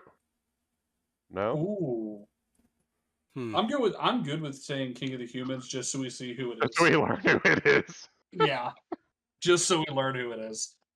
I don't know. I'm fine with God whatever. damn it. And now also we technically have a queen in our back pocket, which is also nice. You didn't hire her. I would rather pick King of the Humans so we learn who it Do you is. even know that we saved her, though? Like, so you're saying we No. have her in our back pocket, but she's not going to have any fucking idea. Yeah, she has no We idea. can show her that we did. We can show her that we did, though. We can prove that. With what? I don't fucking know. We'll figure it out. I'm just talking on my ass right now. I really want the King of the Humans, alright? I think we can choose. I'm okay with choosing either one. I think King of the Humans might actually know us from something, but she'll help us. I think she'll help us just based on her connection with Anyo, but she's not going to help us because she feels like indebted to us. Yeah. Like I said, I'm talking on my ass. I don't know. Just trying to figure out how we can figure out a way down the road so I can justify that. I really want to see who King of the Humans is. I agree. I think I would rather have the knowledge to know who King of the Humans. Yeah. I'm fine with whatever. So that's King of the Humans. Yeah, 2 out of 3 King of the Humans. King of the Humans, baby. Because I figure more knowledge is better. And Yeah. like, no offenses. I have no high level spell slots, guys, because when we ended last time, I had used most of my high level spell slots. Yeah, and you're about to walk in on Oh. a demon lord with mythic actions. Just be aware. I've got all of my high level spell slots, so it's fine. It's fine.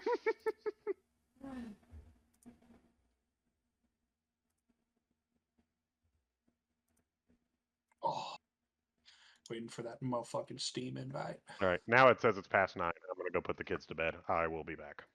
I'm going to play a song while you're away, and I'm going to invite y'all to Steam into tabletops. Oh, okay. Be fine. It's all gonna work out. Also, Lucy still has the tablet of good and evil, so fucking worst comes to worst, we have options.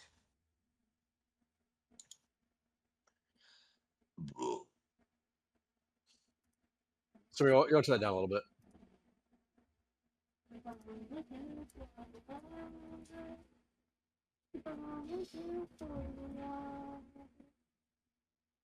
What? This is your opinion, so I started singing for you. I am. I know, but I started singing for you. Oh, okay. Keep on looking. Thank you. Yeah. Here, here.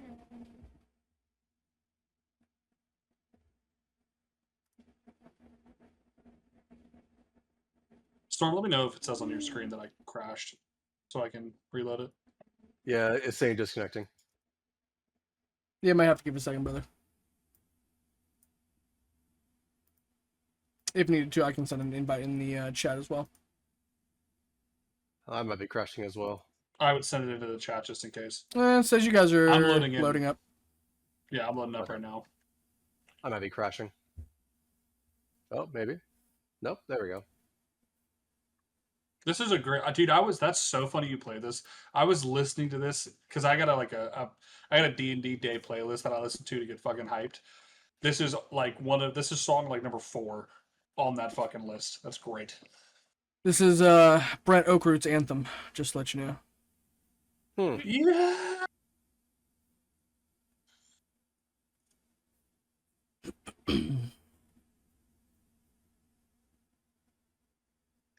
That's not great. What do you mean That's not a lot great? better. I was rolling some d20s to see how they rolled. I And was the first- wasting my rolls. Well, the first set was not a waste at all. It was a 4 and an 8. Me when I So I'm lie. glad I wasted those early ones. I wish I was lying.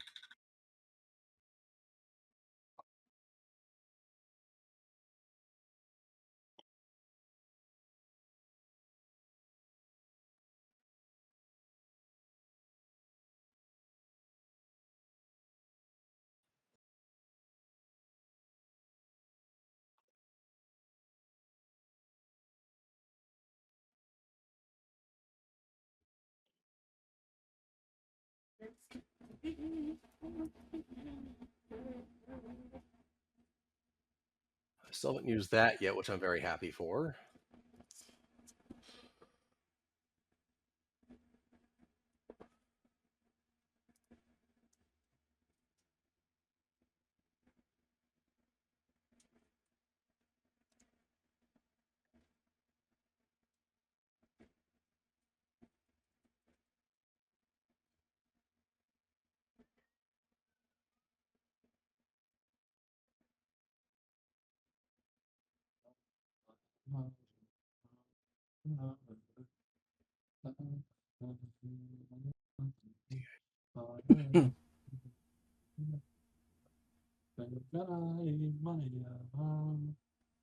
Have you seen that one performance of her in the forest when she had a bunch of fucking randoms join out of nowhere?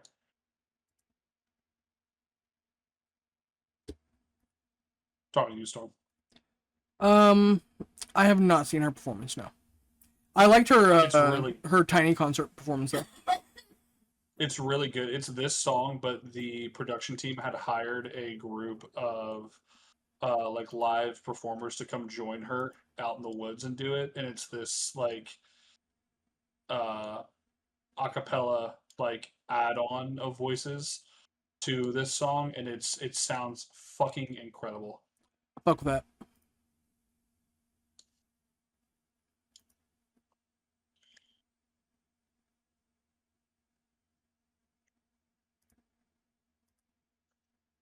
Okay.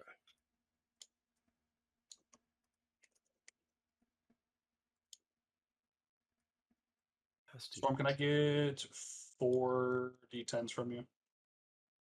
Hold on.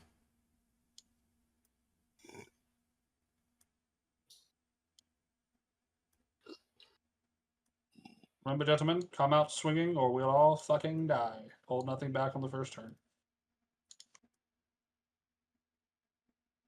Check, yeah, there's d10s over here.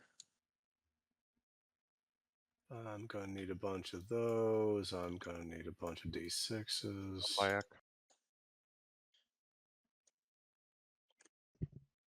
You were right, it's Brent Oakroot. So second guess was good enough.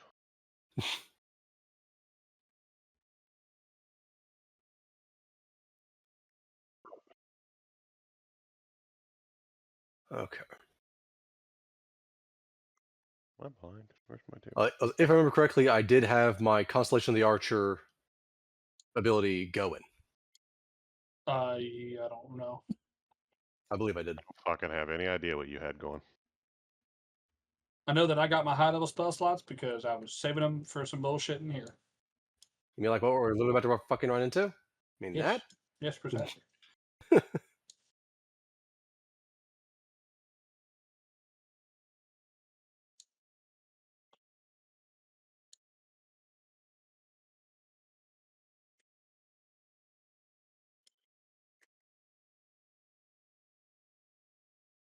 We'll say, really don't like hearing Abelzor go, I don't got no fucking spell slots. That's upsetting.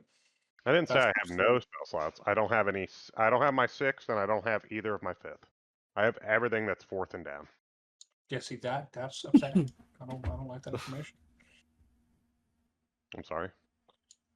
I'll forgive you You just should this be. once. Should, You should be.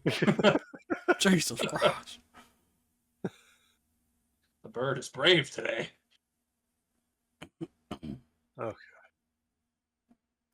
Do you want me to say fuck it and leave my spirit champion by the door with the chest? By the way, Yeah, he said he was hurt anyways, right? I believe so. Yeah. Are you a fuckhead?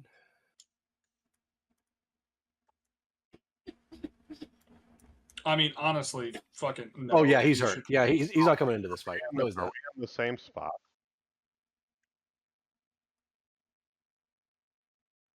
What's I that? thought we were getting pulled into another realm. No, we're just going into the next round. Oh, so the thing that they were summoning is LTAB. Okay, that makes more sense. Yeah. Awesome. Even worse. I was hoping it was like a 1v4 against LTAB. Instead, it's a Well, he slaughtered them. 1v. So... It's a 1v500 fucking. No, LTAB slaughtered them. He killed all the orcs in that room. Well, he's killing That's- some of them. Most of them. That's disheartening. A lot of them. Let's meet in the middle. I don't think so. Hilarious. I need 2 more D10. Well, Prometheus is still here too, right?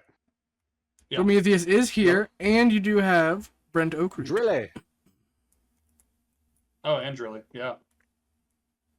Drilly is still. I think he's still a very healthy boy right now. Don't forget, every long Oh, yeah. rest we also can use. We have companion abilities that are listed in the Dragon God stock that we can just use as well. Don't forget about those. Tag team moves, all kinds of other moves. Yeah, you got a shit ton in there. Yeah, my tag team moves with Zephyrax suck dick. So Okay. What's your ones tag with team? Crib, the ones with Crib are great. Too bad he's dead right now. Do you have a tag team move with the Dune? What is it? I have no idea if we have a tag team move or not. You do. Um, I believe so. No, it's empty. I was on Adam. It was marked as empty. I'll get you one next time. Terrible news. All right. I know the one with Kriv is actually pretty good, but you know the only time we could have used it was the first battle was against the frozen cunt, Mm-hmm. and someone decided to kill him on like the second turn. Don't know who that would be. So the tag team with Abazor and Kriv is called Volley. When you activate this tag team move, immediately move both team members towards the nearest enemy within 30 feet. It was at 15 feet from either side of the enemy. Take turns volleying and attacking the enemy back and forth. You only stop attacking when you miss, or reach a maximum of 3 attacks Christ. per member. Yeah, so it's a free bonus. If we both use our bonus action, we get to attack him up to 6 times. A creature up to 6 times. Mm-hmm. Fucking. As long as we don't. And you guys say I'm not benevolent. Fuck off. Hey, I said it was a great one. I said that one was great. I said. Yeah. Okay. So here's the one with Zephyr and Abazor. Zephyrax might not actually be that bad, but my thought to it was I don't really want to not be in the front, and Zephyrax always wants to be in the back, so I'm never going to be close enough to bonus action within 5 feet of him. That's exactly. This one might be a little bit of an exception, though. Celestial Archer. Zephyrak flies high into the air as Abazor calls down a lightning strike of divine energy from the Conqueror, encasing Zephyrak with a divine aura. He rains down a 20-foot sphere of radiant arrows. Each creature in the sphere must make a dexterity saving throw equal to Zephyrak's spell save DC, currently 19, I believe. A creature takes 8d6 thunder damage on a failed save and half as much on a successful one. Storm, you fucking bastard! I don't have a single team up in this fucking thing. Yeah, that's we because had one with Orphan. yeah, but I you, know. You decided Dune to was die. gone. Yeah, Dune was gone Yeah. for a while. Yeah, you got to decided get to back in the swing of things before you get a tag team move again. You fuck. This is what happens when you leave your team to go halfway across the country and get abducted by your father. Yeah, In whose disguise. fault was that? Yours. Yours. You mean it's Actually- You mean his fake? You mean his fake father? Because his real father technically just gave him to an orphanage, right? Yeah. At this point, actually, I think everyone in this fucking campaign is your daddy. At this point, I'm just saying. Jesus. We've ran through so many daddies at this point in this goddamn campaign. Dad? Jesus. Dad? Dad, you just keep going up to everyone. Are you my dad? Are you my dad? So also, quick clarification. I sent this to Tony earlier as well, because he uses the term Tanarooks, and I was not familiar with that game. I thought it was more of a Tanari heritage, but apparently that's just any fiendish heritage when it comes to orcs. So they used to technically be Tanarook variants, but they're more like devilish in nature because they've been drinking Bale's blood. Well, I thought And you said Orcus. Bale was a devil that's turned demon, or is it Correct. the other way? It's a devil turned demon. So they're technically drinking devil's blood and demon's blood mixed. They're like a cocktail. They're on that special juice. And they're praying to Orcus at the same time. What'd you say, sweetheart? But then, much to their dismay, L-Tab got sent and it's just fucking them up. Question, Storm. What's the action economy for using reinforcement moves? I think it says on there. It does not. Yeah. I have to look this up. Hold on. What's a reinforcement move? I know there's an entire tab on that. Hang on. It's a bunch of shit we can use and have never touched because we all forgot it was there. But it's a bunch of really useful shit. It's so useful. It's like so useful, you guys. Well, I said the tag team moves. I remember them. Like, I remember getting them. I'm like, No, oh, this is sweet. different. This is Reinforcements are- reinforcements. Yeah. You can literally better. call on the people you've met through your travels and like call them to the battlefield. This is the Dragon God doc? Yes. Yep. Now It's on it. oh, it's called reinforcements. It's under special sidekicks. It's a bunch of shit. What we say? Bonus action, Storm. How you feel about that? It's just once per long rest. You can activate it whenever. I don't care. Perfect. So it doesn't cost an action. No, you guys can call that out whenever you want. It's like that cell phone feature in Yakuza games. Is it once per long rest per character, or is it once per long rest period? Once per long rest period. Okay. You guys literally just get a free, like calling a nuke on a Black Ops battlefield. You know what I mean? 13 stars.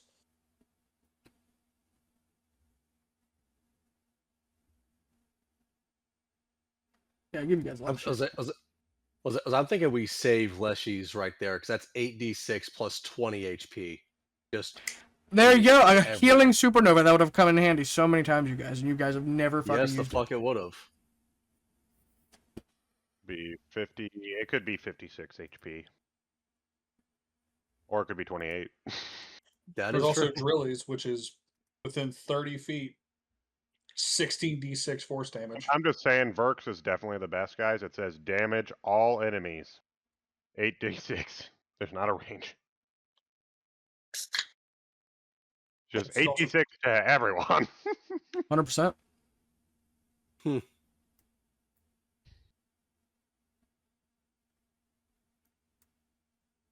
I fucking bet. I remember I rolled really poorly though, so I know I'm not going first. So I don't know who's going next. Good luck. I'm rolled currently really doing high. some enemies behind the scenes. Hold on. I have 2 people to we do. still and have then our it's him. initiatives from last time. Yes, Or we're sir. doing. All right. have I rolled like a everything. 5, I think, last time, or a 3. It was really low. I know it wasn't good, so. I can't roll lower than an 18 or than a 19 on my initiatives now. You see this? This is for you. War mage. Why don't you get pussy. a webcam, pussy? I have one coming tomorrow. I gotta install it. He Install it. I sounds have so one, it's just sad crap. about it. You plug the bitch in. That's do what you I mean. That's what I mean. It's coming See what I'm tomorrow. dealing with here. Shut the fuck up, Storm. I was said a half bunch of shit tempted during to the, buy you a fucking webcam for your birthday. I was too. I walked past it in the store the other day. It was like $10. I was like, I gotta get the man one. No, I got one coming tomorrow. Ugh. I've got a really good fucking mic I gotta set up tomorrow too. I'm so As- proud. as- Oh, as- like as- this one like Storms, you're actually gonna get a real microphone. Yes, like it's a proper like mic. Yes.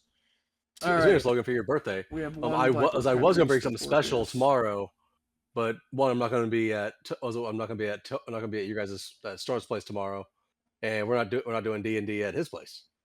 Fucking Josh. Be cool to do double Avents though. Yeah. I would not be opposed to that. I said, yeah, Yeah, let's see we how got- we guys we are got- feeling tomorrow, and you know, we'll. Are you gonna be able to make it to Storms tomorrow? By the way.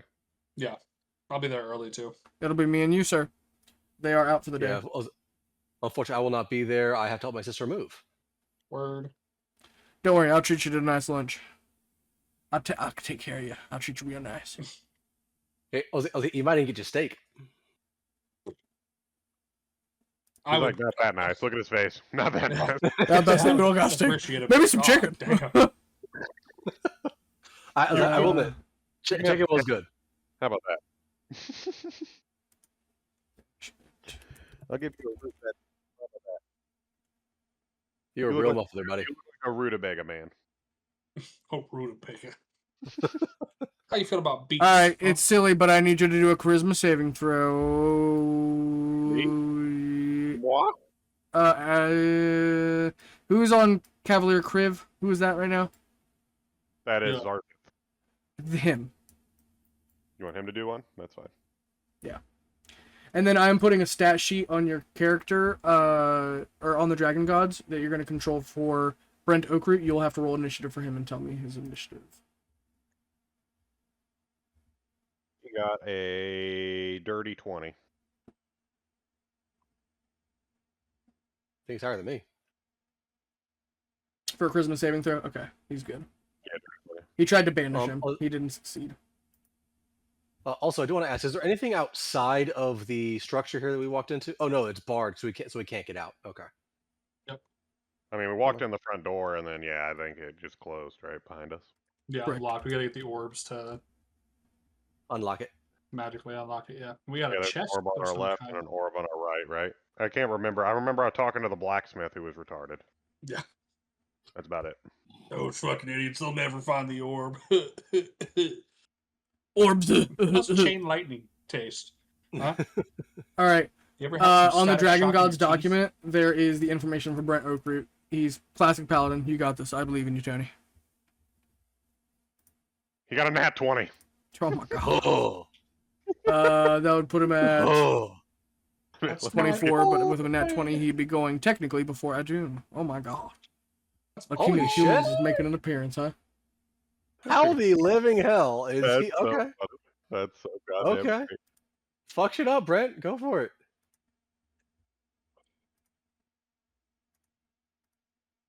I gotta see the room before I know what I'm doing, but I know it's gonna be big. So technically, Brent Oakroot would go right now. So you would see walking out of the portal, Brent Oakroot, his once a fresh-faced newbie. The tides of battle and the dawn of a new age has rapidly sped up his growth. He looks at least 10 years older, more mature, battle-hardened. The once pristine armor he wore is now rusted at the edges, the folds and creases of the metal beginning to break and split apart. A dark radiating aura surrounds these gaps, stitching the metal pieces together. And he immediately looks out into the crowd of orcs. He's like, well, another day in the slums, is it? Abazor, my lord. Well, Abazor's technically not anywhere close to him, but He'd be summoned right next to I'm you. oh, okay. That's where he would be coming out at. He'd be leading the charge with you. He'd be like, no, you're not even getting close to the Lord Abazor. You have to make it through me, and then if you do, you may get to see him. There's several other Dragon Lords behind me.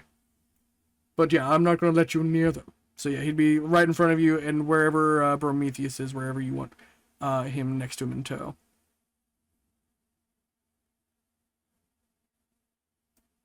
Brent, I see you definitely haven't slacked on your training. Holy shit. Look at the guns on this young man. Oh, Abazor, sir, we must get to work. Duty calls. yes, sir. Clanging and banging, I swear to God, from this man. All right, we will have a moment with Brent Oakroot after the battle. But what would you like him to do? So you see this cage, that partition that leads into this room before in front of you, and you see that there was a priest that shot out a spell towards Zarzith, but when he resisted it, it went silent, and they're hushed, and they're trying to like ambush you as soon as you open the gate. But you'll notice that there are 2 pedestals missing orbs, and there are 2 doors to the left and right of you. Yeah, we know. The guys told us where the things were. I just don't Correct. remember exactly where he said. I know there was one on the left door and one on the right. Correct. Okay, let me look. Avenging Angel. You can assume the form of an angelic avenger. Use your action to undergo a transformation. For 1 hour, you gain the following benefits. Get a flying speed.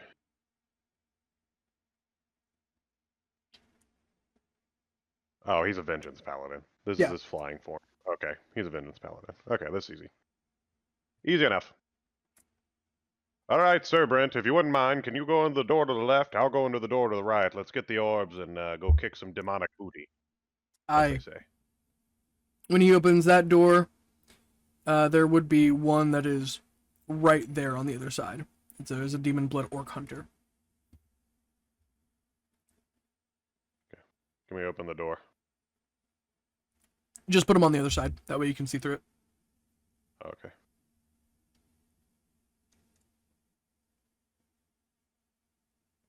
Well, for some reason, he somehow... I see the HP bar, but he doesn't see the orc. Am I close He's enough right to there. hit him? Yeah, you're fine. You're within range. Okay. Oh, well, now I see him when he's dropping, but I don't see him when he's on the ground, which is funny. So he must be on a different level. Hilarious. All right. Oh, let's what's roll the a height hit. on your guy? Just change it to that. Whatever it is. Revealer. Change it to 2.5.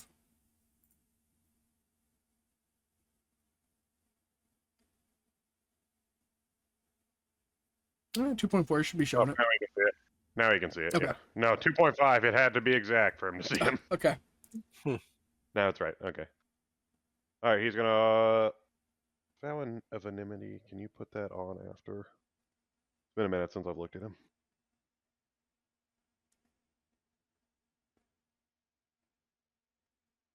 So you won't do that until we get to the big bad. Okay, so he's just gonna attack this dude straight up.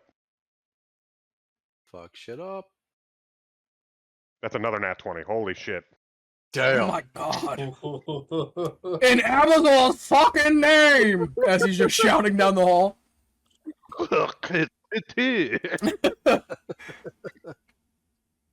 well that's his fucking... What does he do? How much damage do you do, bud? He's dead. He's dead. On a critical hit, the target is blinded. Okay, so that target's... Well, he's probably dead, let's be honest here. He only has 60 health. That's 8d8, He does extra damage because it's a fiend too. 12d8, yeah, I know. 13, 14d8 plus 24. I'm going to roll that in the chat because I'm not going to find that many d8s to do it on the board.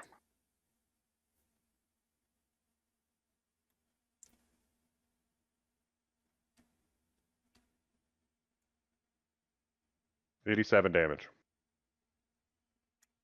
He's reckless endurance to 1 health. Okay, he's going to use his second attack. If he hits... Abazor's light! He's that's a 23. Dead. He's dead. Okay. He has used all of his movement. It's whoever else's turn. Adun. Yes. All right.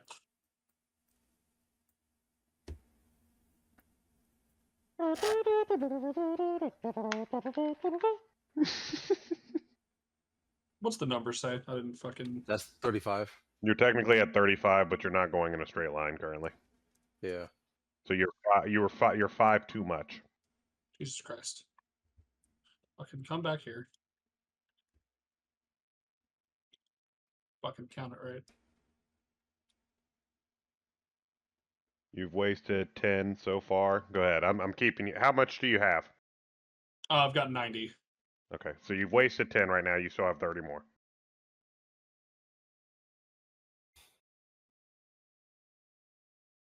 So I have 10 Technically- more.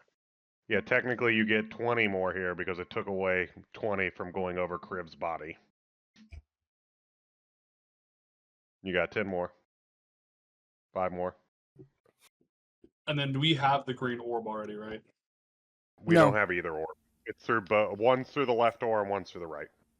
Okay, I'm gonna open this door because I've got 5 more feet. So I would be in the doorway. Not outside of it, but I can't open the door, so. Oh, very cool. Alright, and then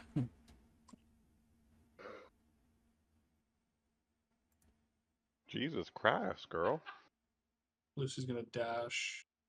That sounded healthy. So that sounded Was that healthy. her belching just now? Yeah, that was her. Jesus Christ. Damn. Okay. Way to go, She- Shelby. yeah, Holy you need to shit. Get rid of that extra carbon in her fucking. God damn. Alright. My turn is done. It is now Cicero, the serial killer. I didn't hear your comment last time, by the way. You peeked out over the microphone. What did you have to say about my Cicero, the serial killer? You have something to say? No, I don't have nothing. You don't have nothing to say? word. No, Straight. nothing. You just straight stole it from Skyrim, but it's hilarious. It's a reference, all right. With love, okay? I does he have a hate Jester's- Cicero does he so have a fucking Jester's much. outfit on too? He may be dressed in red and black. Who knows? You have to see him first. All right. Red and black stripes. Yeah, something like that. You have like 3 balls on his head. Maybe Don't not. worry, he's gonna get 2 more on his chin. Okay. All right. With that said, it is Zephyr's turn. Okay. Zephyr can't really do much, but he will be dashing. 5, 10, 15, 20, 25, 30, 35, 40, 45. Okay, I'll be just is that gonna? Yeah. Okay, so basically, I'm now basically guarding this entire hallway. Julie, I know he's a fast bitch. How fast? Yeah, you got 45. Julie will also dash.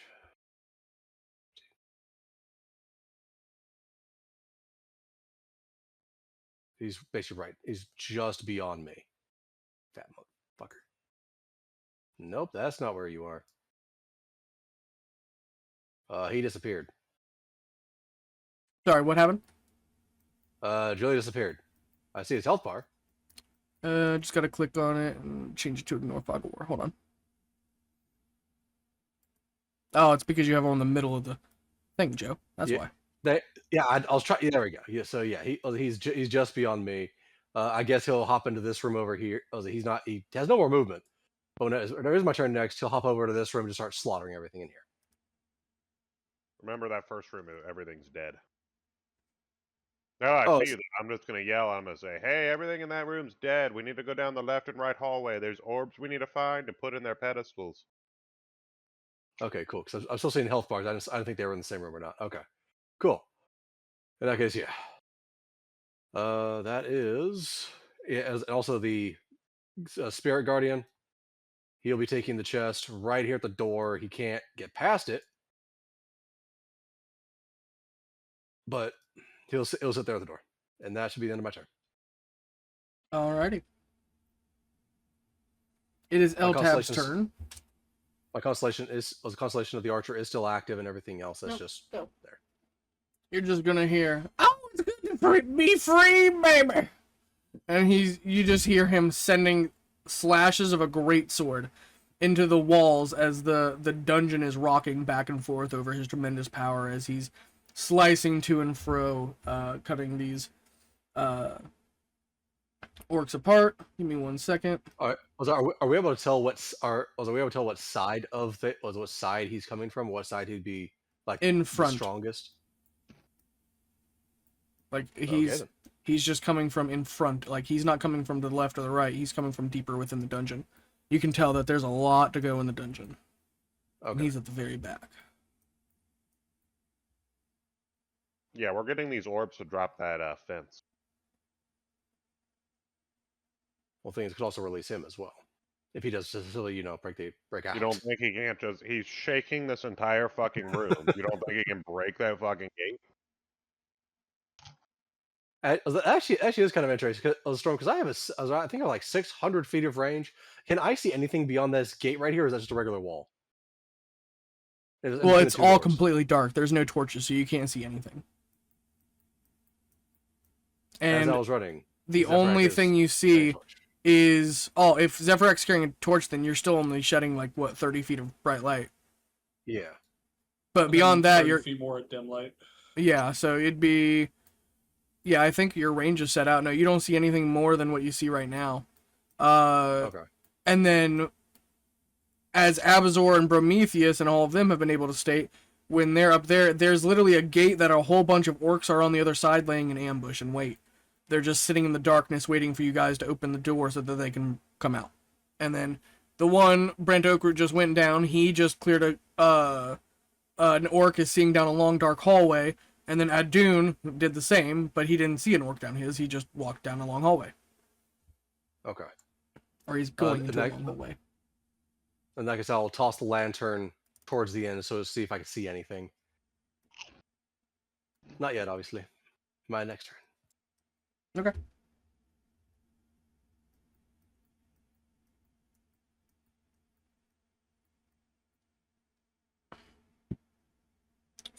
Let's see. Jesus, look at all those fucking health bars down here. Holy shit.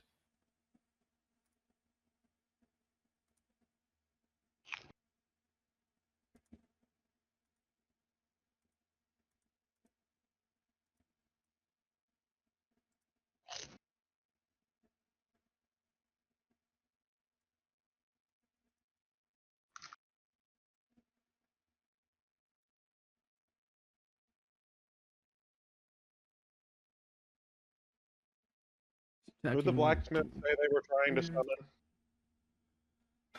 Orcus.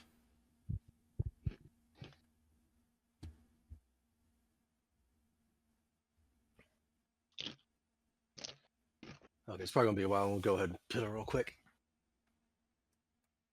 It's a definite hit.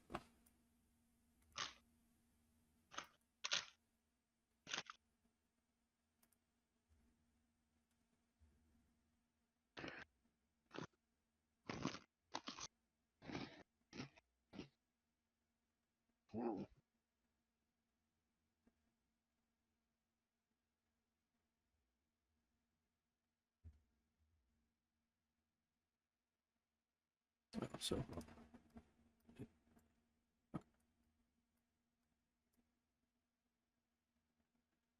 I forget who's playing Prometheus. whoever you guys want, I don't care. Adun. Yeah, I got you. Said whoever you guys want. I don't want to. Yeah, he's going to completely obliterate that Blood Elk or Blood Orc or Warrior, Elder Warrior. And as he launches his greatsword the third time, cleaving his body in two, you can just hear the scream of agony as this orc gets ripped in half. And you can hear him shouting down the halls, "Back to the abyss with you, baby! You were born as a demon and come back and fight stronger." And then you can hear his footsteps as he's walking closer to the atrium door. Is that this store here? No, it is way farther down. Okay. It's like 6 rooms worth down, if you had to think about it that way. Where is Prometheus's? He's the knight here. Where's his stat sheet? Oh, I don't know. I'll put him in there. Hold on. I'm pretty sure that originally Storm was doing it. So Yeah, he was. Can I move him? Go ahead and move him then, because he would have moved Storm. Prometheus goes on like the very. He doesn't go yet. Hold on. I Oh, have so him he in has his own his own initiative. separate- Yeah, okay, it just okay, gives you okay. a separate like. It'll just be a little bit spread out, so it'll give you a chance to Sure. you know what I mean. gives you a chance, to take more time on your turns. Exactly. You Yeah, know, but gotta Crit, not match me. Kriv and Zephyrak over here. I'll say I take way less time. All right, he has been added to the bottom tab 99. Thank you. You'll have him. All right, let me continue with this guy. Hold Jesus on. fucking Christ.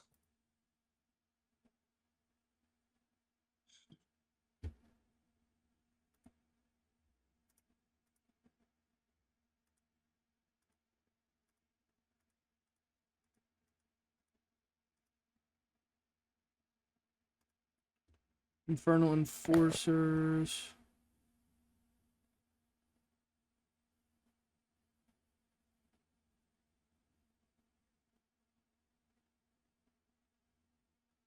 Good. Demon Blood Orc Warriors.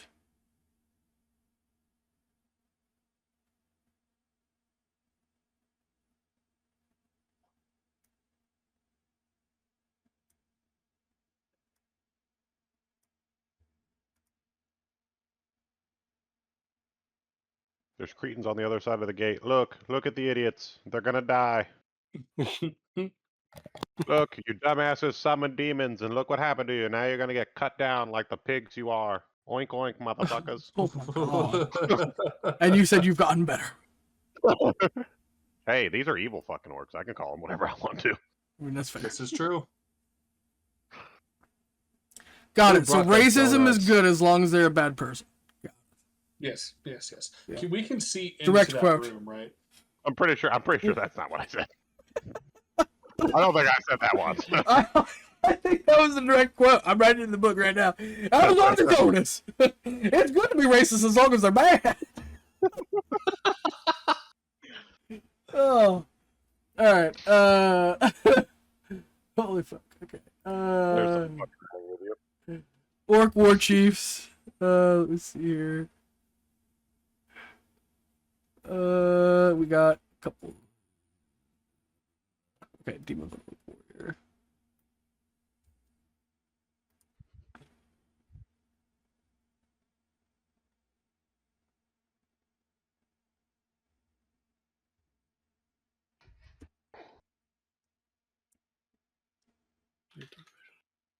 Does a 22 hit you, Adun?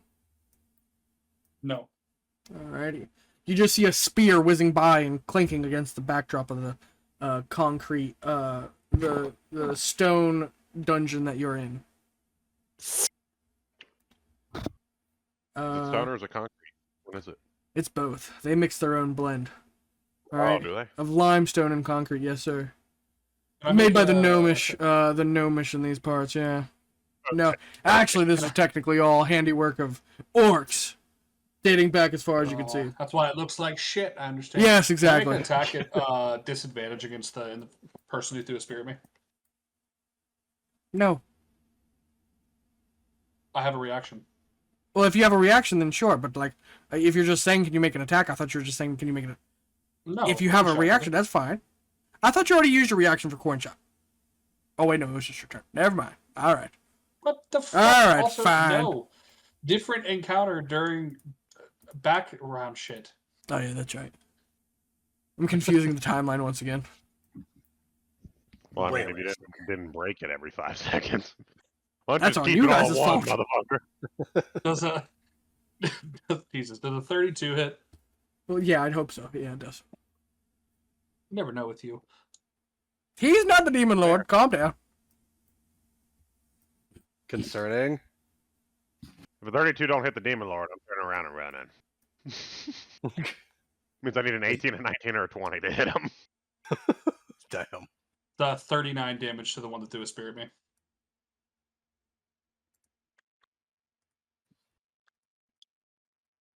Come out and play.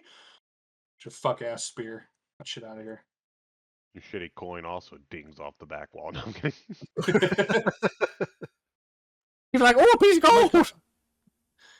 I'm gonna come collect the fucking shards that out of your body and fucking melt it down, turn it into new coins. Oh, payment this direct, huh? As it fucking protrudes into his arm. You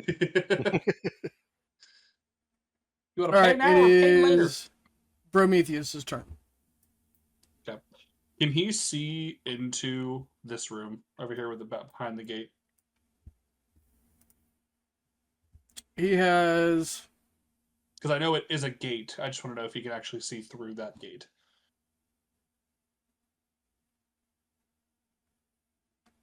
He has eagle sight up to 1 mile, so as long as he can get up into it, but he can't the bars are obstructing his view if he's getting on. So he can see mostly into the room. You'll just have to put him up close, and whatever his fog revealer reveals, that's what you can see.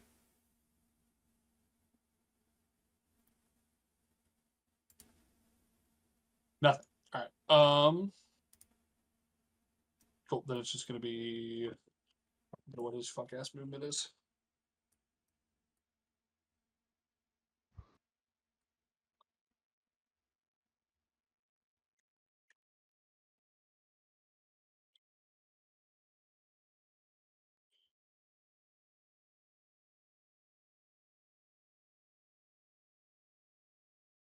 Not that far. Fucking back up, Prometheus. Jesus Christ. All right.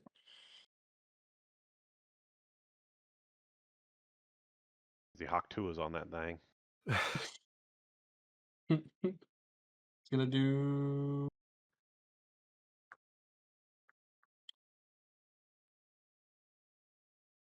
I need that guy to make a strength save. Make 2 strength saves, actually.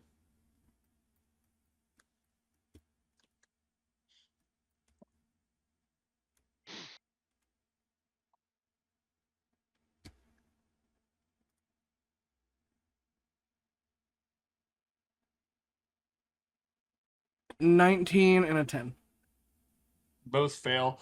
First one just pushes him into the wall right there, just right up against it. The second one, he takes 4d8 force damage.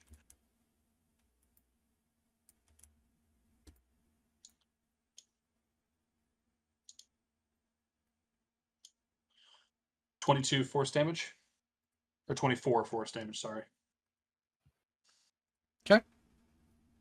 And then I'm going to make a ranged attack against him.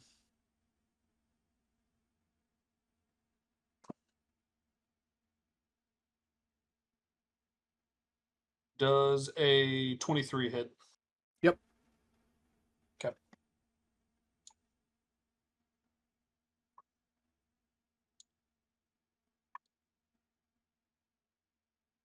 Hold on, wait for the fuck ass thing to catch up.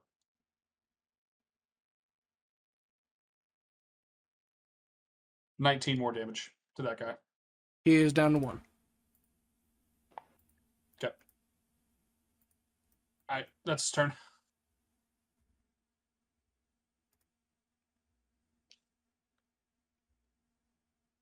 It is now Abazor's turn. Oh.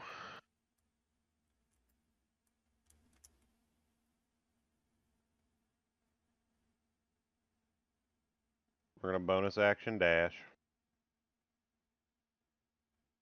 As one does.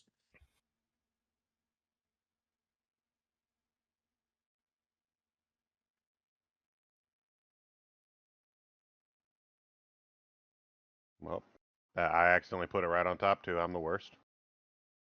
Thank you. That's 1, 2, 3. So I got 15.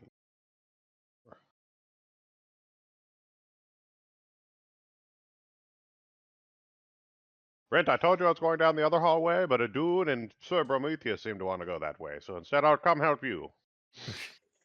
Very well. I will help my liege in whatever way I can. And he just simply follows. Alright. It is... And I'm moving Zars. Okay. I think I put him on top. And then you'll be doing Brent. Brent Oakford as well, so you might as well do him as well. Okay.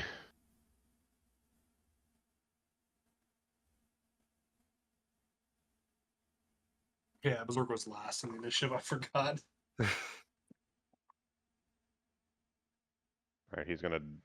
Can he bonus action dash, or does he just have a regular dash?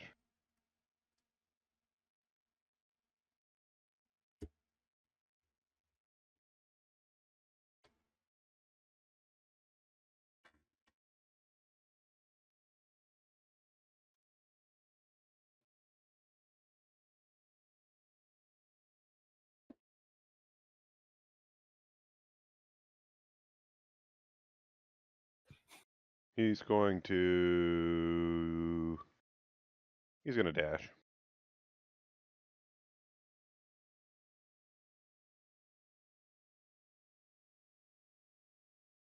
How long's this fucking hallway? Ah, Shelby. Alright. Yeah, it is now Dude's turn. Put Zarza down next to me, because I accidentally put him up top again, I think.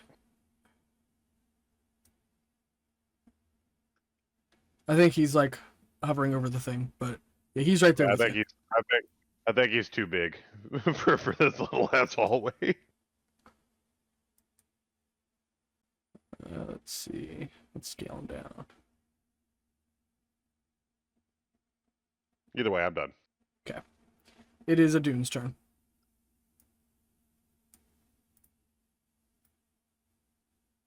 Going to...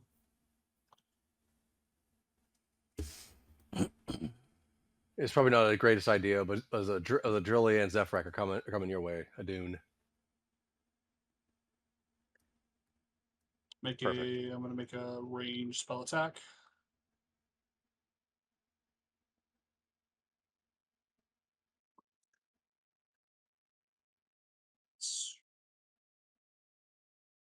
So 21 hit. Mm-hmm. Okay, he's dead. Got him. 15 feet. This fucking goddamn thing. I agree.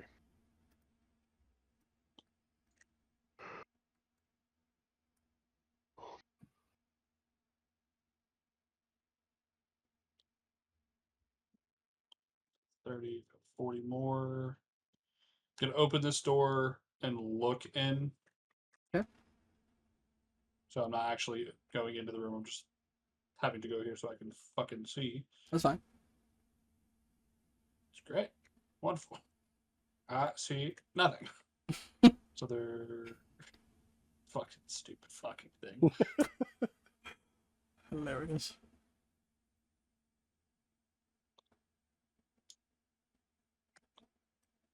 You got 5 more feet. Oh, looky Lou! Here! Bitch, when... It's a... That one hits. Crit. And, ooh, does 17 hit? 17 does not hit. Okay. Alright. Ting! You notice he's like, huh, didn't realize the dragon god of magic was such a pussy! And he spits in your Yeah. face. That's you hit the floor, dipshit. Also, how does 40 fucking 6 points of fucking damage from a single coin feel? It's just, he's like bleeding You slowly. embed it right into his forehead. Yeah. Ah, 'tis but a scratch, didn't feel a fucking thing, pussy! And he just spits again. Yeah. As he's like now dribbling on his words. As they say in the continent, no brain, no pain. Exactly. 10 more because of it fucking up. Alright. That is mine and Lucy's turn. It is Zephyr's turn. Okay, cool. Because I'm way the fuck behind. 5, 10. Start breaking walls. Fucking goddamn. Start going through fucking walls, please. You got Drilly with you. He said this is stone, and I don't think any of us have hammers. So it's all Drilly. resistant. All Drilly has a resistant to all club. of our damage. Oh, the club might be able to get it through. Good luck, buddy.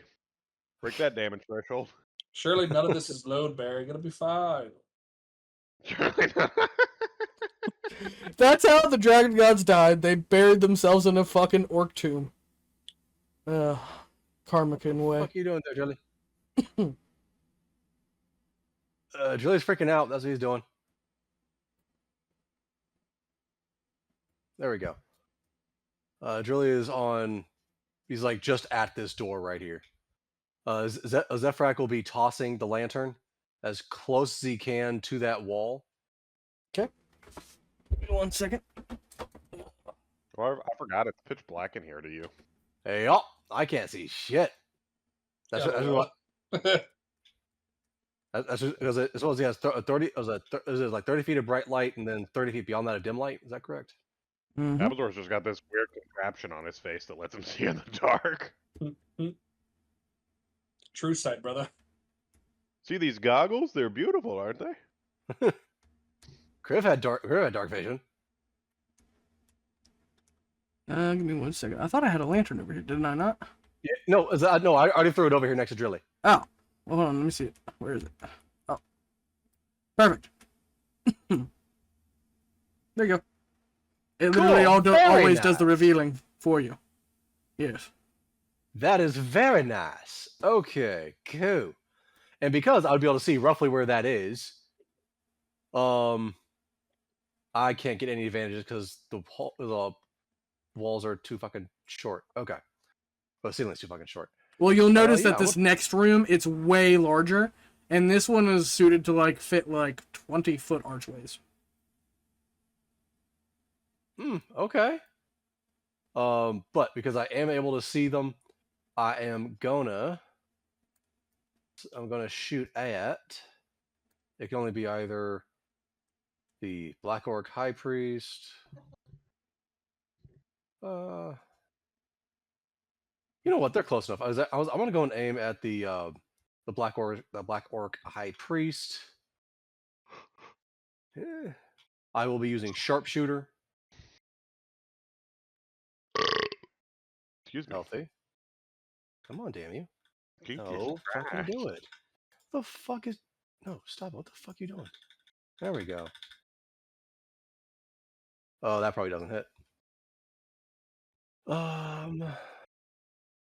15 does not hit, correct? 15 does not hit. Okay. Second shot.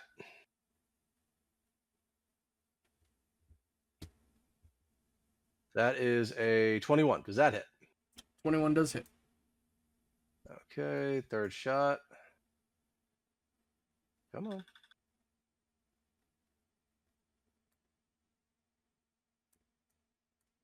And an 18 does not, correct? 18 does hit. Oh, hell yeah. Cool. Give me my shit, motherfucker. Cool. And I will be using one of my arcane arrows, the bursting one, in order to add the 10 feet of 46 damage.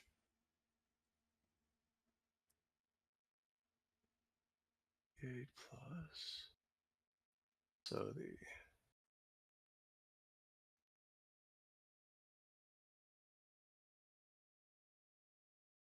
that's terrible.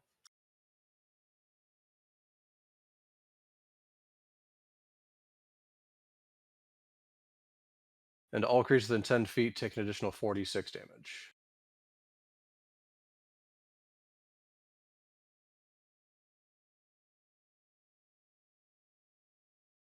That's not bad, but it's not great. How much to him and how much to the others? To him, it was... that would be 39 damage to him. So in total, it is 52 damage to him because he would be epicenter of it. but it would be 13 damage to everyone else. So everyone within 10 feet. 13 damage to everybody else. Yes.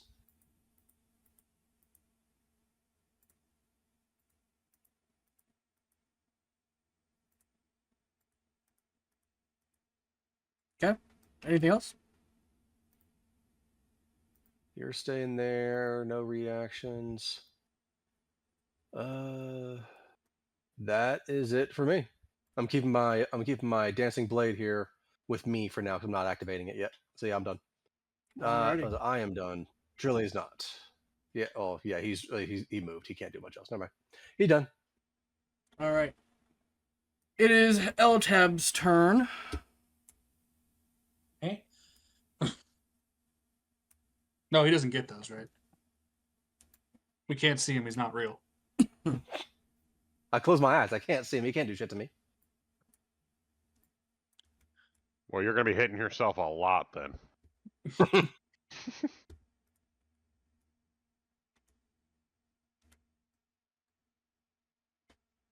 He's gonna kill everything in half that entire fucking room. I'm worried we need to get to him quickly because I think he's getting stronger the more orcs he kills.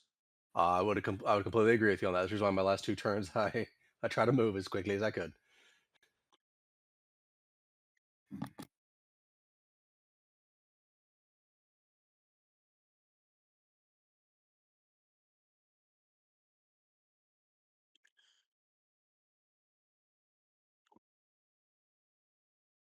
Is that fucking Blitzcrank? Eh? The figure he was using was Blitzcrank from League of Legends.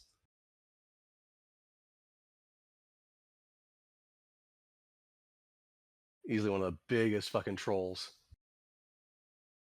in that entire fucking game. All right, all 3 attacks hit this guy.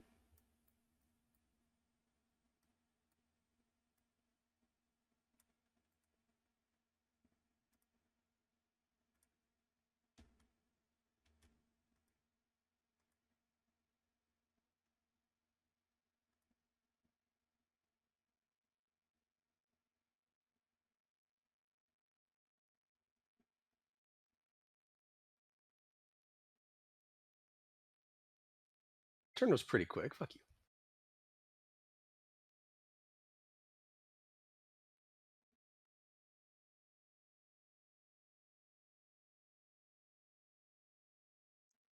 All right, that's 46 plus.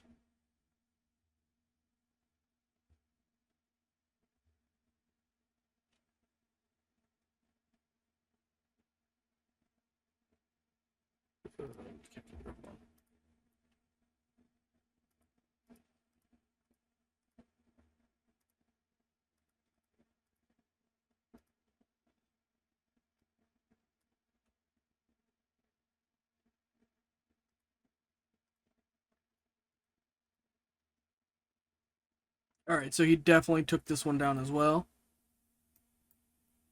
He just took down a priest of Orcus in 1 shot. Well, 3 shots as he swung his greatsword and cleaved through him. And he's just running his blade through another one, and he's like, "Don't worry, you too, baby. You get to be a demon too. It's fun. Don't worry." And it's just fucking gutting him down. And then you can hear him thrashing that orc against a large door, and other orcs are trying to contain the door as he's trying to basically buck past it.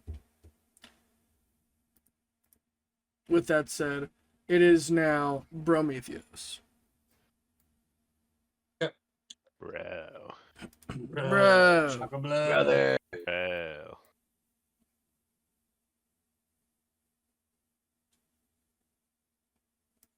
Get him, bro.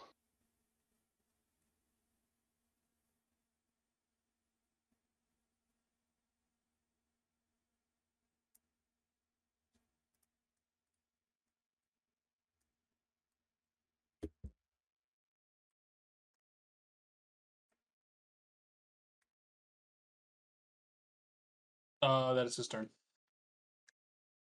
Alrighty. It is Absor. Fuck him up, Abazor.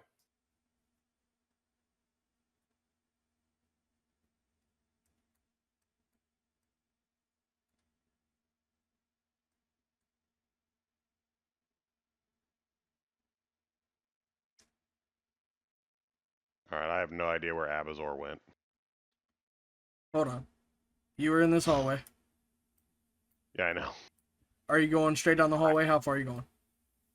I was 30 feet from Brent, so technically I'm a little bit farther, but that's fine. Right there is roughly.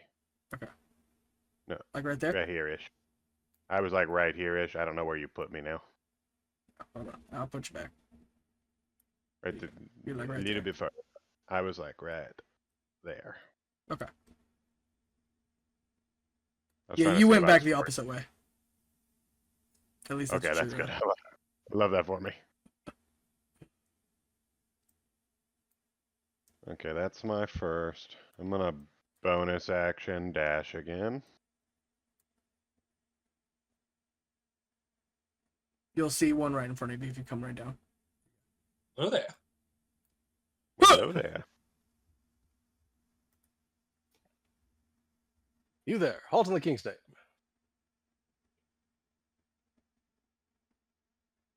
All right, I'm gonna swing on him. Oh, you violated the law.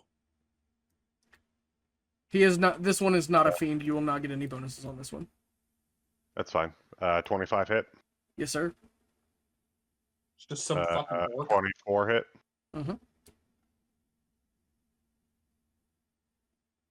Man's just a civilian. Just some. He's young just orc he's who's just like, a "I don't war know how the- chief. He hasn't been indoctrinated that far yet. But I don't know how the fuck I got down here. What's that? Do I need to do anything special for psychic, magical slashing, or radiant? No, you do not. He's dead, brother. You got First 93 attack HP. It's Abazor. He's fucking dead. Don't forget you add an additional 2 damage to every damage roll. So 56, and then 19 is 58. So 58 and 59, whatever that is, 117. Okay, that'll bring him down to Those 1. Rockies. Right, because you did the.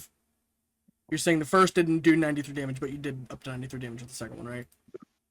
Zarzith is going to walk to like here-ish, because he's got a 40-foot movement. So Okay. he'll be like right here.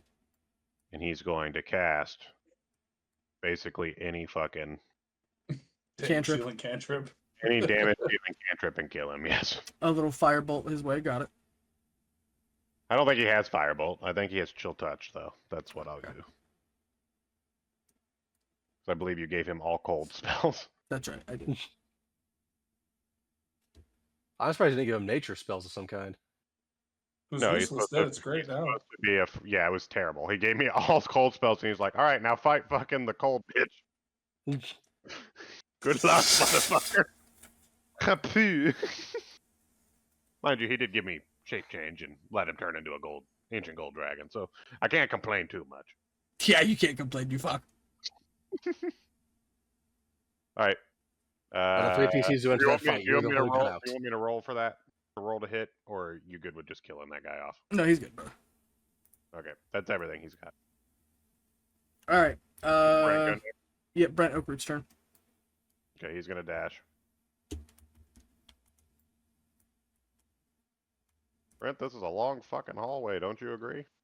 A long hallway. Just think of tempering the flames of our righteous justice. That much longer until they face the judgment. Am I right, Lord Abazor? You're right, but goddamn, this always long. Who fucking built this place? Goddamn stupid orcs. Oh no, it sounds like something a benevolent god would even do to a person once in a while, you know? I don't think we're all too different, okay? Let me just say that. You just have haha in the middle of the floor in here. Yeah, how's it feel, fucker? You're almost there. Keep on going. Oh shit. Alright, after Abazor and Brent Oakroot, it is Adu. Glory to the king. Alright. Where the fuck am I at? This dude didn't go. Do you want to give him a chance to attack me? Demon Blood Orc Warrior, he goes after you. Oh, you fool. Alright. No, he doesn't go after him. He dies. Yeah, pretty much. He turns into orc Swiss cheese, First one hits. like pastrami.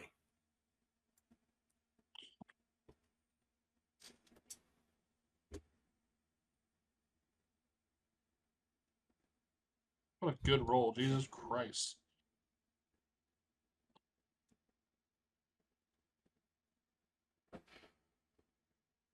He takes 53 points of damage from the first attack.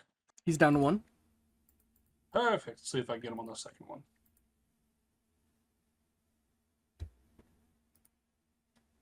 I miss him on the second one. I'm gonna see if Prometheus wouldn't mind.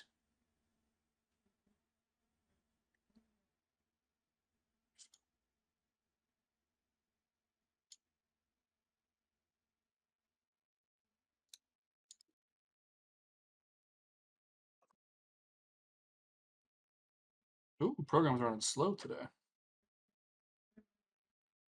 That's like a you problem. Yeah, for sure. As I'm looking at the dice sitting in the air, dead. Prometheus hit him with his pedal dance. Okay. Prometheus then gonna. He can't bonus action dash, can he? No, but he will push this door open with his bonus action. Sure. And then I will move.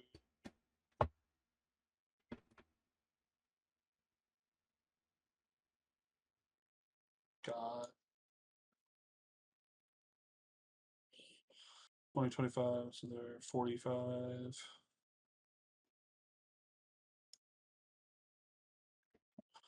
Hello there. Why hell? Reaction swing. That hits.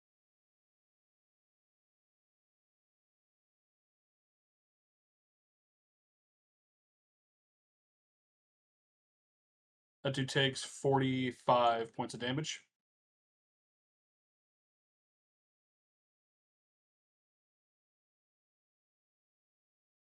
Yep. Lucy dashes. That is my turn.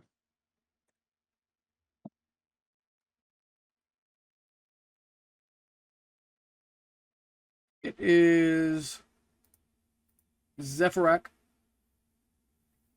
Okie dokie. Julia's going to go first. Go on the other side of the door. He should be like right. I can't see shit. Come on. So I counted it out. He should have been dashing. He's right on the other side of this door. Close Alrighty. enough. Yeah, thank you. He's just as that was him dashing, trying to get to everyone the fuck else. Gotcha.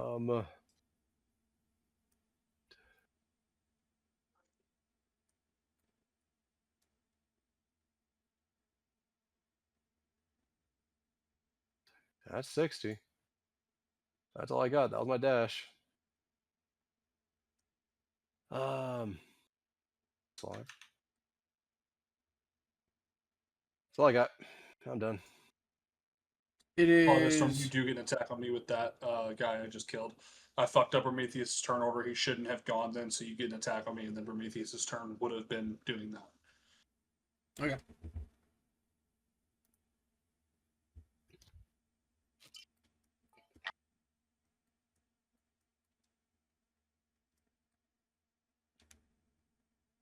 Does an 11 hit you? No. All right. Thanks for that. All right. I don't feel shit. I would have fucking. Hey, they're dumb and they can take a lot of damage, all right, but they don't do a lot of damage. All right? That's the other thing for you. It is Abazor's turn.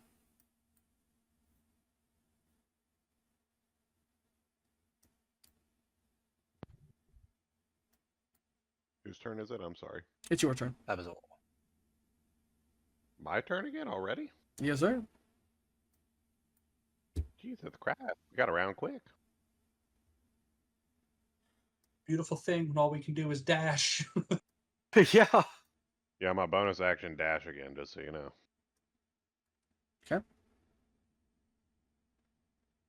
Well, it's kind of interesting because all Zephyrak and Drilly are running over are just dead orc corpses. You just hear a dude cackling somewhere down another hallway.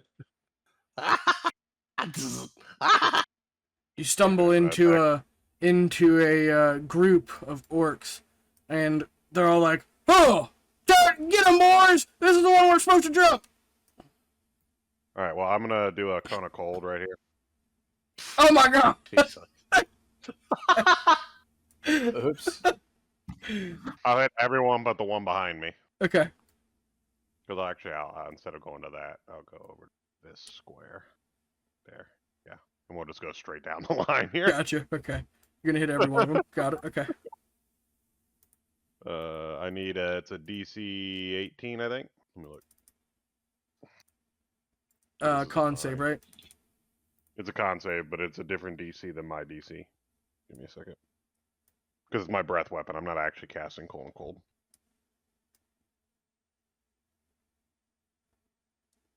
It's strength. 8.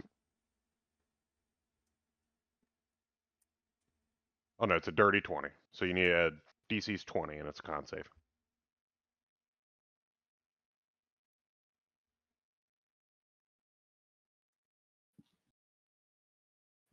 Oh, that the orb is down there.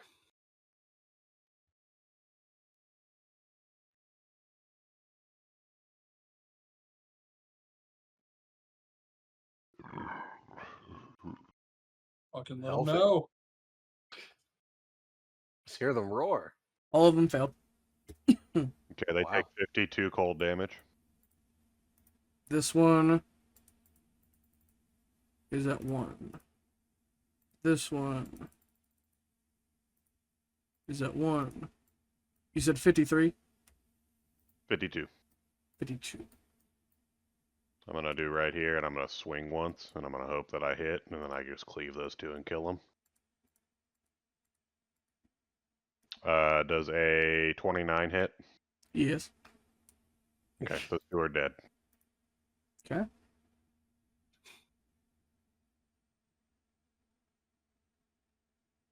You guys suck at jumping, people.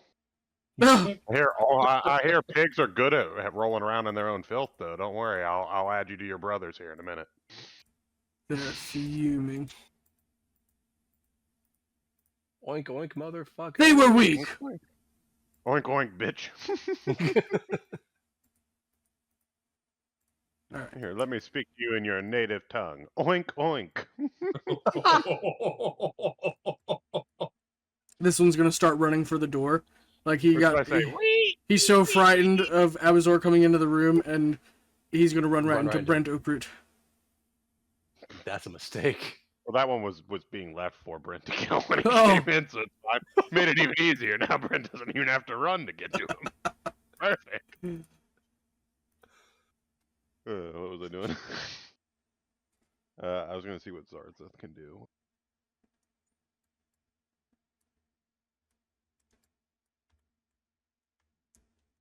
Actually, at this point, Zarzeth's going to turn around and just start walking back. To get back to the main room. Got it. By the Okay. time he gets down to the end of this hallway, he's going to have to go the other direction. Okay. Very well. So if you could move him back into the main hallway, that'd be great. Okay. Got it. He's going to take the dodge action. It's the end of my turn, and now it's Brent's turn, right? Yes. Love you too, honey. You going to bed? Love you.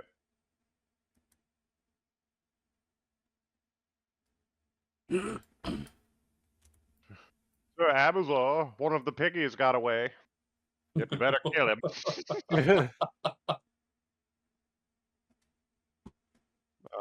Does he crits on 19s? Because if he does, I crit.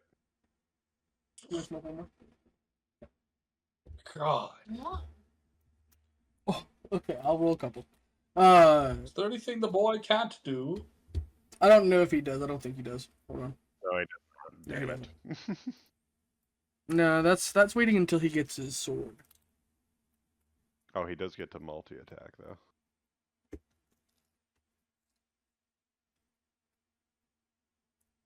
Oh, God. You might have missed that one. That's a 17. Does a 17 hit? It's a Demon Blood Orc Warrior. They have an AC of 18. So no. Okay. So he's got one hit.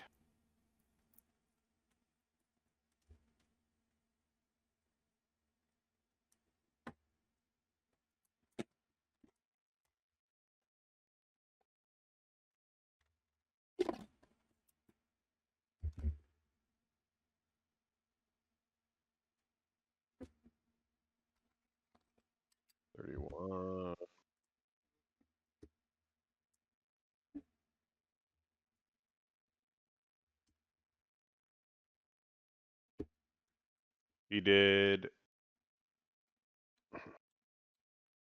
38 damage. I missed a second attack. I'm the shit lord.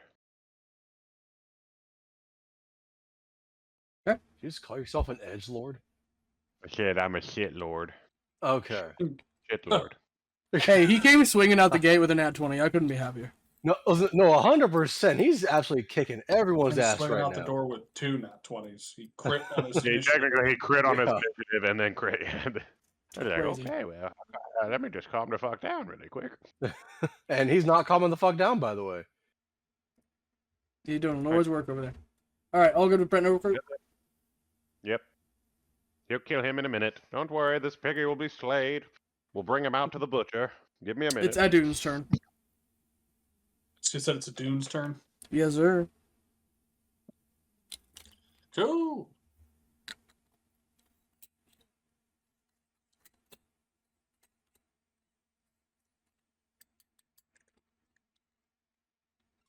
Where's that motherfucking 60-foot cone? Should be on the side of the table. Tis. It was.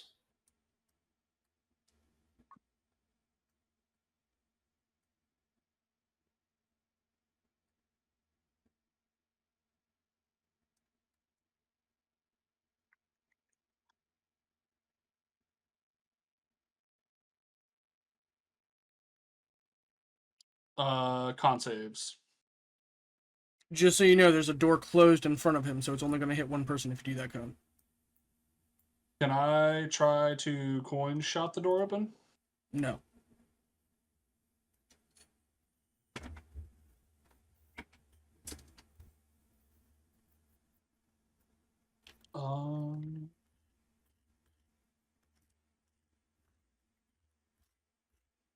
Can I arcane burst it open?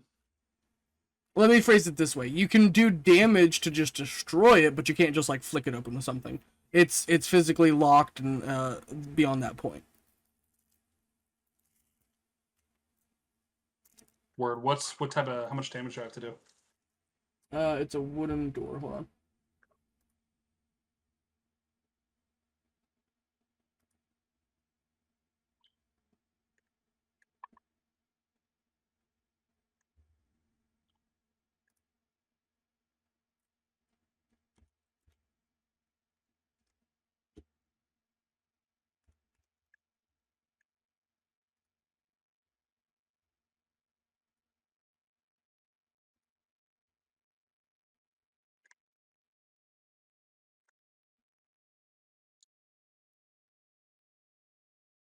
Yeah, this is just one of the doors. It is.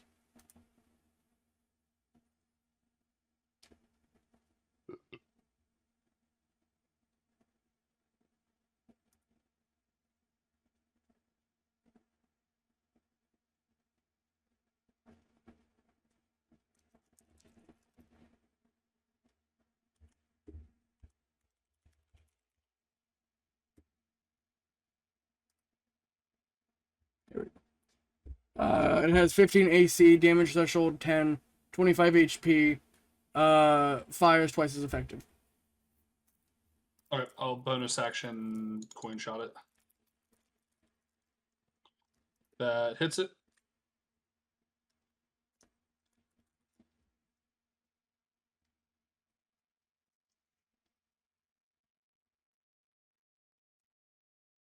Might not actually break this fucking door down.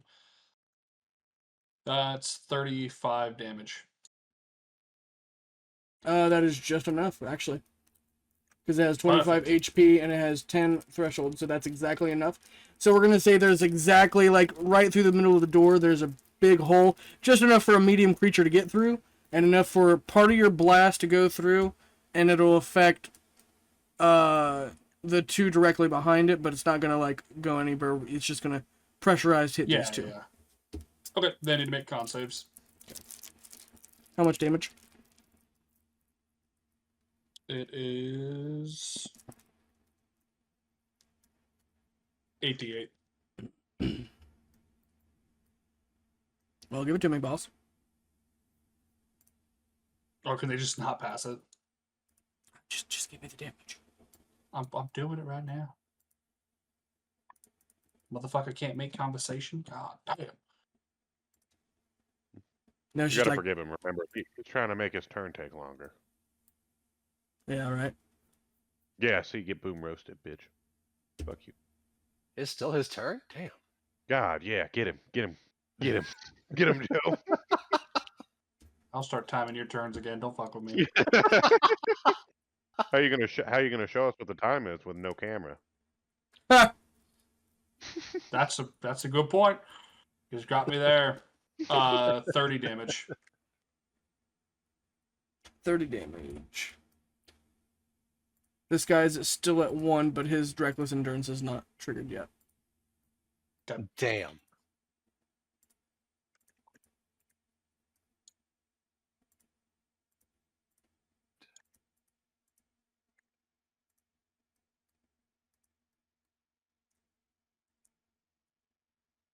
That is my turn. I already moved Lucius. He took the dodge action.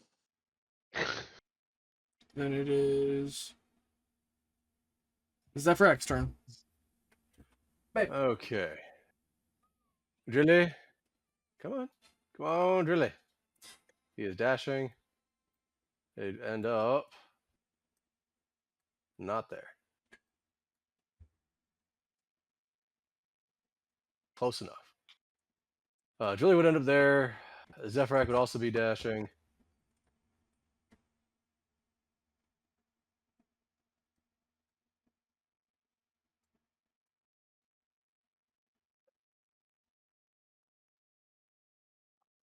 I'm trying, guys. Unfortunately, I'm a slow bird. I'm a slow ass fucking bird. Drilly has a 15-foot reach.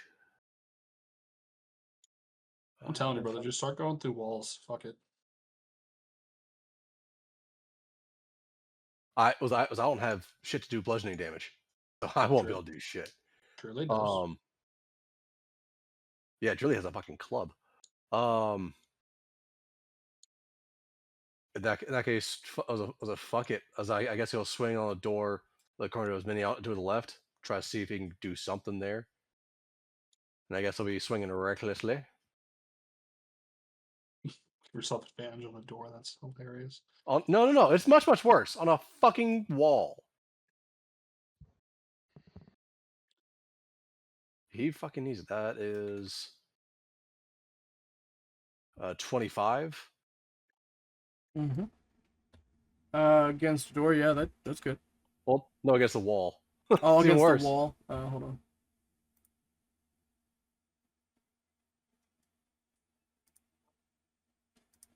They've only got a 17 AC, so yeah, that hits. Cool. That's 34 for the second attack. And you already get advantage with bludgeoning weapons against stone walls, so you don't even need to attack recklessly. Oh, cool. Even better. 48 plus 26. Good.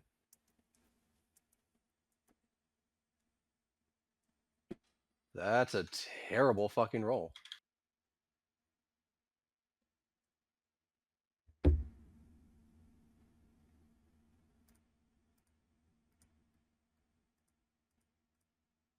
That's not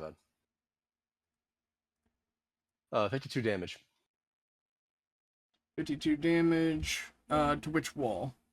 To the left of his mini. So if I'm looking straight down on it, right where Logan's thing is, if you're looking straight down at it. Okay. It has a damage threshold of 15. So how much damage did you do? 52. 52 minus 15. What is that, Tony? 37. 75 You're minus right. 37. 38. 38. 38 HP left on that wall. Okay. So like a little hole is popping through. It's not even it's that cracked and it's got a couple bricks loose. Okay. And you can just hear like some murmurs behind in the room behind it. They're like, "Oh, what the fuck was that?" L-Tab couldn't be here, could he? Because they hear the rampaging of L-Tab, then all of a sudden they hear a pounding on their wall. Yeah, Just have that's it. I was just like, just have Julia start screaming, "Yeah, baby!" as he starts banging on it. There we go. He's trying to imitate him as much as he can, because Go ahead again, and give me a he does not like performance orcs. Okay. What is performance charisma? Oh, you're fucked. Good luck, buddy. He's over there. Yeah, baby. Actually, even better fucking yet. Nat fucking 20. Oh! He's here! I can't fucking believe it! He flew across this fucking dungeon! We're fucked! But if you guys want to check me, it's a teal dice right over here. Nat fucking 20. If you guys want to fucking see it. Oh, hilarious. Alright, it is... Are you done with yours, sir? Yes, I wish I could do more. I wish I could do more. Alright. How the fuck does a barbarian get a nat It fucking 20 is on that? L-Tab's turn. You're just going to hear a door be completely destroyed. Eh?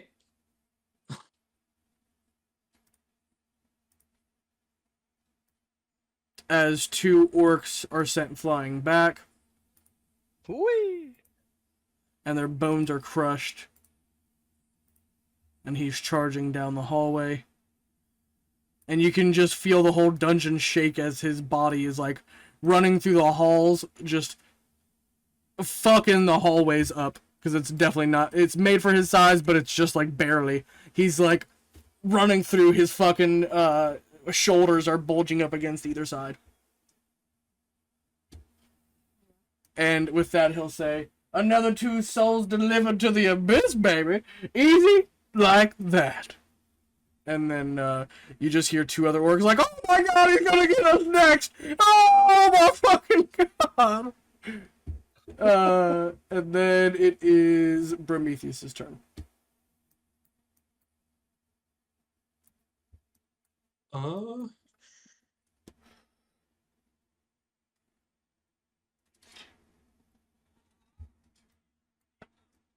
I need that orc to make a con save. Yeah, you give me the damage, brother. They're not gonna. These are nameless NPCs. They're gonna fail your con saves. Just give me the damage. Yep. Give me that sweet damage, baby.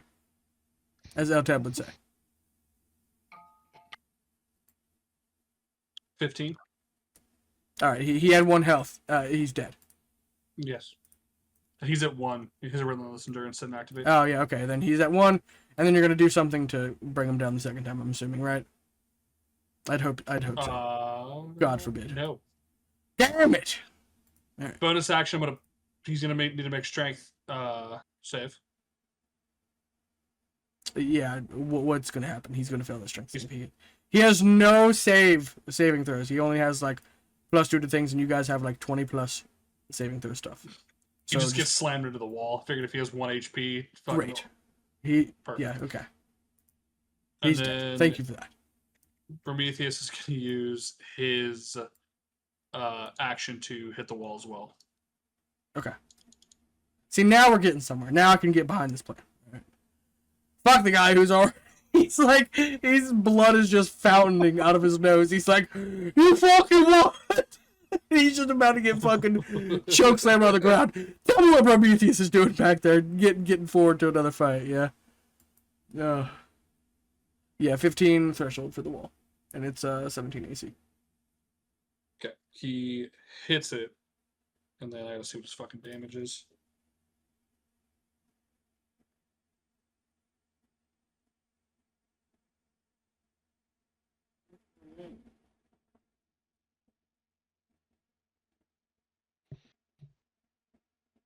It's at least 20.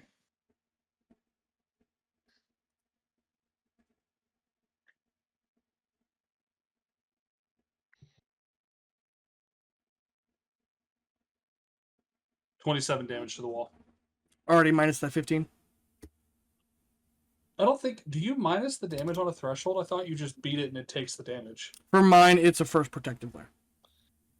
Word. That's what the it's going to serve as both in mine. 12. Okay.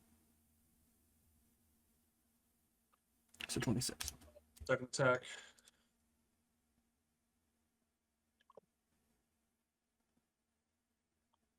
Hmm. 10 more damage to the wall. Yeah. Mm-hmm.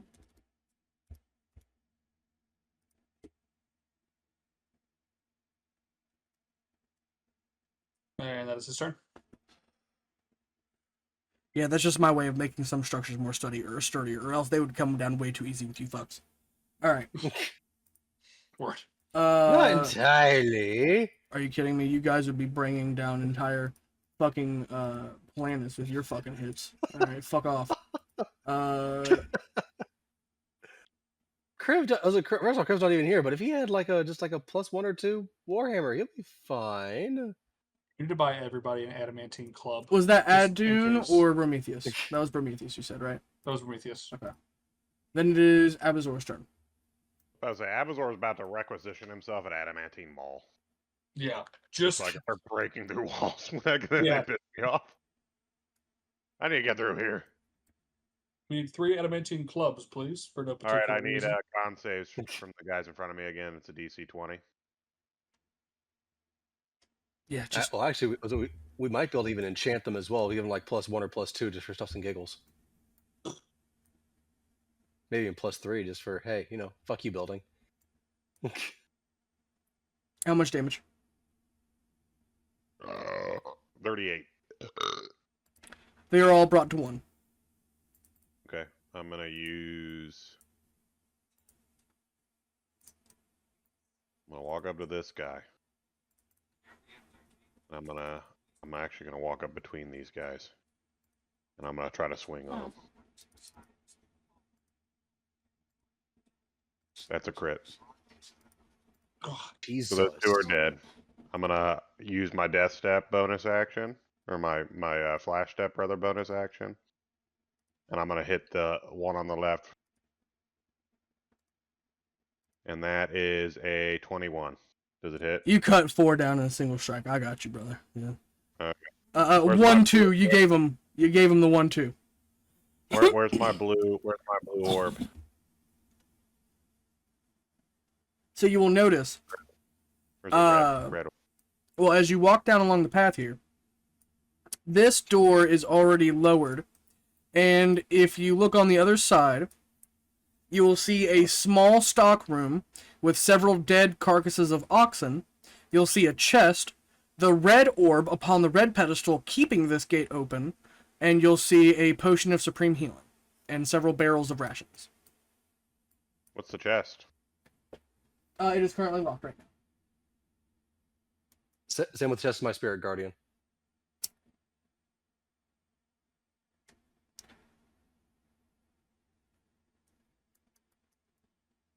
You said the red orb is keeping the gate down. Correct.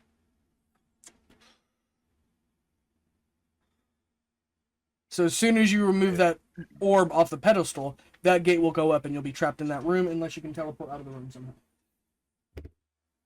You have your Misty Step, or you have your other step. You can do that easy.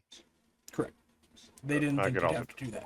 I could just lightning lure it to me too, and then it just pulls it to me, from the other side of the gate. Could do that too. Well, it actually wouldn't be able to pass through it without like magically transporting over, so it'd have to be some spell to like take it over, unless you beat out the bars of the gate. Let me look here. That's the end of my turn. Zarzith is going to cast. Let me look here.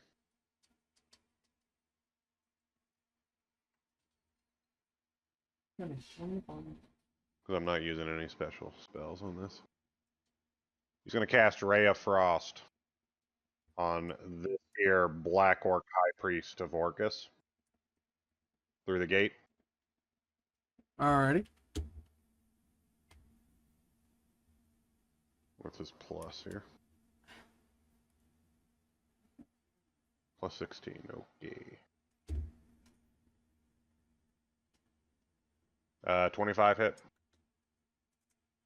Yes, it does. I was gonna say my 21 hit. He hit for 30 cold damage. His movement speed is also reduced by 10.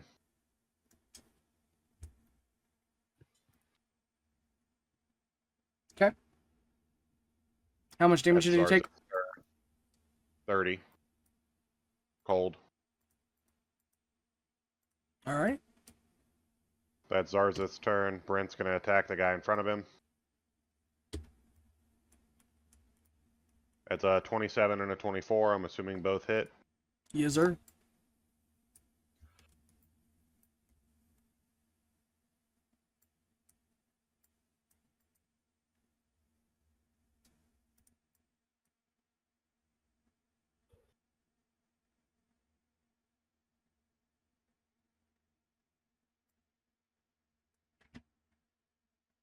He does 42 damage on the first hit, which brings him down to 1. And then we'll kill him on the second hit. It doesn't matter what he rolls. Alrighty. Brent technically wouldn't have known I walked to the gate. And I'm just going to be like, as soon as he walked in, I'm going to be like, Brent, go back up this thing. I'll bring the red orb in just a minute. Very well. Oh, yes. Very well, young master. And he just walked back.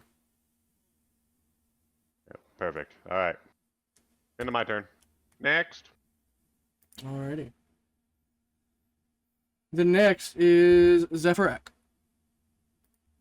Yeah. Okay. I am without my lantern, but I've heard quite a bit, so my hands are along the walls. What the fuck am I doing? 5, 10, 15, 20, 30, 35, 40, 45, 50, 55, 60. All right. Come on, fucker. Almost. Close enough. He's right there. With Drilly. Drilly's gonna do Drilly things. Is that wall finally broken, or is there still just a little bit left? No, it still did you make an attack just now? No, it was not just now. I was asking. Yeah, no, it still has 16 HP. Okay. So you got to Yeah, I guess do. Drilly's gonna do Drilly things. He's gonna smash whack. You got to do 31 damage in one hit if Okay. you were to take it down. With advantage because the club. Actually, that is still a 29. Mm-hmm. Second attack. That is a 26. So both hit. That is an amazing fucking roll. Why the hell did I Doesn't get... he only need to do 21? I did 17 to it on Prometheus' turn. It has 16 HP left.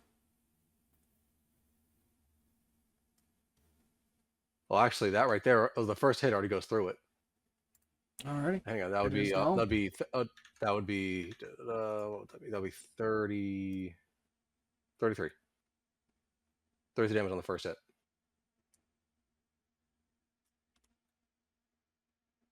And Drill is gonna move. Shockwave. Everything within 30 feet needs to make it. Well, it's not everything. All enemies need to make a dexterity saving throw. 22. Hold on.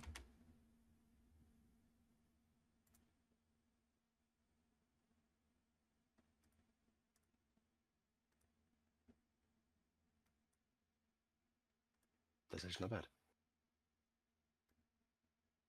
I still have one more attack. Oh, it's one more swing. All right, sorry. What are you doing? The first thing is a slam attack. So basically imagining him coming through, breaking through the door, jumping through, slamming on the ground for the shockwave. Okay. Dexterity 22. That damage is 16 for the shockwave. So as all enemies within 30 feet need to make that dexterity saving throw or take the damage. I'm 16 doing it damage. now, brother. Okay. You said 16 damage, right? Yes, sir. 1-6. I wish it was high. Still, I believe it's above mid. I believe.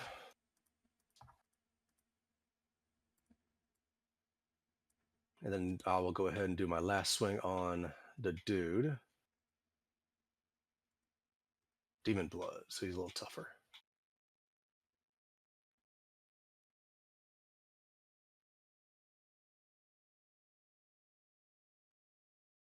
Uh, 11. They're like, oh, thank God it's not L-Tab, but it ain't any fucking better. Nope. That would be a 26 to hit for last hit. Yep, you got it.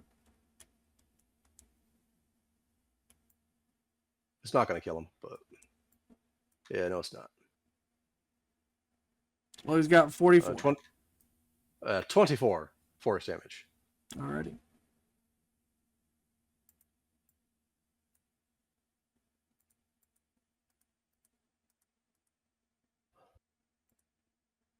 Are there any lanterns or is there anything else in this room at all?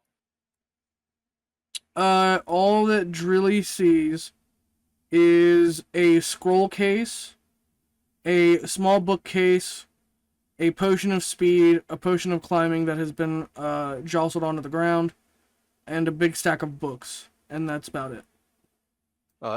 He'll take all those scrolls, and I guess Zephrak can try to pick up the books later. Okay.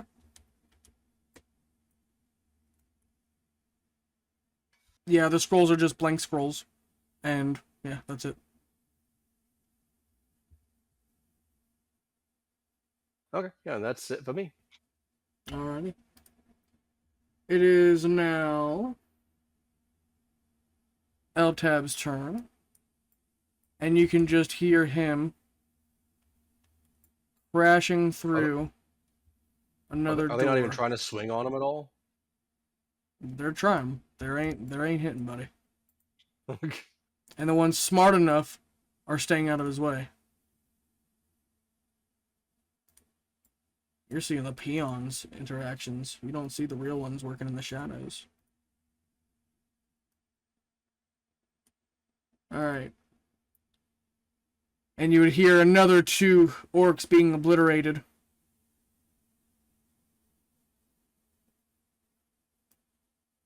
As an orc drove, he launches himself in front of, and he's like, don't worry, baby. I'll come back for you after I finish off the dragon gods. And you hear him thudding and getting closer and closer down the hallways. And now it is Prometheus' turn. Cool.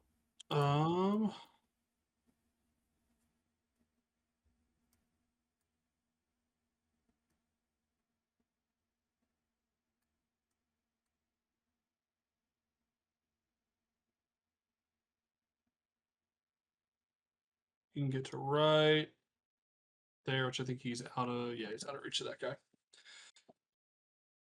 He will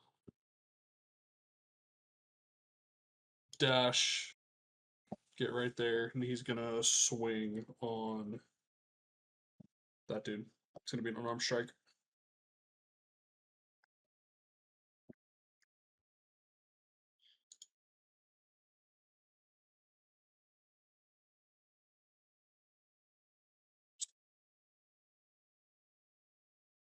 25. Damage. No, 25 just to hit.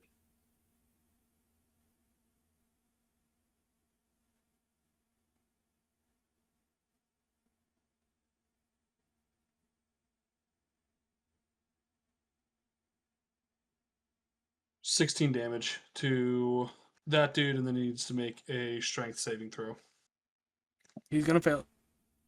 Okay.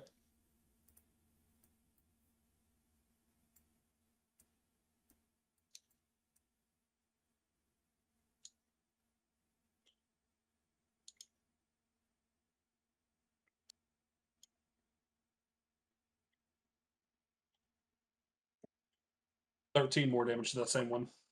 Okay. And that's his turn. Alrighty. With that, we will do Abazor's turn and Brent Oakroot's turn. And then would you guys like to call it there for a night? That's fine. Yeah, that's fine. Alrighty. Absor's gonna walk over to this chest that you said's locked. Mhm. Gonna cast knock. Alrighty. What Give me the- 1 second.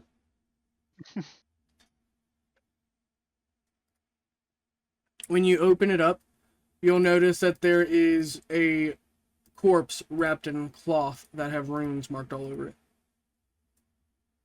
And you'll Okay, I'm notice gonna that black energy has begun to leak from the chest as immediately as you opened it. I love that for me. All right, that was a terrible idea. All right, well we close this up. You can immediately hear the coffin rattling now as the chest begins to break apart under the immense pressure as the lich inside begins to awaken. Oh, I love that for me. Okay. All right. Kill it! Kill it! You guys are gonna do great because I just told Brent to go the other way, so it's just me versus this lich. You guys are gonna do great against that demon lord, so I have a faith in you. Praying for Brent to come back. Can Yeah. Brent hear me where he's at right now? Oh yeah, 100%. He's right out there. He's only a little bit far. My liege, he just runs in. Oh god. Oh. I kind of made an oopsie poopsie. Made a little fucking walk back. Help me. And you Well, I'm can, gonna attack. for that note, also you will know that the spirit champion that Zephyrak is bound to, it has been extinguished by something awakening in that chest as well. Oh, so you open one chest that opens all of them. So Sick. goodbye, spirit There's a champion. lich. There's a Is lich this behind is us this somewhere. Is this a real lich or is it like a demi lich or? It's a real lich.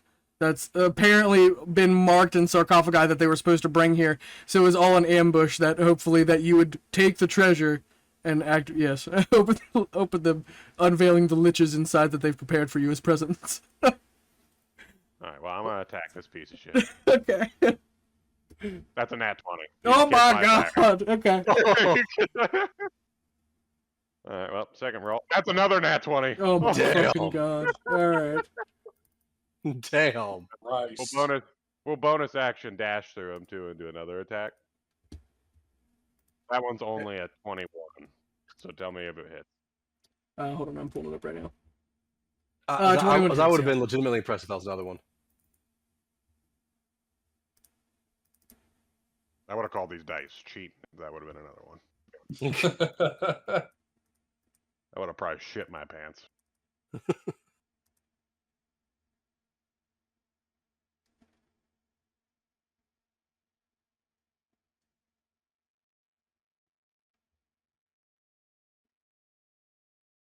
Great, and you have no way to tell us that that's That's what there. fucking comes out of him. Yeah. Zephyr knows that the spirit guardian just died though, right? Yeah, he would immediately know that it was like dispelled in some way. He wouldn't know what caused it, but he would know it's gone. Okay, because the Spirit Guardian has still had 30 HP. It's gone. I'm telling you. Well, The thing that came out of yours was worse. Oh. Oh. Yeah. The What came out of his was worse, or the Yeah. one that came out of mine was worse? That came out of his was worse. Damn it. Okay, because I was about to say, yeah, I purposely did not open mine. It remained locked. Yeah, I know. That was supposed to be my a present for another time. Oh, my bad, boys. Yeah. My guardian's dead, guys. Bitch. Guys, whatever happened, my guardian just died. Fucker. How much damage did you do, brother? I haven't done it yet Oh my because you God. didn't tell me if it's 21. If Oh yeah, no, 21 hits. I told you. And it's undead, so extra damage. Fuck yeah, baby. I'm gonna use smites on the. Just so you know, a lich only has 135 HP. There, Absorb pretty- kills it. Got it. Oh, then I'm not gonna use a smite Yeah, on no, that. I was about to say you don't have to use smite. I was about to say that's 40d6 without my smite. Oh. Oh my. Oh shit! I want to see the roll on that. 8d8. +4 from you get because you get +2 on every damage roll. Well, there's 3, so that's 6 plus Another 2. So that turns 38, into 8. 76 plus 19 is 94. Plus 6, so 100 plus 100. Before he rolls. Technically, all the 1s and 2s on that top one I Oh, can re-roll, but that's 270 damage without me re-rolling the 1s and 2s. Yeah, he's it's dead. dead. That lich was just plastered against that wall. I'm pretty sure you blew this wall back here too, Brent, so you can just also, fucking. I thought this was a real lich. This is a fake one in here. It was a real lich, you fuck. This is a fake one in here. Look at this dead body. This was just a zombie pretending to be a lich. Oh, okay. Yeah, we'll see what happens. Well, by the way, when you unveil the wall that you just destroyed because of that massive blast to your fucking power, the thing that you see. Hold on, sorry, I'm doing it right now. In here? I can't see Like the where wall the, or spirit, the where the door. spirit guardian was? Is that where it opened at? That's where it's supposed to be. Yep. Well, come Right this way there. anyway, Brent. It's quicker to come down this hallway than the other one. And you'll notice that the lich has formed in the spirit of a fighter. It is not a mage lich. It is a fighter lich. Okay. I was still gonna kill it one fucking hit. I'm gonna pick up this red orb as I walk by it, Alright. and then I'm gonna walk into this room. Where the fuck is this lich at? I don't see no lich. He's just right on the chest. I just don't have any out for him. What I was chest? gonna do that next time, but if you, yeah, Brown you wanna one? go ahead. Yeah. Can we pretend I didn't bonus action to attack that other lich because I didn't really need to? It would have already been dead. I mean, you can apply it to this one if you want to. Okay. Well, I did 270 damage. Apply it to it. All right, hold on. Take 100 damage off of the other one. Well, shit. Go reroll them 1s and 2s then. I should. You're right. Hey, he's being benevolent and giving me the extra. I won't re-roll the 1s and 2s for you, sweetheart. I'm grabbing this red ball. I'm taking it with me. This That's is my fine. ball. I know that gate goes back up, and that's fine. Yes, it You have does. to re-roll. You have to roll 16. Was it 16 d6s? Brent dashed, by the way. So he's with me, but he's not able to do anything. You said you did 270 damage? Yeah, All right, give me 1 second. I think that's what it says. It's in the chat. It was 270, right? Yeah, 270. You have to re-roll. I think like 13 to 14, something like that. Does it? I'm not re-rolling this. Like I said, he's I being know. kind enough to give it to me as a fucking cleave here. I'll take what I can get.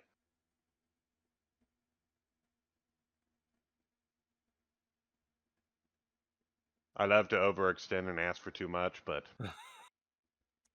That might be a little bit too much. that I don't want him to tell me to go fuck myself. All right, okay. I'll take free damage where I get free damage. Hey, I got 2 crits back to back. Like, brother, I'm like, we're good. We're good.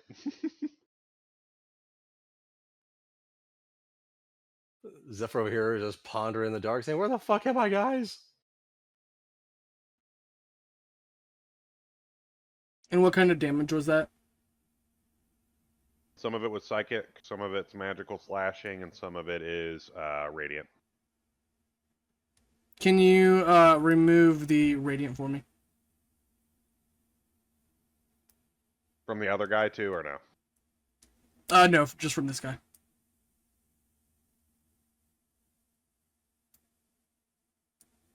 The radiant was only 27 of it. Okay. So it'd be 253. So it'd be 253, yes.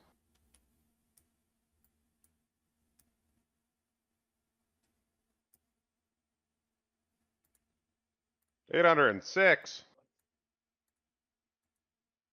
What the fuck is this? Did you say 806? No, I didn't say that. Yes, I did. What? I said that. I think that, he wants to say that. Oh my god.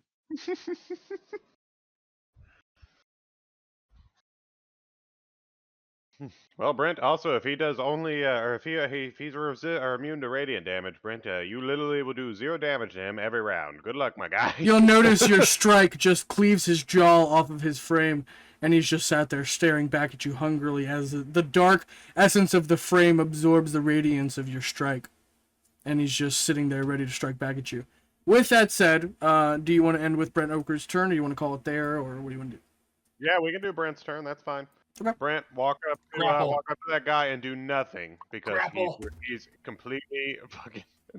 Grapple. Grapple's actually not a bad idea. That's actually not a bad try idea to at all. grapple him. Yeah, we'll try to grapple him. He has advantage because of me being next to him. Put him in a headlock and fuck him. What roll off we doing? That's athletics, right?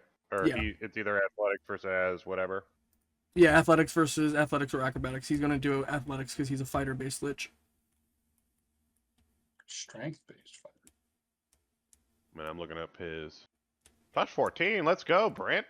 How you doing? Oh, 2. How you fuck off, buddy? Yeah, he probably. Yeah, he got him. No doubt. 24. Let's go.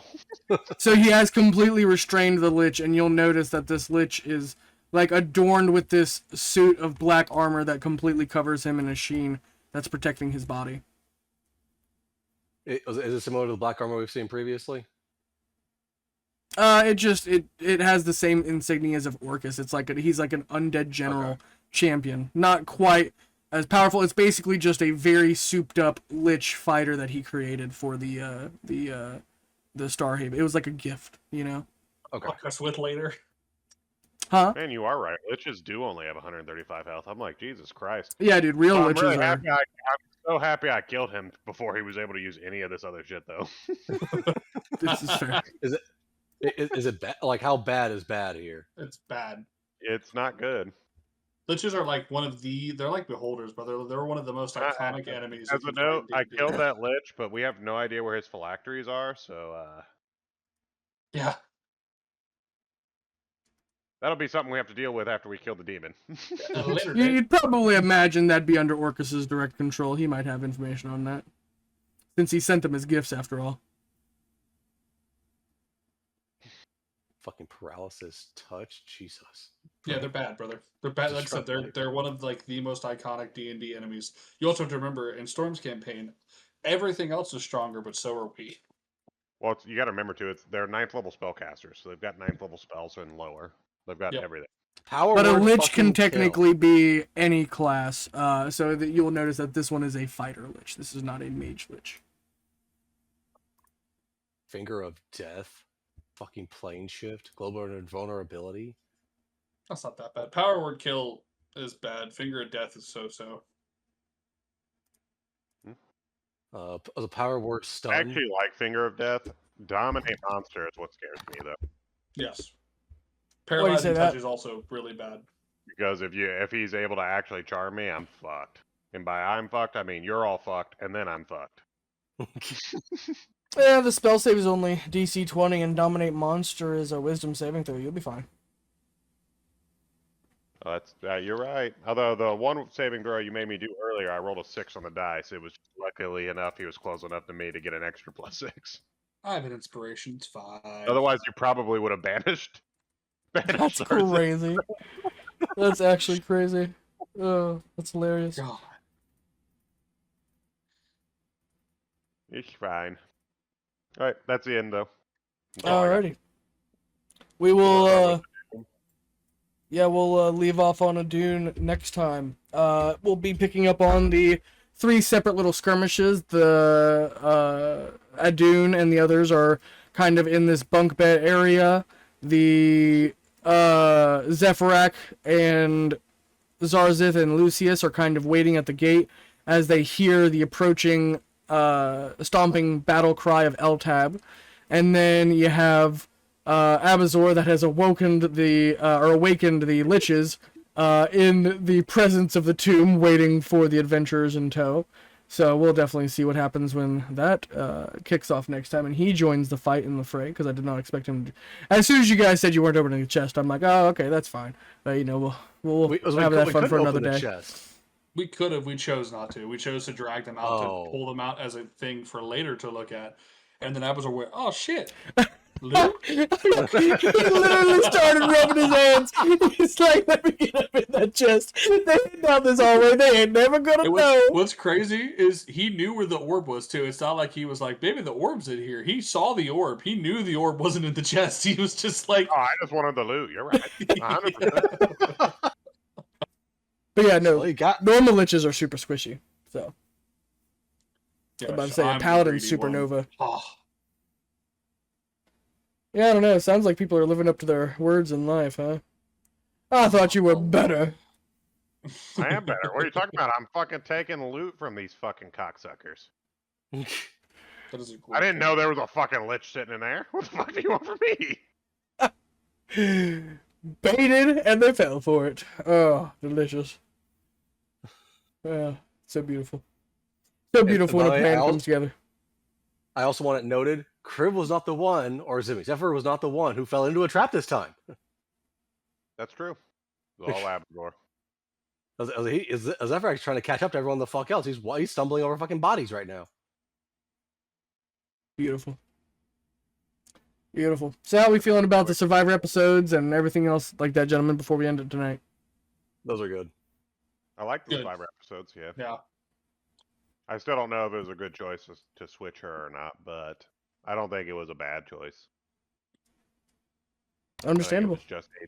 I'm neutral right now. Yeah. Until I learn what the bad shit is that I had to put on the end of the list. Who knows? We'll explore that. One thing I was just thinking of, would we get Pussycat in her current form, or would we get Pussycat in her like future form, kind of like what Brent is now? It's future. We figured it out earlier because there's all that time that's passed. It's reformed form is what I would call it. I don't know if I would call it a future form because it's her current form, but it's a reformed current form. Yeah.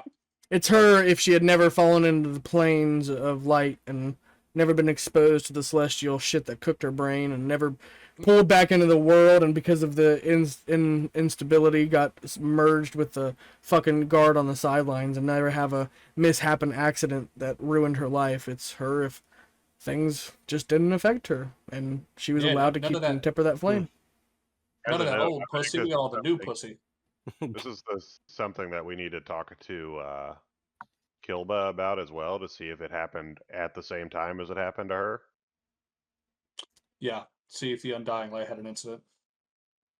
Well, I know it's going to be an incident, like that's who he's pacted to or whatever. But like, did he choose to go there, or did like another world event happen and he just got forced in there and made a pact to get out? Yeah. Because like she didn't make a pact, but Ilmater got her out. She got fucked up because of it still. But like, did he like, oh, I'm gonna die in here, or I can pact with this fucking nutcase of light? I don't know. Maybe we'll have to ask him next session. Yeah, I think that's something we need to have a conversation about. I'll get that Survivors episode ready. We'll delve into it. I'll give you that one for free. For free. Or possibly tomorrow if we discuss what we want to do around 5 o'clock. But I don't know. The wife wants to do possibly a theater drive-in. So we'll see. We'll see how everybody's feeling tomorrow. All right. I'll be there around like 10 Storm. Alrighty. Peace out, brothers. Doses. Yeah, you guys have fun. Be safe. If you guys can't give me like contact me like around like 4 or something like that, saying yes, no, shit like that. On for D&D. I said we'll check in around 5. We'll see what's going on. That's when I will try to reach out and let you know. Okay. All right. Peace out. Goodbye, gentlemen. Have fun. Probably talk to you guys tomorrow. See ya. And then the Logitech one broke, and I got 2 new cameras. What a wonderful day! I was telling Storm I'm sad. The mic, although it is very pretty and it is set up, is fucked because I gotta get a new USB for it because it's broken. So now it's just a prop. Oh, It's just there to look nice. That's all it does. damn. Such is life. That's fine. Okay. Actually, It's Storm, a your nice camera's coming in a little clearer now. I don't know what you did, but at least on my end, your camera's coming a little bit clearer. Just skincare routine, actually. Yeah, it's just I got that golden glow. You know, thanks for asking. Yeah, the after sex glow. Is that what Sam did to you? No, that's what Not I did today. to him. Mm. baby. Mhm. Yeah, rocking around in that camper. Don't come a knocking, all right? All right. Yeah, baby. We rocked the Storm in this one. I told you it was So- a 1980 smart. Yeah, baby, back at it. All right. With that said, we kind of took a look yesterday at gluttony, a tale of one of the sins and virtues of temperance. And we know that we reversed 2 of the decisions so far, which you don't know is either good nor you just don't know what is going to happen as a result. But what is one question you have when answering the mysteries of what happened to the other adventurers in the battle torn? As we've already kind of said, there's the reason why we're going through these Survivor episodes. So all of those Survivor episodes are related to what has been going on within the battle torn. What is one question that you have with regarding the mysteries of what happened to the other adventurers in the battle torn? Because you guys all had one experience, and all the other adventuring groups had a different experience. Where we're seeing basically what happened to them before and during that battle torn. Who would like to start? I have one, but it's a little selfish. Go ahead. Was what happened to Pussycat's family? What I'm meaning by that is Brakar, her brother, Leo, her cousin. Like, what happened to them? Because Leo's no longer the king of the jungle; it's the queen, and Brakar died at her hands. So technically, by that decision, she might have not slaughtered them. So you're not saying like what happened before, but you're saying what happened after because you changed things. Yes. I had the same question. Perfect. Great minds think alike.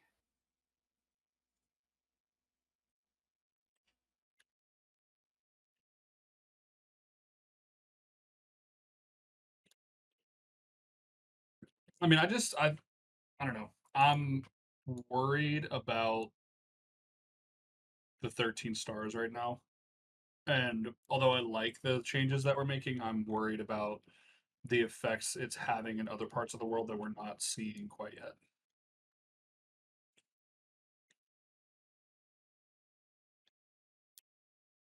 Because just because, it was specifically her story that we changed doesn't necessarily mean there isn't like a butterfly effect somewhere else in the world where, like, oh, her being this fucking brain dead barbarian prevented X, Y, and Z disaster from happening. We have no way to know right now if that's the case or not. Yeah.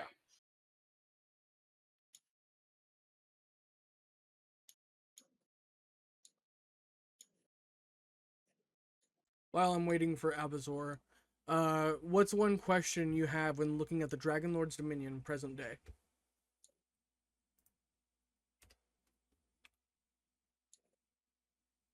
What are you waiting for me on? What was your question for you have when answering the mysteries of what happened to the other adventurers in the battle torn? Because you've seen Edgar's story, the story of greed, and you've seen the story of gluttony. So we only have 2 pieces of the puzzle out of 7. What is one of your questions regarding those specific Survivor episodes? I mean, I think I already kind of voiced that opinion yesterday. Like, I kind of want to talk to Gilba. Like, I want to know what did he see with the Undying Light versus what did she see. Like, I don't even think she's going to remember seeing it now because technically we've changed that outcome. But I'd like to know what his opinion is on that, just to understand is the Undying Light actually something that's good? Is it a random event that's occurring? Is it something that's being twisted? I don't know.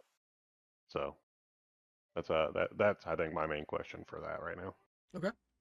And what's one question you have when looking at the Dragon Lord's Dominion present day?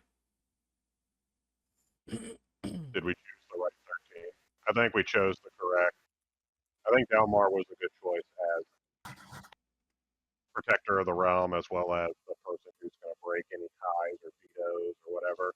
I think at least You're cutting based out a on little bit on your side now.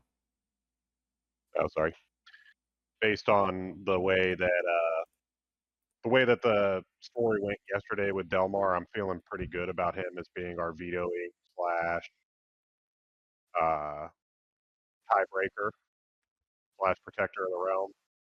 But I'm worried about the other 13. Like, what happened to the like Wimjack is like a little Sure. questionable, right? Well, you got to remember, he's But not part of the 13. He's just an enforcer to the 13. So he's not one of the right, council that, seats. that's my worry though, is how many of those are there? Not just the 13. Like there might be 13 that are like, well, I want to be in Delmar's position. Why am I not the protector of the realm? Why am I not the person that gets to veto? Right? Like there's True. always that I liken this to like the way devils work and the hierarchy. You know, I don't want them to be like, well, if I stab this person in the back, I can be the protector of the realm next, right? Yeah. It's a Like dangerous Delmar's way to only think. so strong, and you know, eventually you have to go to sleep. You know, everyone's vulnerable when if their throat's slit. Doesn't really matter Right. how strong you are. I don't You're just have any questions about the Dragon Lord's Dominion, but I do have a concern very, very similar to what Avazor was literally just saying. What would happen, for example, prime example, if someone wants to cut their throat, try to take power? What's going to happen if a Nagpa or something similar tries to influence and try to enforce? Because as Dune said yesterday, they fell to that Nagpa way too damned easy. At least in my opinion, they did. Yeah. No, I agree. Mine falls in the same place as both of theirs. I want to know.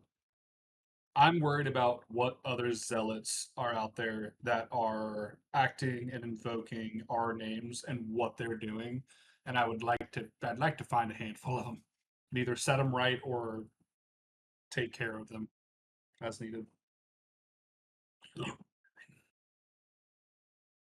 What's one question you have when looking at Anyo and the Dragon Gods? Oh, I have a clarification question really quick first before I give you a question to that. Sure. The guy who fell out of the sky for Senior Kriv and then later showed up behind crushing all them, the Vecnian dude. Mhm. He's a human, right? Deidre No, he is a Dragonborn. He's a Dragonborn as well. That's what my question was. I want to know why the Vecna. It's not even like necessarily with the Dragon Gods specifically.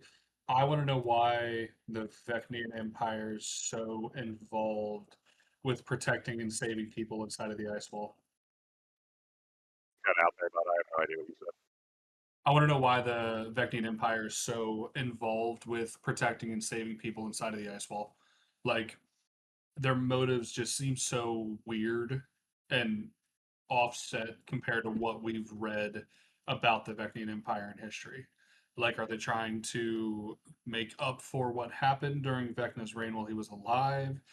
How do like history is written by the winners? Was what actually happened during that war with Vecna a falsehood? Like maybe he was a lich, but being a lich doesn't inherently make you evil.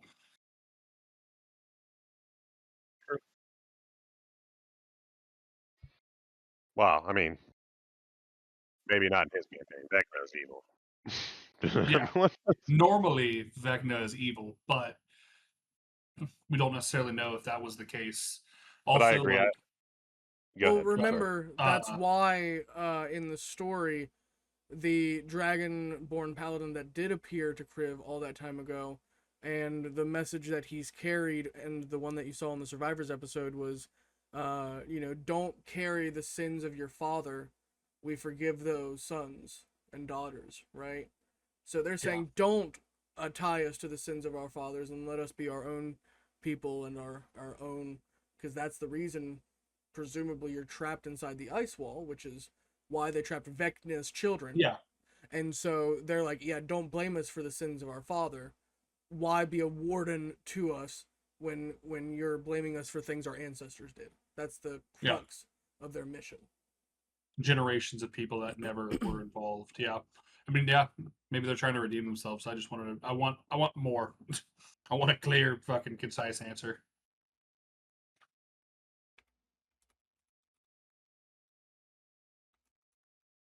Any other questions when looking at Anya and the Dragon Gods?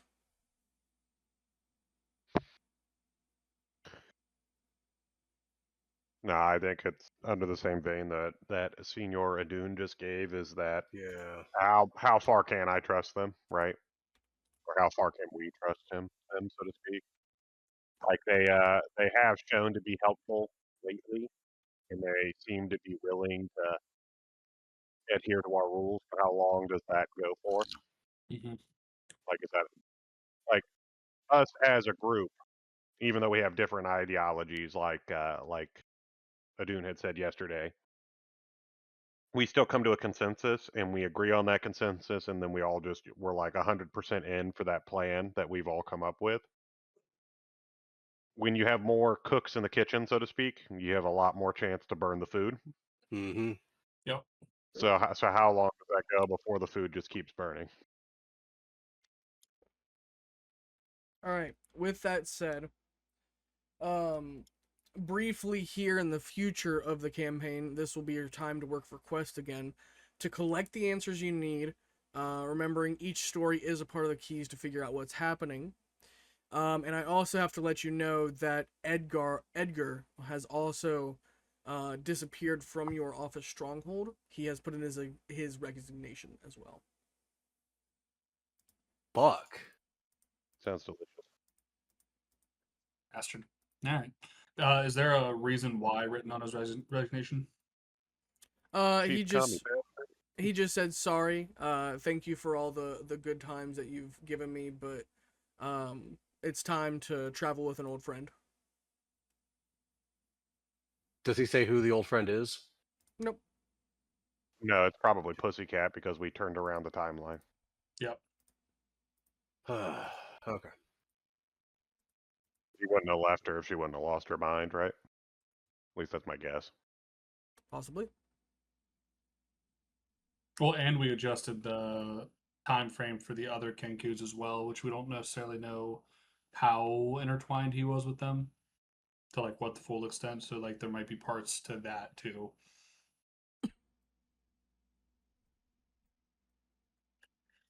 Actually, we might even see Brakar as well. So might be Edgar, Brakar, Pussycat, maybe Edgar as well as a group. Yeah. So that could be something we possibly see at the Tournament of Power, or maybe at the whatever this red letter thing is, council. God, when we get to the Tournament of Power, it's gonna feel like a fucking beach vacation after all this shit. We only have 5 people. Finally, they have That'll be a 500 little health bit of each. reprieve. Shit. Only 500 health? Oh, what a joyous Each. day. Like I said, what a joyous day.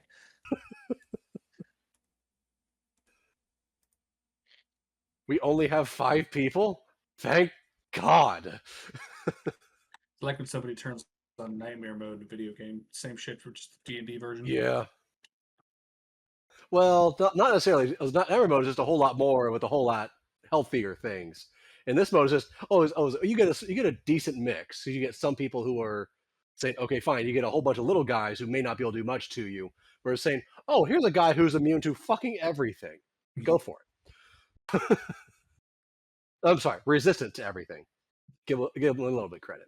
Yeah, immune resistant, whatever. Fuck around, find out. Tomato. Exactly.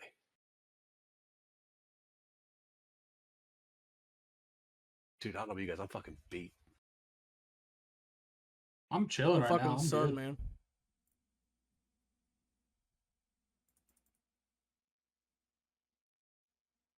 I in theory went through 3 bottles of Gatorade today. I had a rebel on the way to Storms. I had a monster at Storms, and I had a kickstart like an hour ago. I'm buzzing right now. I'm doing great. Vibrate out of my chair by the end of the session. Freaking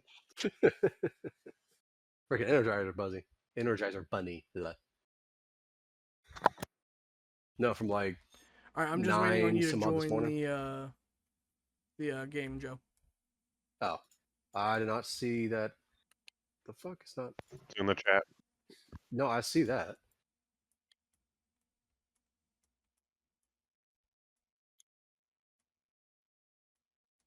Saying launch game to join. The fuck? I normally just go through the fucking game.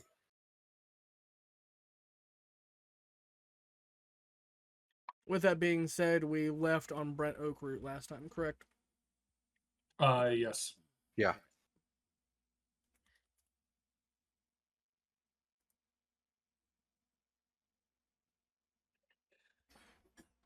Okay.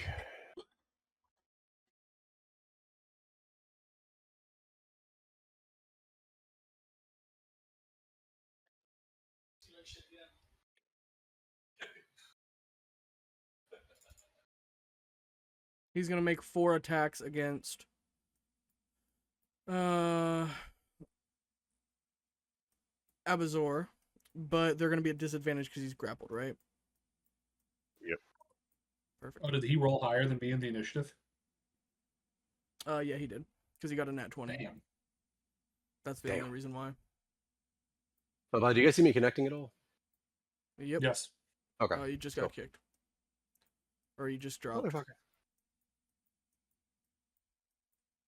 That's why I was asking. Okay.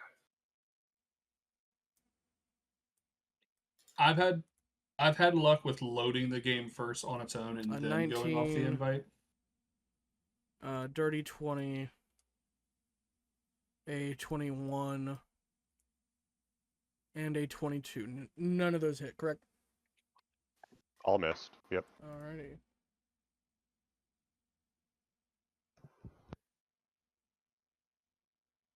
Okay. Launching game. Cool. I'm here. Join. It is a Dune's turn now. Okay. Gonna do a bonus action coin on the 51 in the back. Okay. Hits. Come on, baby. Cooperate, please.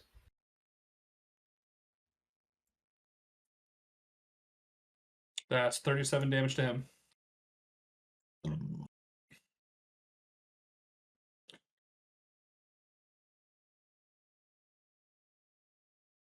And then I'm going to do my breath weapon, Cone of Cold.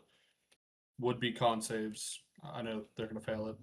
But Drilly will need to make one when Criv loads in. Come on. So you said a con save? Yeah. I'll just use the roller in the thing. At least for now, because it's not being nice to me. And that is 41 damage to everything in that room that fails. That was an 8. That was 18. He fails. He takes 41. Half because he's raging. Sure. What is it, 20? There we go. 360. And yeah, it kicked me again. Might be my VPN. Let me try that.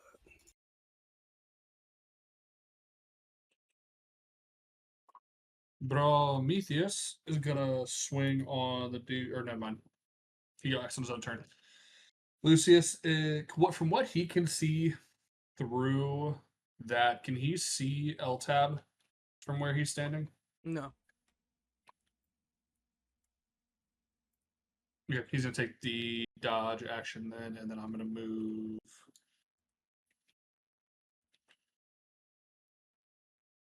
How high are the ceilings?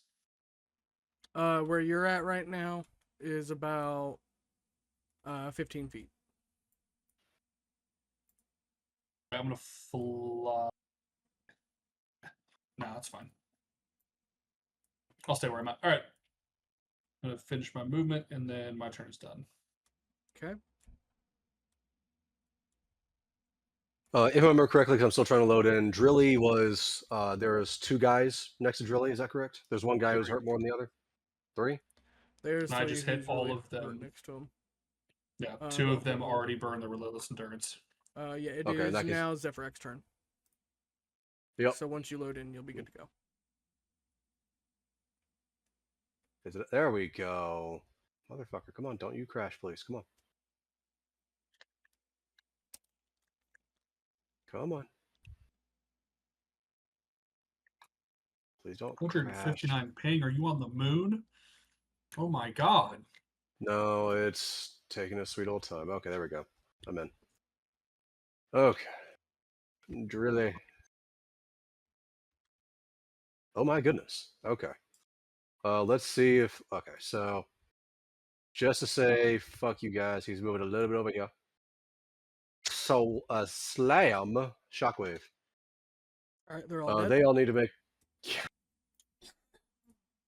Well, technically, this guy's on 1, but the other 2 have died. Okay. Recklessly swinging. 8. That is a 23. All right, he's dead.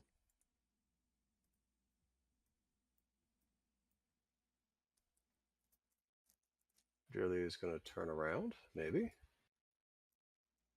There we go.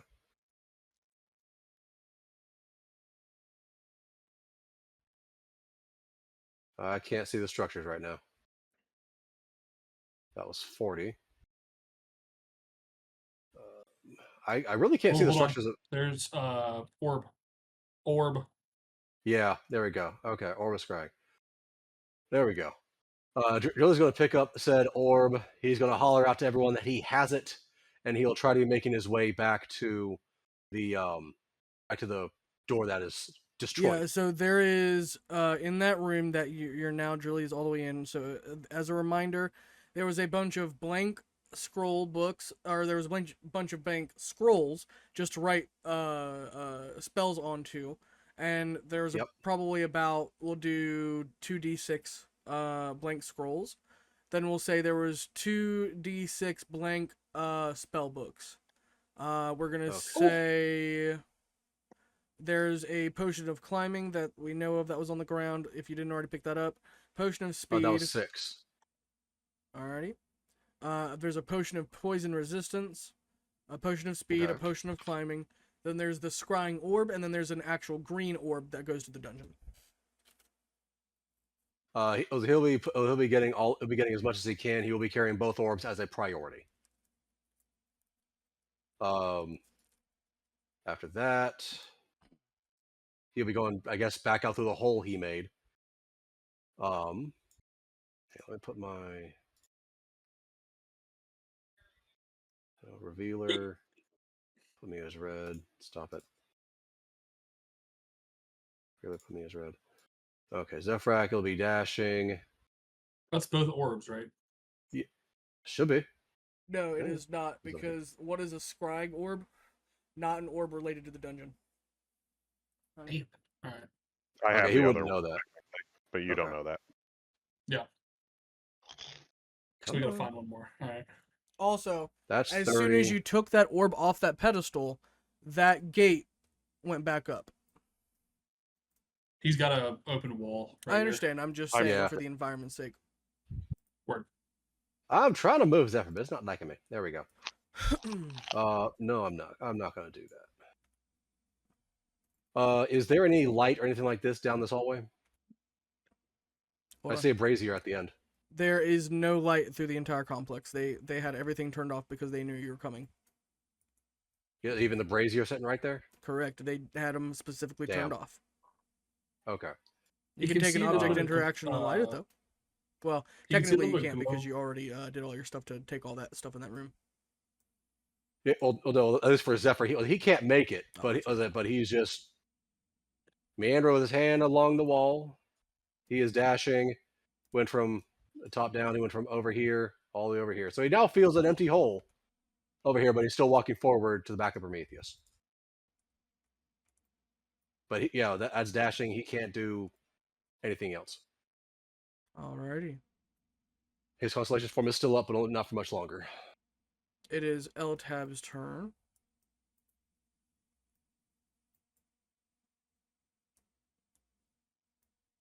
And you'll just hear thudding, thudding, thudding. More thudding as he charges down the hallways. Yeah, baby. Oh, it's almost killing time, baby. I'm thinking we need to regroup before he sees us. We have to regroup. We have to use 2 orbs to get to the gate. Zephyr. No, I understand that, but I'm thinking he's going to break down the walls and try to pick us off one-on-one, or pick us off all one-on-one. So that's what I'm hoping to avoid. That's a possibility. Good luck. I have faith in you guys.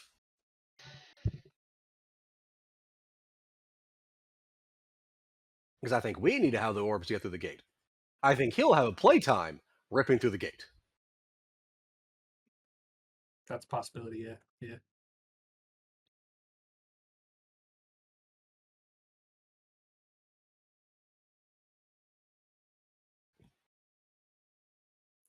Yeah, as Drilly's right now, he's pretending that there are, what was that? The orbs are like his testicles or his his chesticles, whatever is easier for you guys to imagine.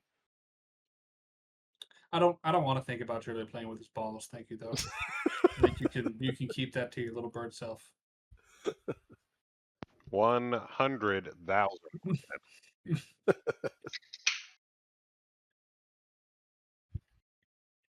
Don't want to hear about Drilly's balls and this big bone he smash wax with. I'm all right. I'm good on that. But he Bone smashed smack right back good. Whose turn is it, Storm? I'm doing some enemies behind the scenes. Just bear with me. Heard.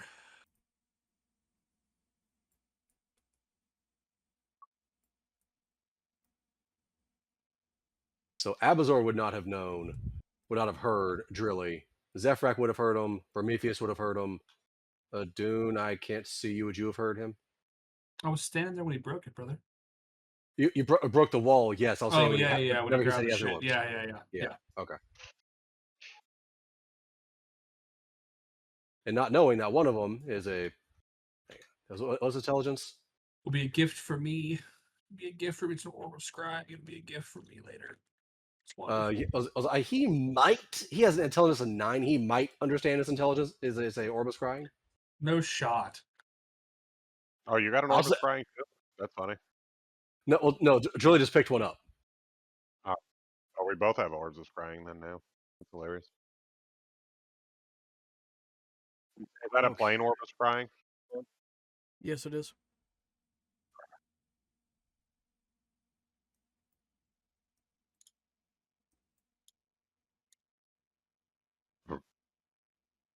Come on, dumbass.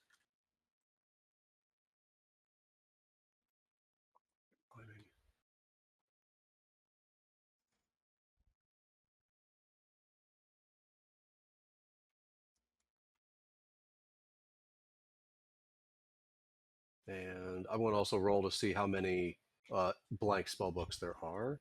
So there's 2d6. We're gonna Not what I do fucking 2 said. attacks against Prometheus and 2 attacks against Adun. Give me just 1 second. Squeeze, jet squeeze.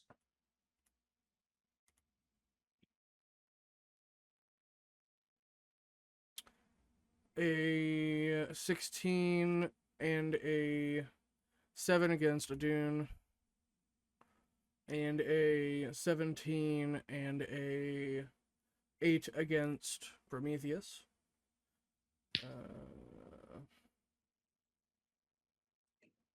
They're tickling me. Heard. Let's see.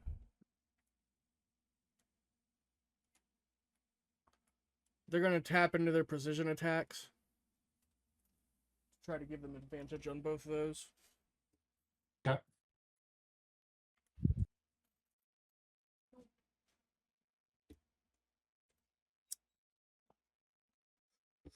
It didn't work for either of those. And didn't work for either of those. Let's see. Get your dirty hand off me, you nasty orc. No expensive this cloak is. Unhand me. Don't worry, Zephyr has precious hesitation. You're fine.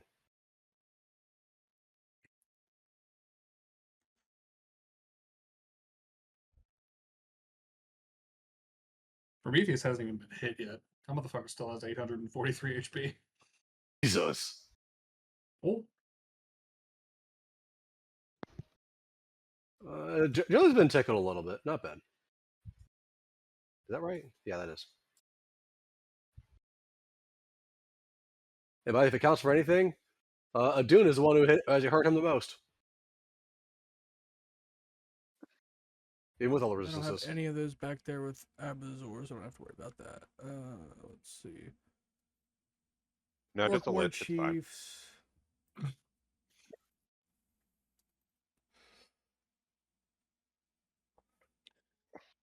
You're going to getting get. a little jumped. It's all right. They're gonna both attack you. Let's see. So 4 times altogether. With advantage, so I gotta roll 8d20s. Who are they attacking? Me. Dude.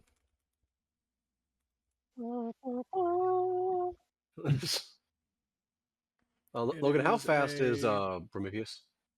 40. 22, 16, 23, and 14. Against Get the two. your disgusting hands off me. Stop touching me. They're going to activate their battle cries to give them 1 bonus action attack each. I'm just saying, Adun, that means has a higher AC than me. At this point, you're our frontliner, bud. Good luck. I have a 25 with AC. Yep, you're our frontliner. That's what I heard. Get in the front, bitch. You ever heard of a war mage, boys?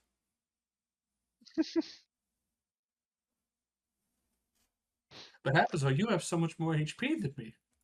I don't care. Nope. But by the way, if it does count for anything, Drilly has an AC of enough. 34. Not enough. You can kiss my entire ass. Those attacks missed as well. It is I just now... spit in the face of the last one that missed. Okay. Prometheus' that turn. was the one. That was one doing the war cry, in which he then spits in his mouth.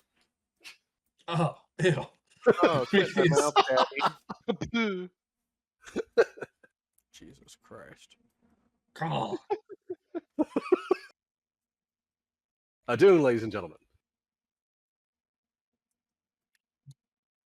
Recklessly attack. That's okay. He can't miss unless I nat one. Okay, so I'm assuming he's gonna hit him twice. He's gonna hit him. Yeah, to kill him off. Yeah. Okay.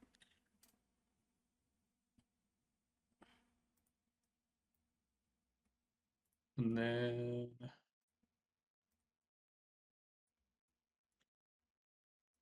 gonna come up here. A little bit farther now. And they'll would make a strength save. But they're gonna fail it, so it's fine.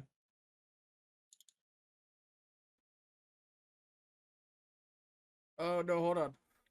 These ones are different. I get to roll Okay, for these DC ones 24. today. Okay. I don't care about the one guy. He can What was fuck that? off. But the other 2 I care about. It's fine. They failed anyway. it's Okay. fine. Rolled a 9 Okay. and a 2. Love that for me. Yeah, it's fine. It's fine. Okay. Just They raid them. they all It's fine. take 14 damage and are restrained. Okay. Can somebody And grab let's a see. restrain token from the side of the table there in the bags, and just bring 4 of them over here onto these, or no, 3.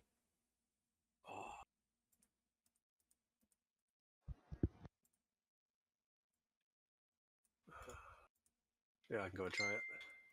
Ah, you're doing it.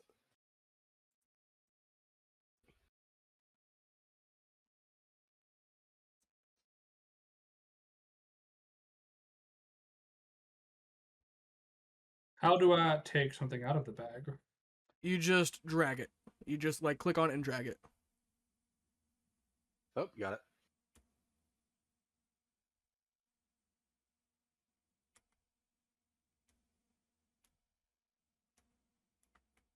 And who am I putting it on? Hold on. And as long as it's over here, just put it over there, and I Yep. can clone it and then put it on what I need. Thank you. Okay. I'll say mine just went through the world. It's fine. I got it. Okay. Hold on, honey. Jesus Christ. That was you. It was. Uh-huh. Then Prometheus will use his reaction for a push against the door to push the door open.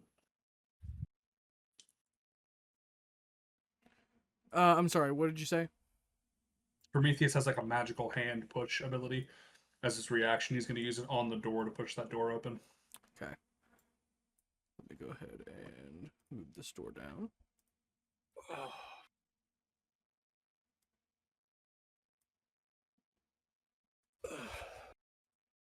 Just echoing of screams throughout the fucking halls of this dungeon.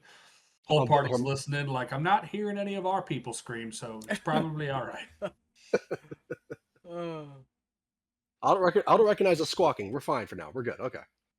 And by the time you said that to yourself, you just hear, "Quack, there's a lich," and it's just coming finally made its way through the walls. 5 more rounds, we're just gonna hear, there's a lich! Hilarious. Zephyr is going to holler out to Prometheus, saying, "Whenever possible, as if you can, try to find some light. It's too dark in here." Brother, you are on your own. It's for light. I'm being so for real. Prometheus can see perfectly fine. I'm good right now. You. Well, I'll say have to wear goggles of night. I'll say there's a literal brazier right in front of him that he can activate. If I had flame on me right now, yes. I don't have flame, and I'm probably not going to use an action to light flame with what will soon be 5 enemies in front of me. Zephyr, you're going to have to figure that one out, brother. Yeah, make that 6. Yeah, you come light this fucking brazier while I fight. How about that?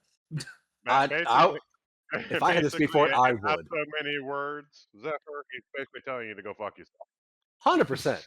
Yes, 100% yes, he is. precisely. Yeah. At least being ranged, I'd be at disadvantage for all these shots, wouldn't I? Yeah, you can still make the attack and just add disadvantage for the range attack because you can't necessarily see them. Maybe I'll be nice. Whose turn is it? Is it still Zephyr's turn? Jesus Christ. No, No. it's the orcs' turns right now. Hold on. They're jumping me! Hey, L-Tab, I would have killed them already. Why are you so fucking slow? Yeah, baby. Oh, just you wait, baby. We'll have our showdown, you and me. You just fucking start seizing.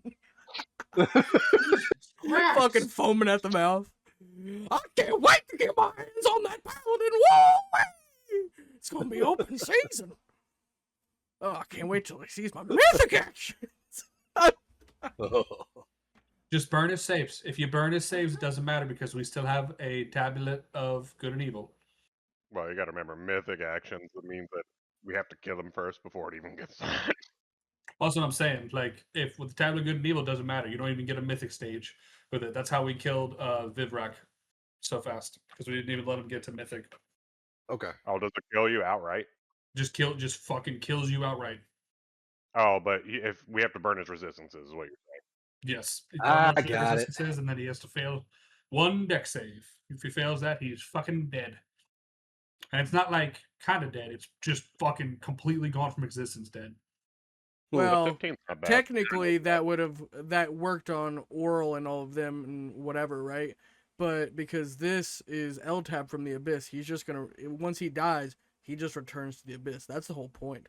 Once you send him out of this world, he will be waiting for you in the Abyss. That's what he said. That's fine. He won't be here right now, though. That's a later problem. It's fair. You are right. You are legally right. I think we've said that like 16 times. You know, we put it on the list. Okay, Yeah. it just goes to the bottom of the list. You know, we DQ it and then we re-NQ it, and you know the Q is just I need 3 deck saves the back. from a Dune and Prometheus, please. You get your fucking dirty hands off me. How's that sound? They're throwing fireballs in that crowded room. Ooh, that means Zephyr will be able to kind of see where they are. Haha. Okay. I'm assuming they're just third level. I'm not going to count it. I mean, if you really want to make that argument, bud, I would almost argue that those are like 3 flashbangs going into your eyes repeatedly. What's the DC? It is 13 dexterity saving throw. I passed on the first one. Pass on the second one. Pass on the third one. Prometheus. Say, brother, I got a scroll of Circle of Power on me if you want it. Nah, you guys are pussies.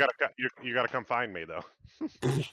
Prometheus, nat ones on one of them, so he'll still take half damage. So just give me the max, but halved, and then he passes the other 2. 21 damage from the first one, 33 damage from the second one, 30 damage from the last one. So 60. How much is the total number? It's fucking 33, 30, 21. That's 60, 84. Yeah. So 42 turned to 21 on a Dune. And then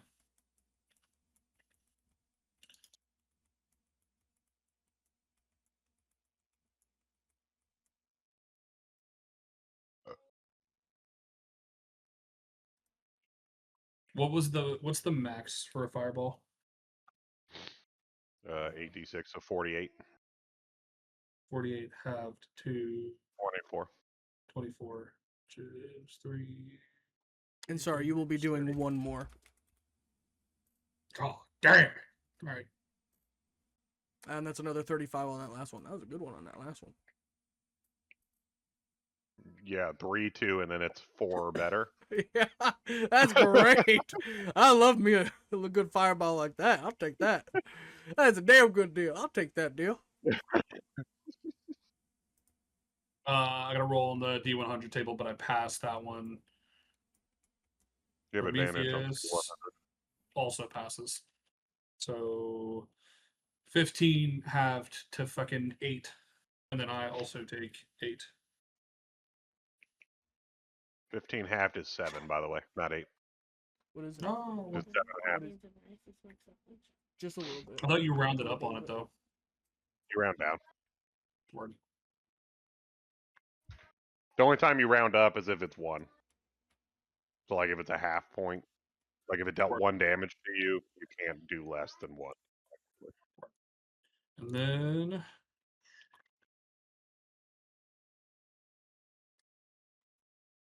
roll a 93.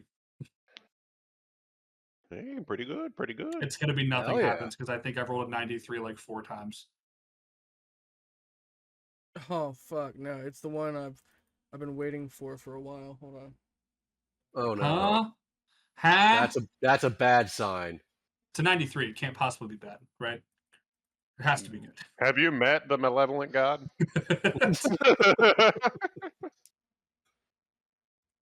Why are you grabbing so many dice there, Storm? And I'm as not I even start, grabbing any dice. then as I start pissing on your foreheads, 3 more demon lords appear around you. So what happens on a 93, Storm? Hold on, I have to sit and think for a second. Huh? Oh, he's Okay. going to see how he has to introduce this. Okay, that's good. That Priv makes comes me feel- back.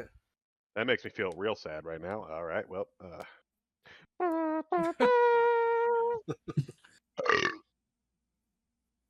I was just fighting a lich, has no idea what's happening in that room. Why is it always me on the net ones? Why, God? Why? Yeah, I'm just saying, I rolled a nat 1 and gave us a long rest. That is true. I And haven't, in all You fairness, roll I- a nat 1, and he has to think about how he's going to introduce this creature. I have not rolled below an 85 on a nat 1 in like 5 sessions. Yes, it's by Well, when you get Logan? advantage, it makes it real nice. Exactly. by Logan. Preferably, let's not try and jinx it because we're liking that right now. Fuck it, we ball. Storm's about to lop off mine, so it doesn't matter anymore. It's all right. I mean, it might be a good or a bad person, but Yeah. if it's a bad person, yeah. GG, buddy. Good luck. GG, buddy. Well, you said that Prometheus hasn't even been touched yet. Drilly is literally right around the corner. As I'm at really at disadvantage, but I can still try to shoot. Is there a way Oh yeah. that you're in? Huh?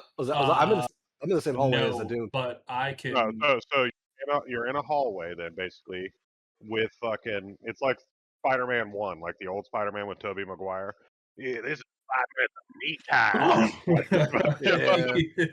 Yeah. You ain't going over here. But I have 90 feet of movement, so worst comes to worst, I Misty Step and we run. That's 210 feet. I'm good. Yeah, I'm slow as shit. Hey, I don't have to be faster than whatever's about to show up. I gotta be faster than the rest of y'all. You don't outrun the bear. You have to outrun your partner. Yes. Being chased by the bear. How badly are you gonna fuck me, Storm? It might not be bad though, actually. It's a 93. It might be a good or a bad thing, but yeah, it's a lot of something that's getting introduced right now for sure. Yeah, it's a lot of fucking typing happening. I'm worried about. Well, it's better than dice being rolled so far. As far as we know, this could be Why the would start. you jinx it? Why would you get out? No. Oh, I have to leave the dungeon. Oh no! I wish I could leave the dungeon. If anything, I had to meet you. Fighting fuckface over there. I don't know. If it teleported you out of the dungeon with LTAP running at us, that'd be kind of sad. Yeah. Oh, that'd be really Especially bad. Especially since you're our frontliner now. Oh, hold on. Wait, no. You have the second highest AC out of the entire fucking team. I don't care. That's a group decision. All right. Who has the highest? Oh, you're talking about Drilly? Drilly. Yeah. The 34. Player characters. Yeah, 34. The Totem Barbarian's supposed to take hits. Who cares? Fuck. With the highest AC out of the entire with the highest AC out of the entire fucking team. Dumb. Well, to be honest with you, with him having that high of an AC, it's almost a waste. Like, Drilly, I love you. Whatever's giving you that much AC, just hand it here, buddy. You don't need That is 25 was the base. He also had a +2 due to the braces of defense. He has a +3 shield, and he also got the boon of the soft shell.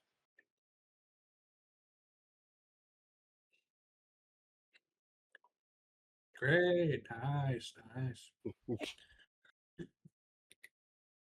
Also, Lucy has a higher AC than I do. Lucy has a 30 right now. Oh shit! It's been so long since I've looked at Lucy's character sheet. When I had him, he had like a 25 or a 26. Like it was that. That's still pretty high. He's still typing, guys. I'm fucking scared. I'm fucking scared. I'm so fucking scared right now. What do you mean he has a 26? He has a 24 on his character sheet in the Dragon God stock. What are you talking about? That's not the updated one. The updated one is an Orphan's doc. You should put that in the Dragon God stock. What if you missed, cocksucker? Fair.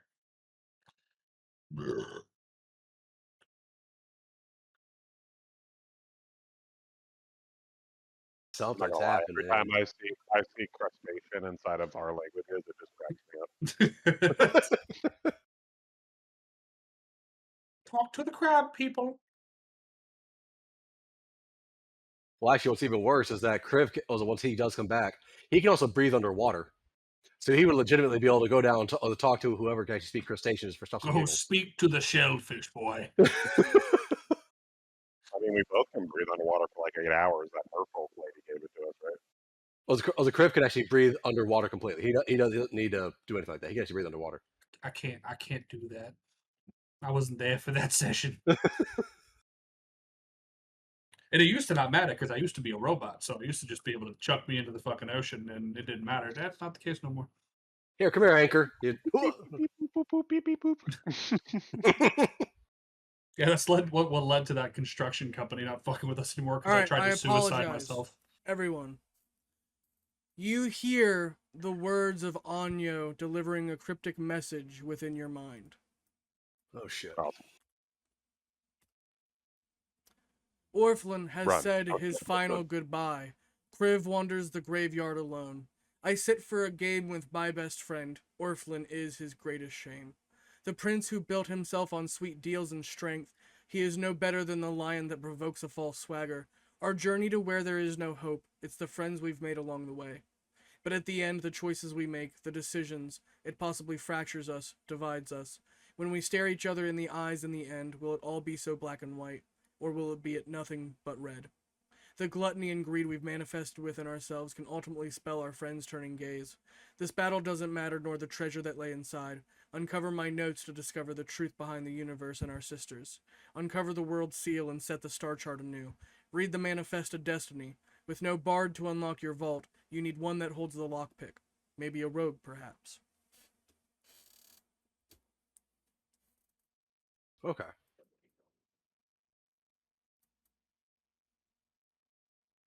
You killed your other character. Way to go, shit lord. He did not kill him. Not willingly. Share nothing else. Silence, bird. Logan's gonna gut me. Yes. Will you post that to the Dragon Gods? It's in the So chat what- if you want to copy it. Was that I can go do that since I'm not next yet. I'm not next. Alright. Oh shit. By the way, were any of Orphan's kids?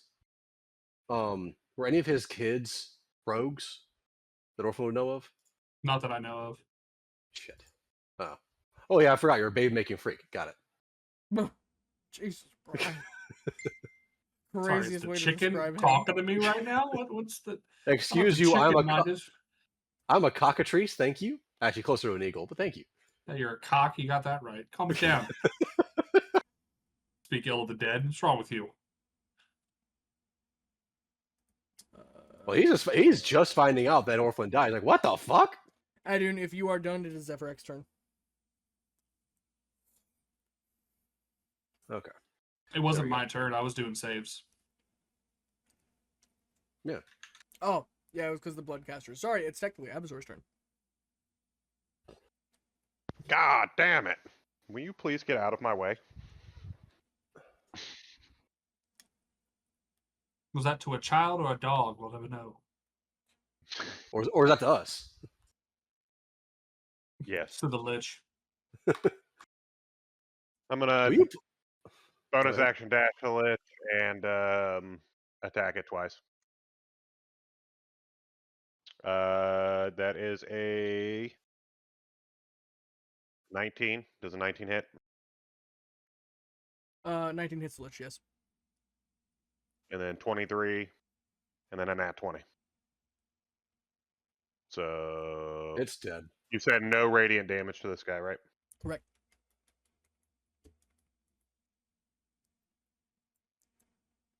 Oh fuck! I guess I'll do it out here because It was like he was made specifically to eat radiant damage for some reason. you want to give me more dice? What do you need? A lot. D6s. You gave me 1, 2, 3, 4, 5, 6, 7, 8, 9, 10. 10. I do 8 every time, so the nat 20 16, and then I need 8 twice more, so that's 30. Yeah, 24. Right? No, 32. 32. I was right the first time. I need 32 d6s if you want. So you were the I'm going one up that's here. working with my pile. That makes sense.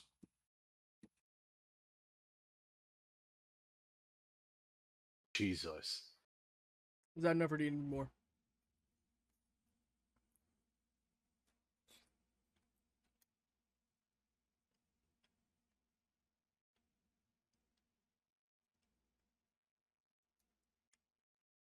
But Logan, if you want to go and read that speech, I wouldn't put it the last tab.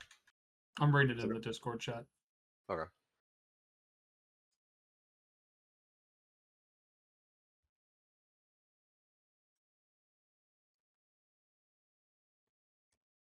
I gotta collect the ones that are fucking 1s and 2s and re-roll them.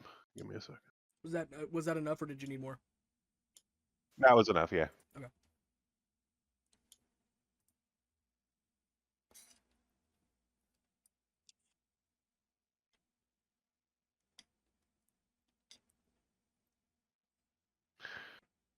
Uh, 126 plus.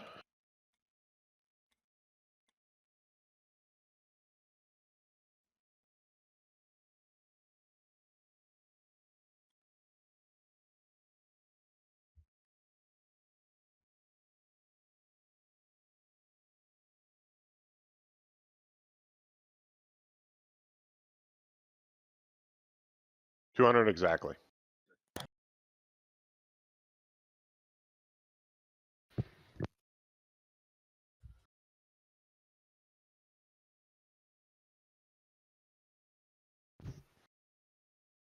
That's my turn. Another rib just falls off of his body. How much damage you Is doing? that it for Abazor? That is. I'm doing Zarzeth really quick. 1 minute, sorry. After Zarzeth, he's gonna take a legendary action. That's fine. Ooh. That's not fine. We don't like those. That's whatever. You had advantage on those attacks too, Abazor. Did you roll with advantage? Yeah, I did.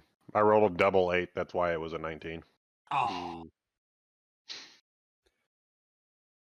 And then the other one was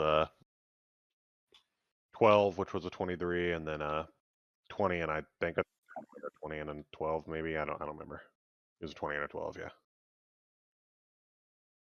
He's just gonna attack this other black orc high priest.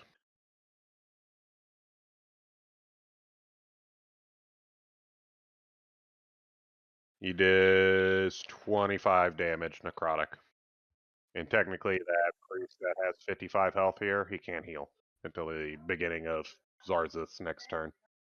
Go ahead and do much your damage did you legendary take him? action. 25. Okay.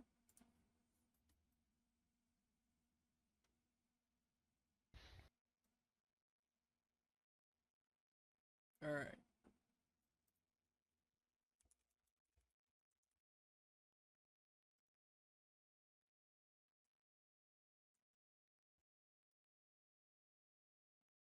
He is going to try to do a paralyzing touch on you. Let's see.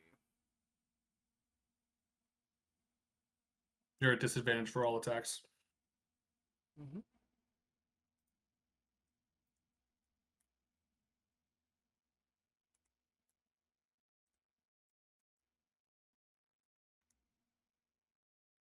He got a 23, which does not hit, correct? What'd you say, bud? 23 does not hit, correct? 23 is raising. Okay. So, do you take immunity cold damage? I'm not immune. No, I'm resistant. Okay. We'll say since it's a grazing, it's going to do nothing. It was only 3d6 cold damage. But you must do the Constitution saving throw, and we'll say it's DC 17 instead. Or you're paralyzed for 1 minute. Oh. So basically just don't net one, and you're good. I was about to say, that's... I got a 19, so that's a 39. Did I pass? I don't think No. so, actually. Didn't you hear me? I said the DC was 40, actually. So you just barely missed it. Ah, of course. With a DC of 40, I'm flying the fuck away. Zephyr, Alright, can you have Drilly it come is break this Brent fucking wall? Oakroot's turn. I'm looking straight down. Which one? Yeah, maybe. Hang on. I don't know if I have enough movement. When you get here on your turn, eventually. Should be able to. 5, 10, 15, 20, 25. He attacks with disadvantage, right? Because he's grappling the dude. 25, 55, 60. yeah. I think it's this. I thought it was disadvantage if he attacks anyone that he's not grappling. Okay. Well, I he's thought it was grappling him. normally that, like, with Grappler, you technically get advantage, right? but I don't think it's set up that normal way. So I think it would be normally at advantage, or not advantage, but just at flat.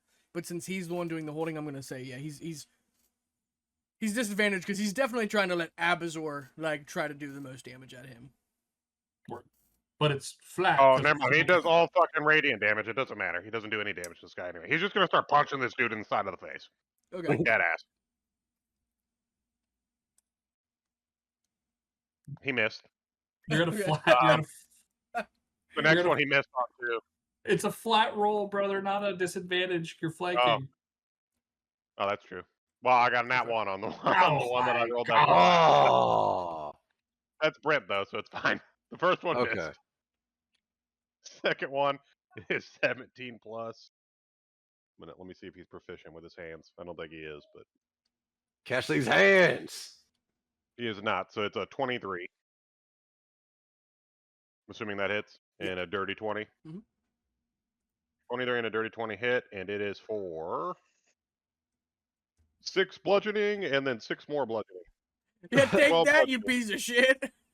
He's How just much- punching him in the side of the fucking face. How much in total you said? It's just 12. Okay, so it'd be 6. Plain bludgeoning. Yeah, 12 plain bludgeoning. Hell yeah, brother. A tooth just wiggles out of the lich's mouth. Well, it's like I just realized I'm like he only does radiant damage with his fucking weapon. I'm like, okay, well I guess he just fucking let's fucking brawl, boys.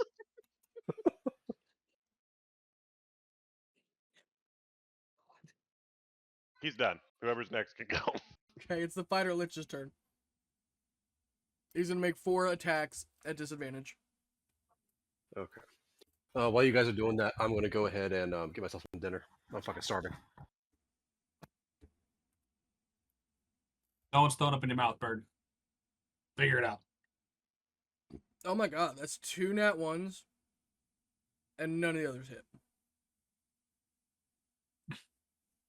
Is he resistant to his own damage? Yeah. Oh. Can he drop his weapon? No, he's a lich. I'm gonna say both of his ankles broke and his feet popped off. Ha! He's just prone, falling on the floor like an old person. Like, I'm falling and I can't get up. Oh. That fight back meme all over again. Fight back! Fight back! I'll give it to you because 2 nat 1s is crazy. Just go down already, dude. Just fucking die out. We're gonna break this wall open. We're gonna find Abzor and Brent just stomping this fucking warrior lich out. Yeah. Just some good old bonding between master and student. Am I right? Great.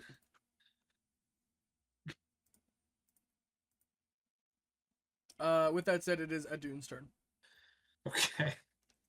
Fucking.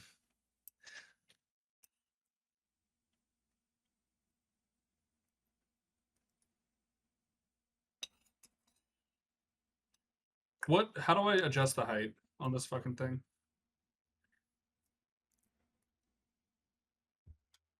Height on what?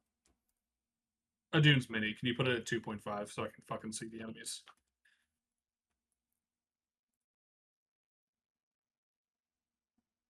It's a 2.5. Why fucking? Does that help? Alright. Yeah.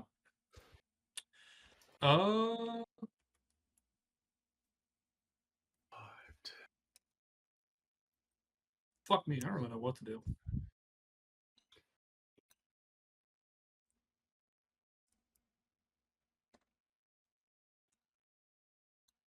I'm sorry, whose turn is it?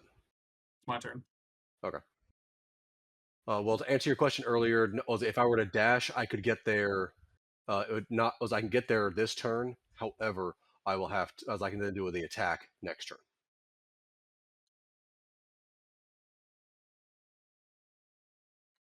So for me, I just want to soften it up. I can get us out.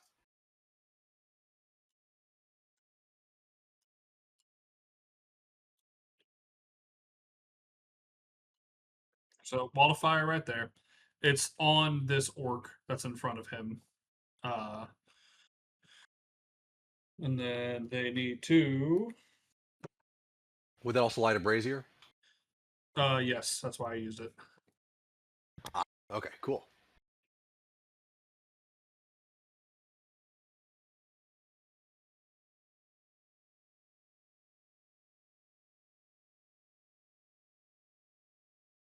Deck saves.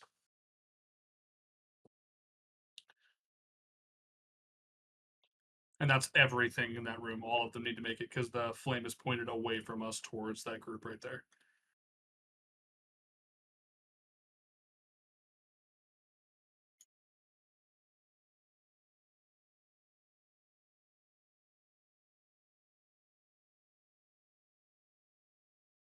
What do they got to pass?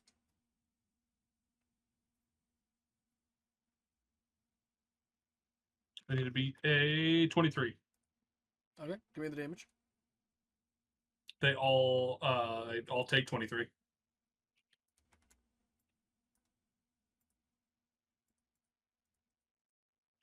And then any of them that end their turn in the space, either in the wall or 10 feet behind it, will take damage. It will need to make the save again, take damage again. And then we're going to bonus action coin shot on the dude with 44 right there on the corner that I can see.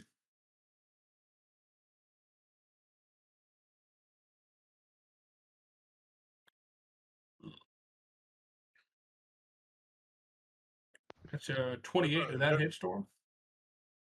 Just so I know, are those actual beds in there? Because if so, they're like on fire, right? Yeah, they are.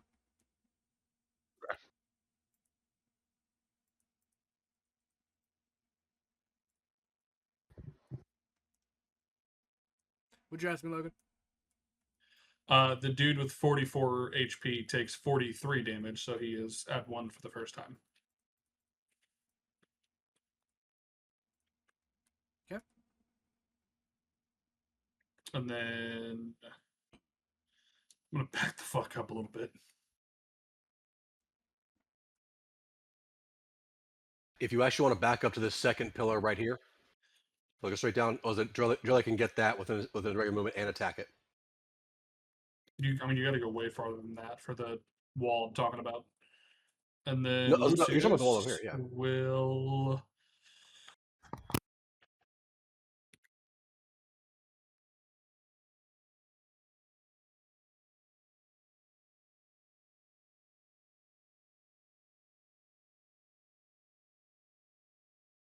What's the fucking distance on Sacred Flame? I think it's 60. Got a while though.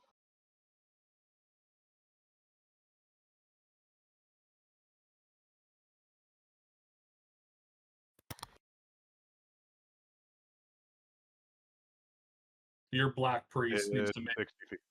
Okay, your Black Priest needs to make a deck save.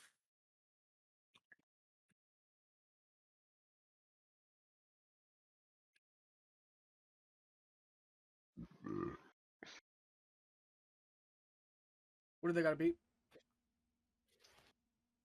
They need to beat a...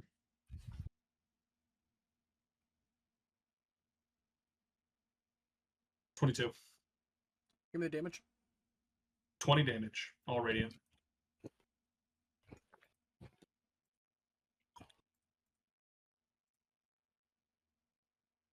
And that is my turn.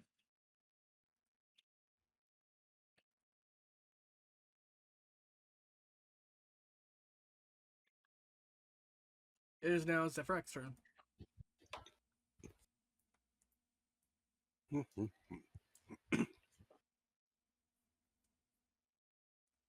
Okay, so Drilly is going to dash, and I believe right there.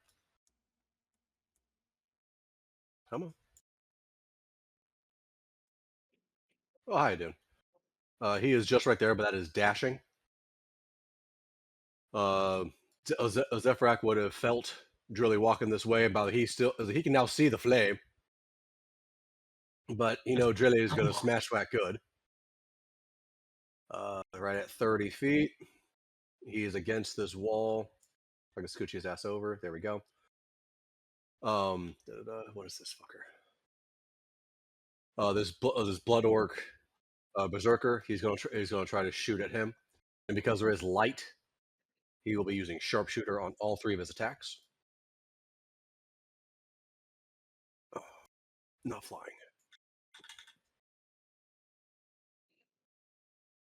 First one probably misses.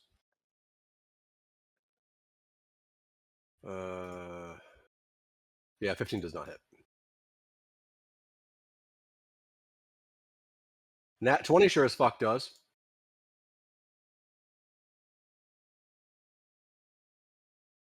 And what was Which it? one 9 are you plus attacking 17 again? is 26. It is the 40, 45. The blood Okay, is it gotcha. blood demon blood? Okay. So one nat 20, one hit, one miss. Not in that order. He's dead. Can you do less than 22 on a crit? No. No. Well, So with that is you hit him twice, though, 16. correct? Yeah. Yes, Okay. one was a nat 20. That's all I need to know.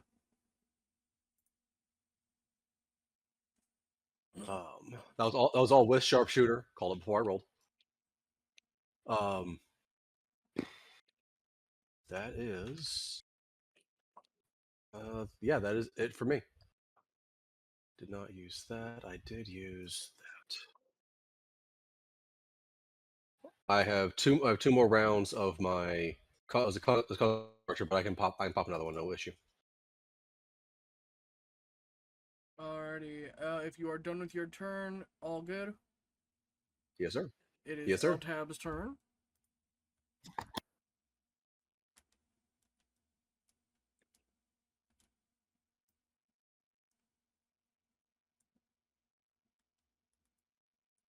Alright. You just hear him charging down the hallway again, just running up. And he's like, oh boy, I can't wait.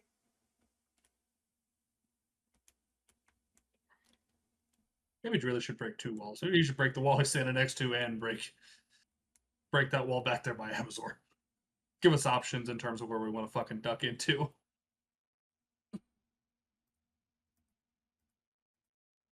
Alright, it is...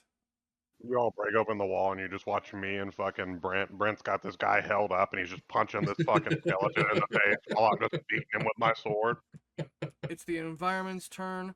These 2 bunk beds explode because they are within the wall of fire. They're just nothing but ash, and this one has caught fire now as well.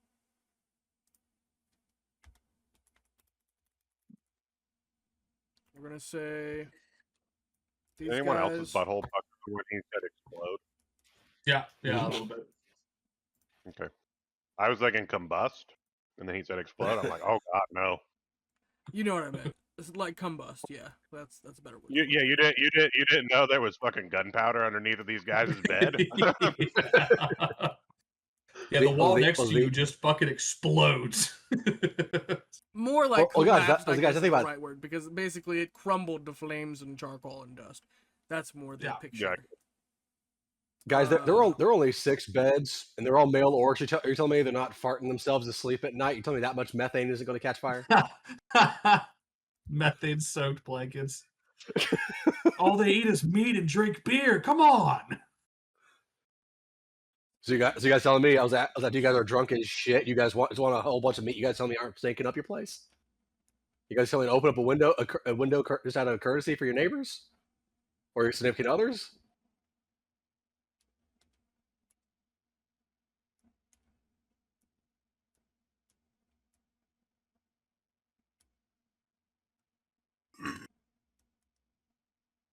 Excuse me. Damn.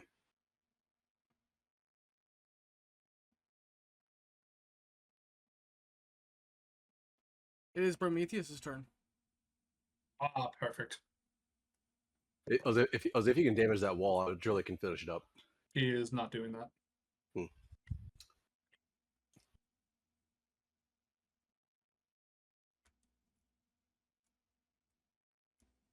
He's immune to fire? No, he's just getting close to it.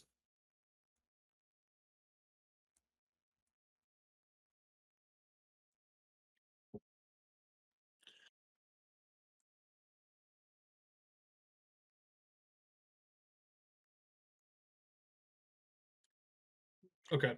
Those guys need to make a strength saving throw. Give it to me. They are all restrained. Okay. Go for it now. And 48. Which means they're just gonna burn, baby.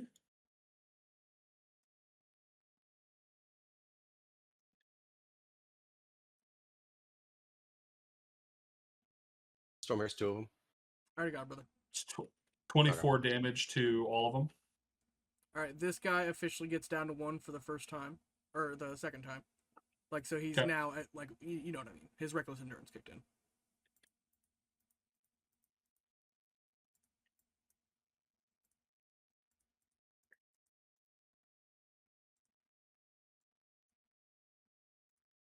Oh, and that's great, because now they can't move from your little wall of Correct. fire trick. Oh, you must love Prometheus, don't you? I like him. I like him a little bit. All right. Okay. All I'm right. gonna swing on the. I got a 10-foot reach. I'm gonna swing on the dude with 1 HP. Okay. Holy shit, he might have missed. Oh, never mind. No, he doesn't. That's a 31 on a 5. Yeah, he's dead. All right, that's his turn. Perfect. Plus 26, huh? Yep. He gets down to All right. wisdom. And he has a lot of wisdom, let me tell you. Holy shit. All right. Let's see.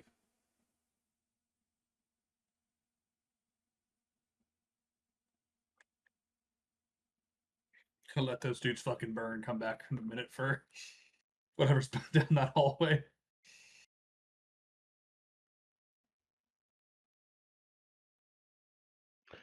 Just saying, no one's character said, "Where's Abazor at?" during all this. Nope, they just don't care.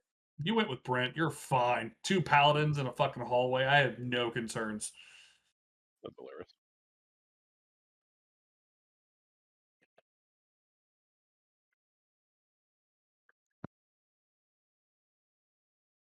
This one is going to Misty Step over here. So he did technically take some damage walking through the wall of fire. How much damage did that one take? Was he on the opposite side of the wall of fire? No. He was technically on your side, so he crossed over it, then he Misty stepped back over to the other side. Word. He just needs to make a dex save then. Okay. Well, I'm gonna say he had to willingly walk through it to fail, so he's gonna fail that one. So just give me the damage he takes. 23 damage. Okay. He's like, I smell a caster. And now I need so. Let me see. Hold on. I need to pull it out real quick. Whoa, on camera? Not my penis. I promise. All right. Jesus Christ! So now who's the gay one? What? No Kriv. That's why he's in hell. That's hurtful.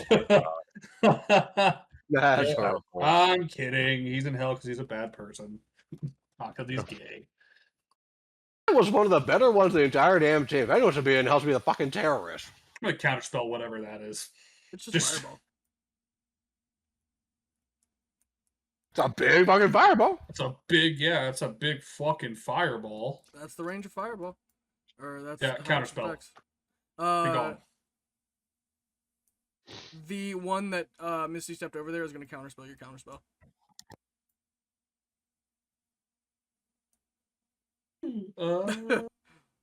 Another 4 dex Oh, saves, you're please. Do I have a way to counter that? I don't think so. Do you have another reaction? I can counterspell it. I have no idea it's happening, but I could counterspell it. Technically, you just I can hear counter- a giant puff of fire going on in the other room. Actually, 4 puffs of fire, let me tell you. I just hear 4 bangs through the wall in Yeah. front of me. Speaking of which, does any of this destroy that wall? It's fire damage, and that's a stone wall, so no. Damn it. Oh, what's the save? DC say 14. Oh, that's not bad. Come on, Drilly. Damn you. He gets a +8. Okay. Prometheus passes. I fail. 23 for the first one, 25 for the second one, 33 for the third one, 24 for Oh the Jesus fourth Christ! There's okay. Hold on. Keep that in your Hang on, fucking yeah. brain. Then. So It's in the Drilly chat. passed 1.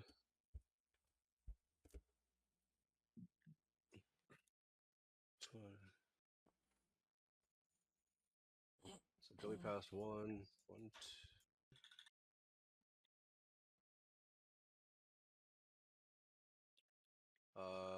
Drilly failed 1, but he passed 3 of them.